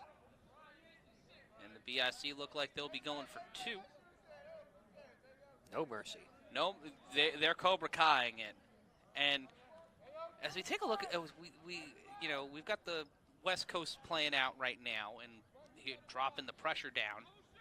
On the 2-point attempt from the 10-yard line, Codrington, Jay Rolla trying to create some pressure to throw, and that one will be caught.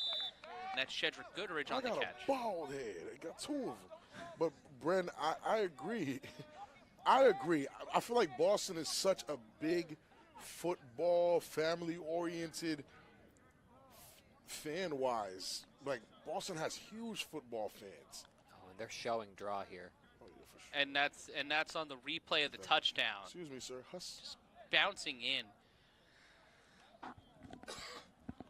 But yeah, if they actually give Boston a chance to have their own thing like Vegas has, as the Northeast has, where they don't have to always travel, maybe one or two teams have to travel, and let them do it interdivisionally with them, might be a bigger turnout. Yeah, next year we're going to see one team turn into two, maybe three, maybe even four. The opportunity for growth in Boston as a market is huge. It's huge. Boston is an amazing place for football. Off the hands of the returner. You see something, sir? Huss. Whoop. Shows a bit of a hustle, but wasn't able to get his feet under him. One thing I'm looking forward to with the emergence of the Boston market, and inevitably with one more year for Boston to be involved in the league, is you'll see a growth in players. Silk City 2 years ago had maybe 14 players. They couldn't finish out the season because they got way too hurt. Right. Hulk actually blew out his knee, and I think that was the nail in the coffin for that. Wow. Yeah. I do remember that. So this is Hulk's first season, full season back. That was the first time I'd seen Hulk since the knee. I was really happy to see him, and especially breaking off that long touchdown for him. But next year, I can almost guarantee you there will be more guys on the Boston Omegas, and that's going to be the first step. Because you can see it now on the sideline. They don't have any extra bodies. And there's more Jersey players out there, too. There's Pennsylvania. Right. There's so much growth. I'm hearing rumors about what we might see in 2024. New markets, new expansion, new opportunities across the league. This is the time to get involved in the A7FL because there's so many big things happening now in Season 9 and Season 10. We're the longest-running spring football league for a reason to throw by Hammond. And look at that, cutting in there and getting to the 15-yard line. I need you to know Corey Hammond is writing down each of these stats as they happen. And he's going to make sure we know about it. He's got a pen and pad in his pants pocket. Right now.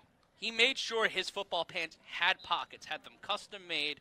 He's got a moleskin and a quill pen. I don't know why it's a quill pen, but it's a quill. You look at that man's hair. Of course Yeah. Look at the hair is feathered, so he's got to write with a feather. There's That's so many how it things he works. hasn't done. Just you wait. Just you wait. Is that another dollar? No, that's a recent reference. Okay. Hamilton, even though it's based in the 18th century, It's more recent it- than it- anything. It's less than a decade old. The reference still is less than a on decade Broadway. old. It's still on Broadway. Okay. God bless. My point still stands. It's 1st and 10. Corey making some adjustments at the line. Brian Santista can't help but notice the resemblance between BIC's new jerseys and the Animals' current jerseys. Well, the Animals are wearing black and white, and they're wearing black and gold. Right.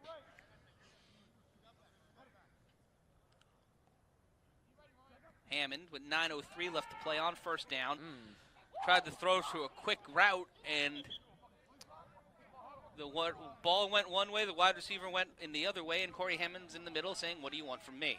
Good to see NY back out there, but Yeah. you could Right. see the ankle bothering him. He could Right. not cut where he wanted to, and that's part of why the ball was not where he was. These guys are a bunch of tough guys. I give them that credit. That's why I can't wait to see the Boston Omegas in 1 or 2 seasons after getting a taste of what this A7 life feels like.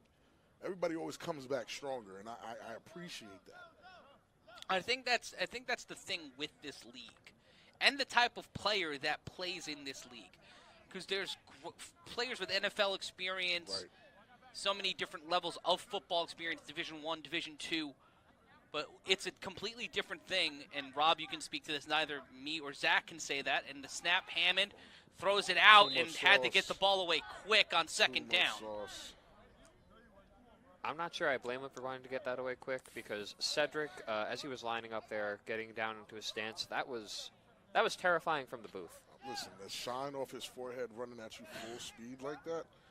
The I'm glare scared. alone will Yeah, get you. I'm scared. Cedric's a mean guy. You're mean, Cedric. You're mean. But no, I mean, you were saying I was. But like when you see the evolution and the Yeah. different type of players, it's a different kind of athlete that can step in here every single week, play this, and like a guy like Quattro Huffin is an anomaly Yeah, in all he's of not pro this sports. world, yeah. And it reminds you of a bygone era of football, the pre-expansion days of the big leagues in football, guys playing all sides of the ball, Right, trying new things, experimenting. We are the future of football, and it is a never-ending science experiment to make the sport better, make it safer, more exciting. The throw and out of reach of the receiver, and it will be 4th down. A flag on the play, and it looks like There's Herschel. roughing the passer on the defense. So Herschel getting called with a penalty. Herschel roughing the passer. I don't know if I had that on my bingo card for today. Herschel's I probably. think I owe somebody $20 You might. I think Herschel's the only person that's older than Corey in the Northeast. in the Northeast. In Yeah. the Northeast, yeah. There's tons of old guys in the Vegas. Also, it seems like Rock Briscoe no longer the starter. I don't know if he started today, but he was out last week for the Force. They swapped him out. And in Vegas right now, it is 6-0. The Pit Boss is in the lead over the Vegas Hunters. And we are live here. It's 38-6 in the 2nd quarter. I'm Matt Ryan, joined by Big Rob Fabian and Zach Morgan. Zach, we got to get you a nickname. Let it happen naturally. Yeah. Don't try and force it. Something's gonna Something's kick, gonna give. Yeah. I feel it coming. Where would your dream market be? Texas. For the Texas. I want Miami, and Oh, that one God. incomplete on 1st down. Miami's scary. Are they ruling that a fumble? He He's didn't have moving. possession of the ball. Right, he's Yeah, moving no. as if he didn't hear a whistle. So He's moving. Clock's That will running. be 2nd down. The clock continuing the run. Texas is a dream market because we're already in Florida. Yeah. I know it's only a matter of time. Miami, Before Miami, Atlanta, Yeah, Houston as just a town. yeah. And it's just Texas because again,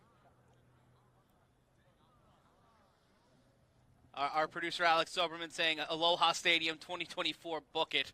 Which he read my mind. I was actually thinking, I'm not once we mad at make that. it to the Hawaii market, Mhm. that's It's when over. we will. I think we done made our it. growth We done here in made the it. league matches that of MMA. If we got into Hawaii the same way MMA got into Hawaii in the early 2000s, we might see a new breed of athlete come out of that. And a Woo! throw and another flag. That would be Now very that nice. throw was intended for number 3, Jamal King.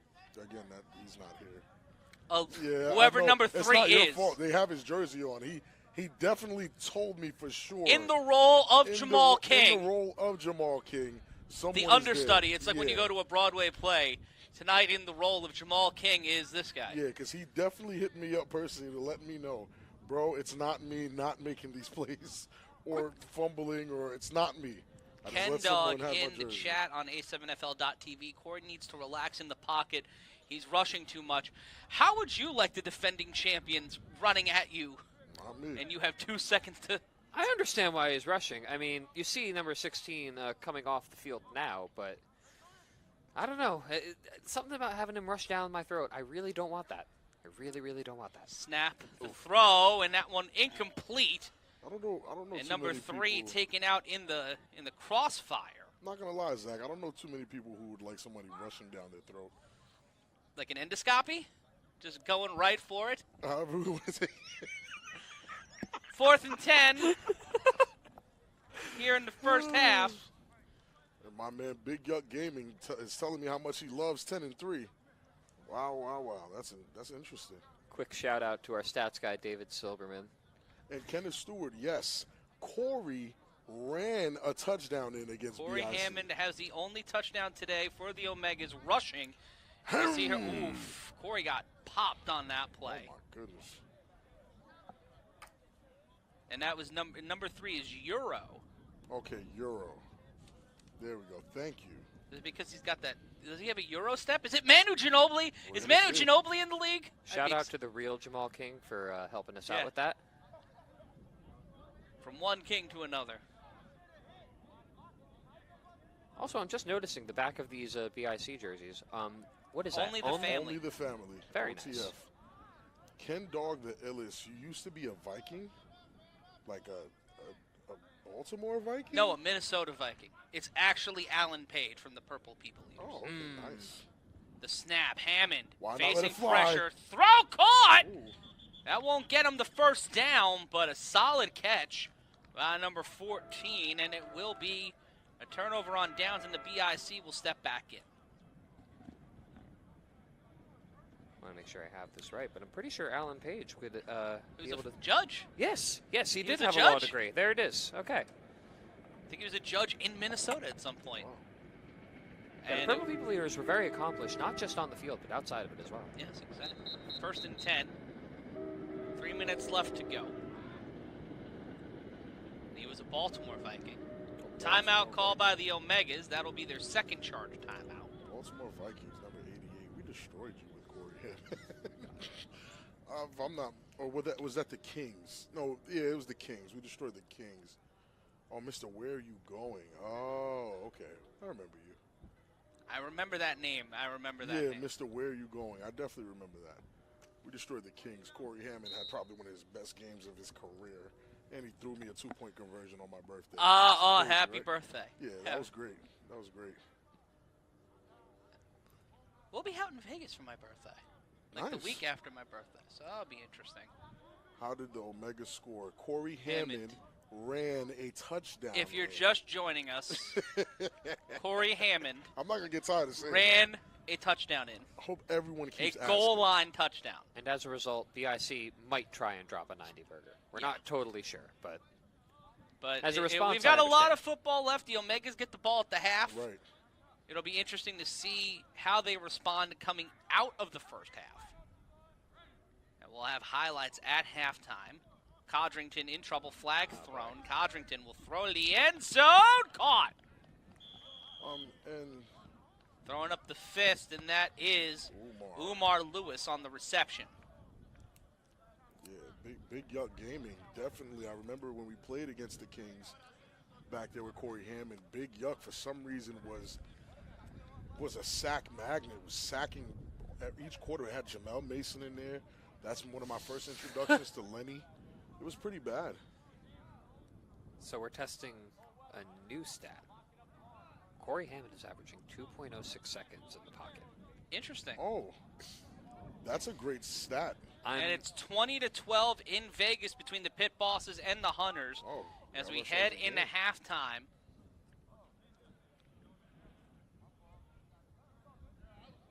And Willie Beamer, the mercy rule is 7 scores before the 4th quarter. So we kind of have a little ways to go. Going for the 2-point attempt from the 10-yard line. Directing traffic.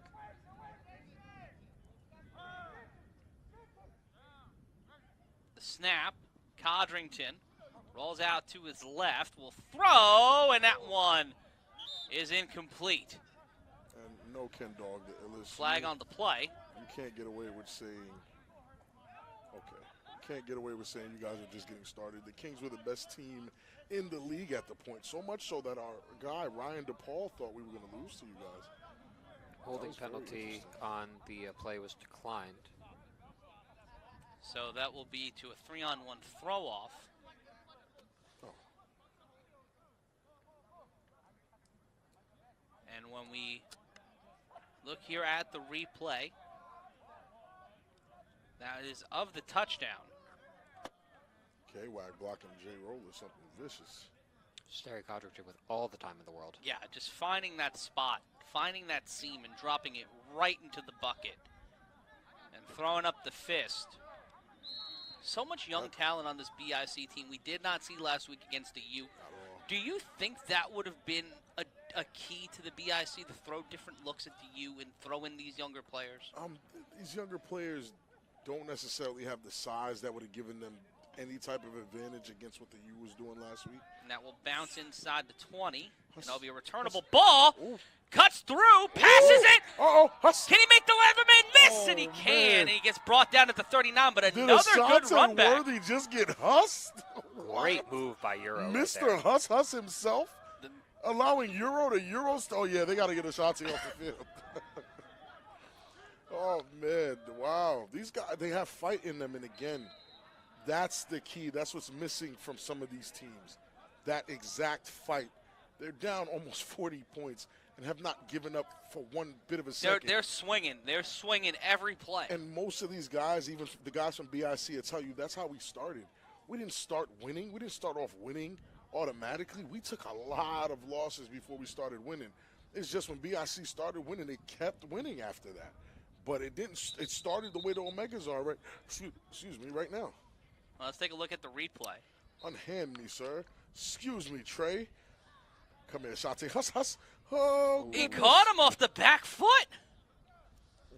And even though he knows he got burned. He's like, I can't believe this. And at the 2-minute warning, the BIC are in the lead. I'm Matt Ryan, joined by Big Rob Fabian and Zach Morgan. Oscar playing tight end. Wonder if Corey's going to throw it to him. Hammond under center, the snap. Hammond in trouble, stays upright, and then gets brought down. And it will be 2nd down. At halftime in Vegas, it's 20-12. The Pit Bosses in an unlikely lead here. Oh, wow. Kwame Southall going up against his former team. Codrington so far today, 11 for 13, 182 yards, 4 touchdowns, Zach.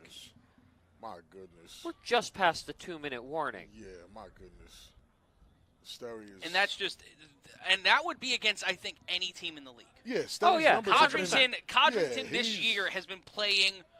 Last year he took the step up. Right. This year, in terms of consistency and also not wanting to run the ball. Flag on the play. It looks like they'll jump the line. Corey having a little fun there behind the pocket. And it's on the offense, and they'll go back a few yards. But it's not just that he's more focused on actually looking downfield and not going to his legs immediately when he senses trouble. Right. He's been progressing through his reads correctly. He's been calm in the pocket. He's been cool under pressure. And as a result, you're seeing, like we said before, he is far and away leading the league in completion percentage this year. Facts. And the average quarterback, just give or take for this league, it's about 50%, maybe a little bit less. Sterry is well above 65% completion for the season. That's huge for this kind of league. The snap, the throw, Hammond just out of reach of the receiver. And it will be 3rd down. I mean, at this point, there's not much Corey can do but try to throw a more accurate pass under the pressure that he's facing. That one was a little bit behind his target on number 44. Is it AK or AK? We'll call him AK. Yeah. Okay. AK sounds a little cooler. And it will be third down, under a minute to play here in the first half. At halftime, we'll give you stats and highlights. Hammond under center. 2 wide receivers. The snap. Pressure. Throws a deep ball. Almost caught. That was a good ball thrown by Corey Hammond. It was. It wasn't too bad at all. Good ball, good effort, just no connection.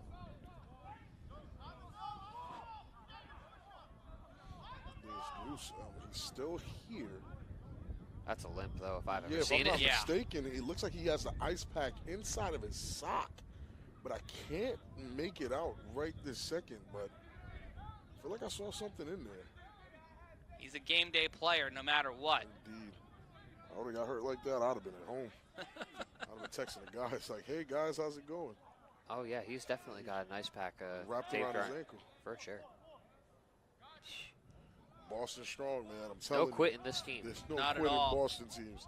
That's why I can't wait to see the best Boston has to offer. Yeah, he can't even move properly. And that one incomplete on fourth down. It's Ryan Willock on the defense. Corey, I love you, buddy, but that was an ugly ball. There's no way around it. And as we head in here towards halftime, we look ahead towards next week, and next week's a huge schedule here in the A7FL, and it is AK. When we look towards next week, it's the Animals and the U. Big And game of the week, honestly. That's it. That's timeout call by Boston. It's probably the game of the week. There's probably no game bigger than that because it changes the standings depending on who wins that game. Changes the standings, but it's also hard to ignore the big story, which is, of course, Quattrell Huffin joins the Silk City Animals, and now they are having the best season they have had throughout their existence. Having a better season than his former team. They're sitting right above them, actually, at 4-0. That's insane. Even no matter how long that lasts, he did it. He actually did that. Now, this is just actually Quattrell Huffin. Did we see him play defense at all for Patterson U over the past couple Never, years? Never. So maybe one time I can remember he went back there, but they told him to leave the defensive side of the ball. The throw, and that is incomplete on first down. Almost. Because he's been nothing short of impressive at Can linebacker. we just appreciate that shot sunset, we just that had? shot is amazing. With the Shout out to sunset. our production team. That is an amazing shot from the corner of the end zone. Umar's second touchdown, as he was walking off, he was like right in that shot with the sun. It was a beautiful shot. And it will be second down.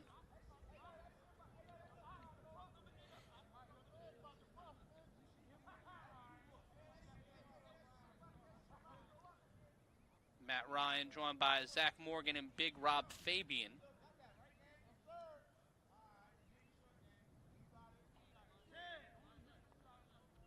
For me right now, it's not a matter of if the BIC will score before the half ends. It's a matter of when. Yeah. But Boston can try to get a stop here. Flag on the play. Worthy will throw this one to the end zone, and that one will extend That's a heck of a throw. past the white line. Ashante Worthy's got a cannon on him. I'm telling you, I always wondered. I remember somebody asked me, "Oh, what happens if Sterry gets hurt? BIC doesn't have another quarterback." Yeah, they do. The thing with BIC is, even though Sterry is their quarterback, And it was encroachment on the defense, so it will be a replay it down and 5 extra yards. they've got at least, 5, 6 dudes who could easily line up at quarterback and put up pretty solid numbers. Yeah, and one of those dudes is Ashante Worthy, who won a championship at quarterback in high school. So can't take that one away, and that makes him very dangerous at that position. No, you can't. And you also have to remember, every now and then, if you pay attention on the point after try for the 2-point conversion, 1 point, you'll see Ashante Worthy line up at quarterback. He's back there every now and then. Very true. Those are facts. Him or Matt Riddick.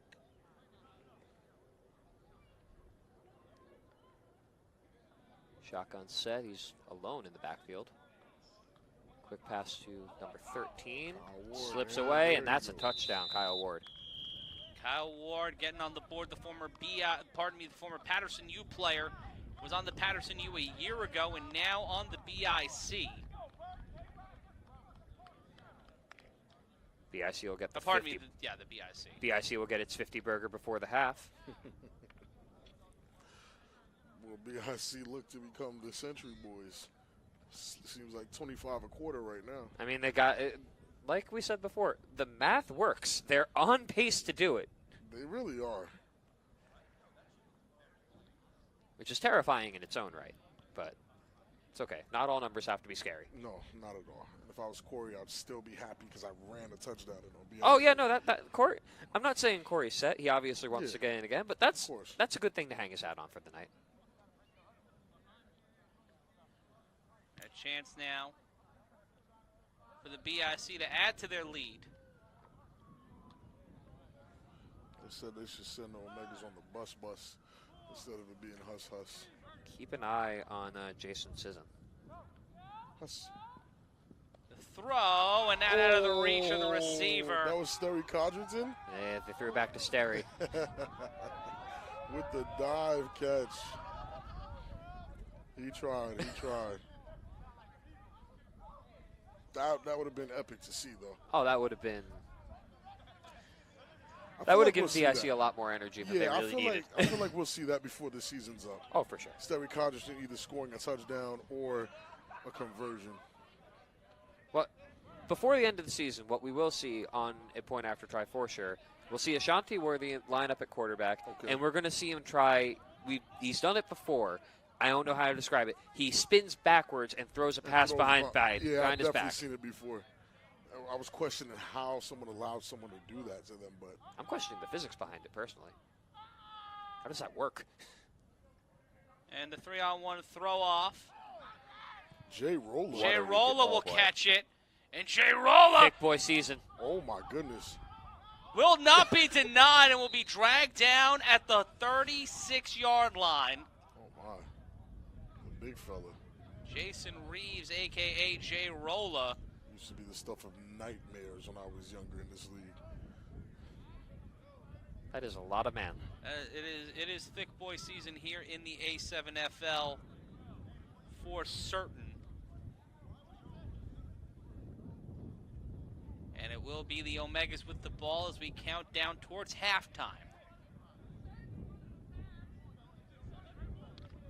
Be interesting to see what they try and lead off with here. I expect not a super deep pass, probably I'm looking 10, for a 15 play yard out. action slant. Yeah.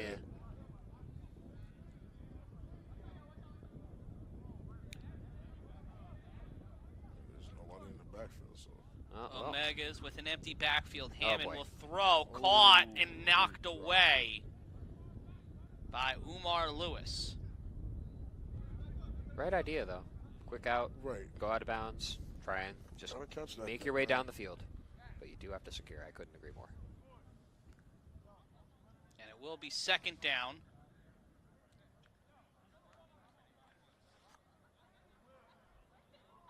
"17 seconds left to play at halftime. We'll give you stats and a breakdown of where we are in this one.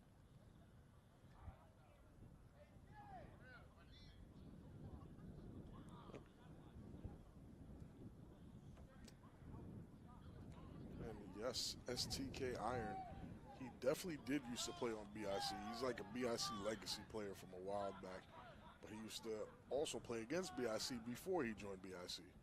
We're talking about Jay Rolla. The snap. Oh, Hammond makes the oh, throw, oh, oh, dragging the defenders, including Carnell Wachter, That might be a to the first down. 46. But the Omegas do not have the time on the clock. Or at the timeouts. That too, and at half, the BIC in the lead with an emphatic lead. And it looks like the Hunters are about to tie it up here in Las Vegas, as they'll score on the first play from scrimmage at the half, making it 20-18. And at halftime here, it's turned from day to night in Asbury Park, New Jersey. I'm Matt Ryan, joined by Big Rob Fabian and Zach Morgan. And guys, at the half, when we take a look at this BIC team, we're going to go to Las Vegas right now. And we'll take a look, a live look in just a moment. And we'll keep tabs on this BIC Omegas game. Gorgeous night here in Asbury. Oh, beautiful. It's a beautiful day. Beautiful weather. All right, we're going to take a look. We'll take a live look in Las Vegas. And there we are. Live in Las Vegas. Matt Ryan joined by Big Rob Fabian and Corey Hammond. The handoff. Play action. Rolls out to his right on the two-point attempt to tie it up. And we got a tie ball game in Vegas. Oh, wow. And picked up there by the Hunters. That's number 3, Darren White, who's been a big key to this Hunters team so far this season. 20-20. And a shout out to our team in Las Vegas putting it up on the board. And Zach, we got ourselves a game here in Las Vegas. Yeah, this is definitely an exciting ball game between two teams who are really trying to separate from each other. Hunters, pit bosses, both are trying to establish dominance in the Vegas division. Hunters right now in the playoffs, they're riding at the 6th seed. Win here keeps them in the mix. Doesn't get them a first round, doesn't get them a high seed in the first round. But this gives them a game possibly against the OTT, possibly against the LA Aces, who are right now in the 5 spot in the playoffs. And then the Pit Bosses, a win here, plays spoiler, and keeps them in the chase. Right. The Pit Bosses have to conceivably win 2 of their next 4. Who do they have next? And we'll have an update on the schedule for next week in just a moment, but it's time for the 3-on-1 throw-off. That one will bounce out of play. And we are going to stick with this for the rest of this game. And we'll be calling the action here. It'll be me, Zach, and Rob calling the action with you. Thanks to some trickeration and some fun science. And we are live on DAZN and A7FL.TV. No Raspberry Jam. We got rid of the Raspberry Jam. It's all Lingonberry from here. And an opportunity for the Pit Bosses to get the lead and stopped and stifled. The ball comes loose. Ball is out. Whistle on that one, and they will stop that run back. But that was number 24, Matthias Johnson. We definitely can't return that. But if it's a turnover, it's definitely a turnover. And it looks like it will be Hunter's ball. Wow.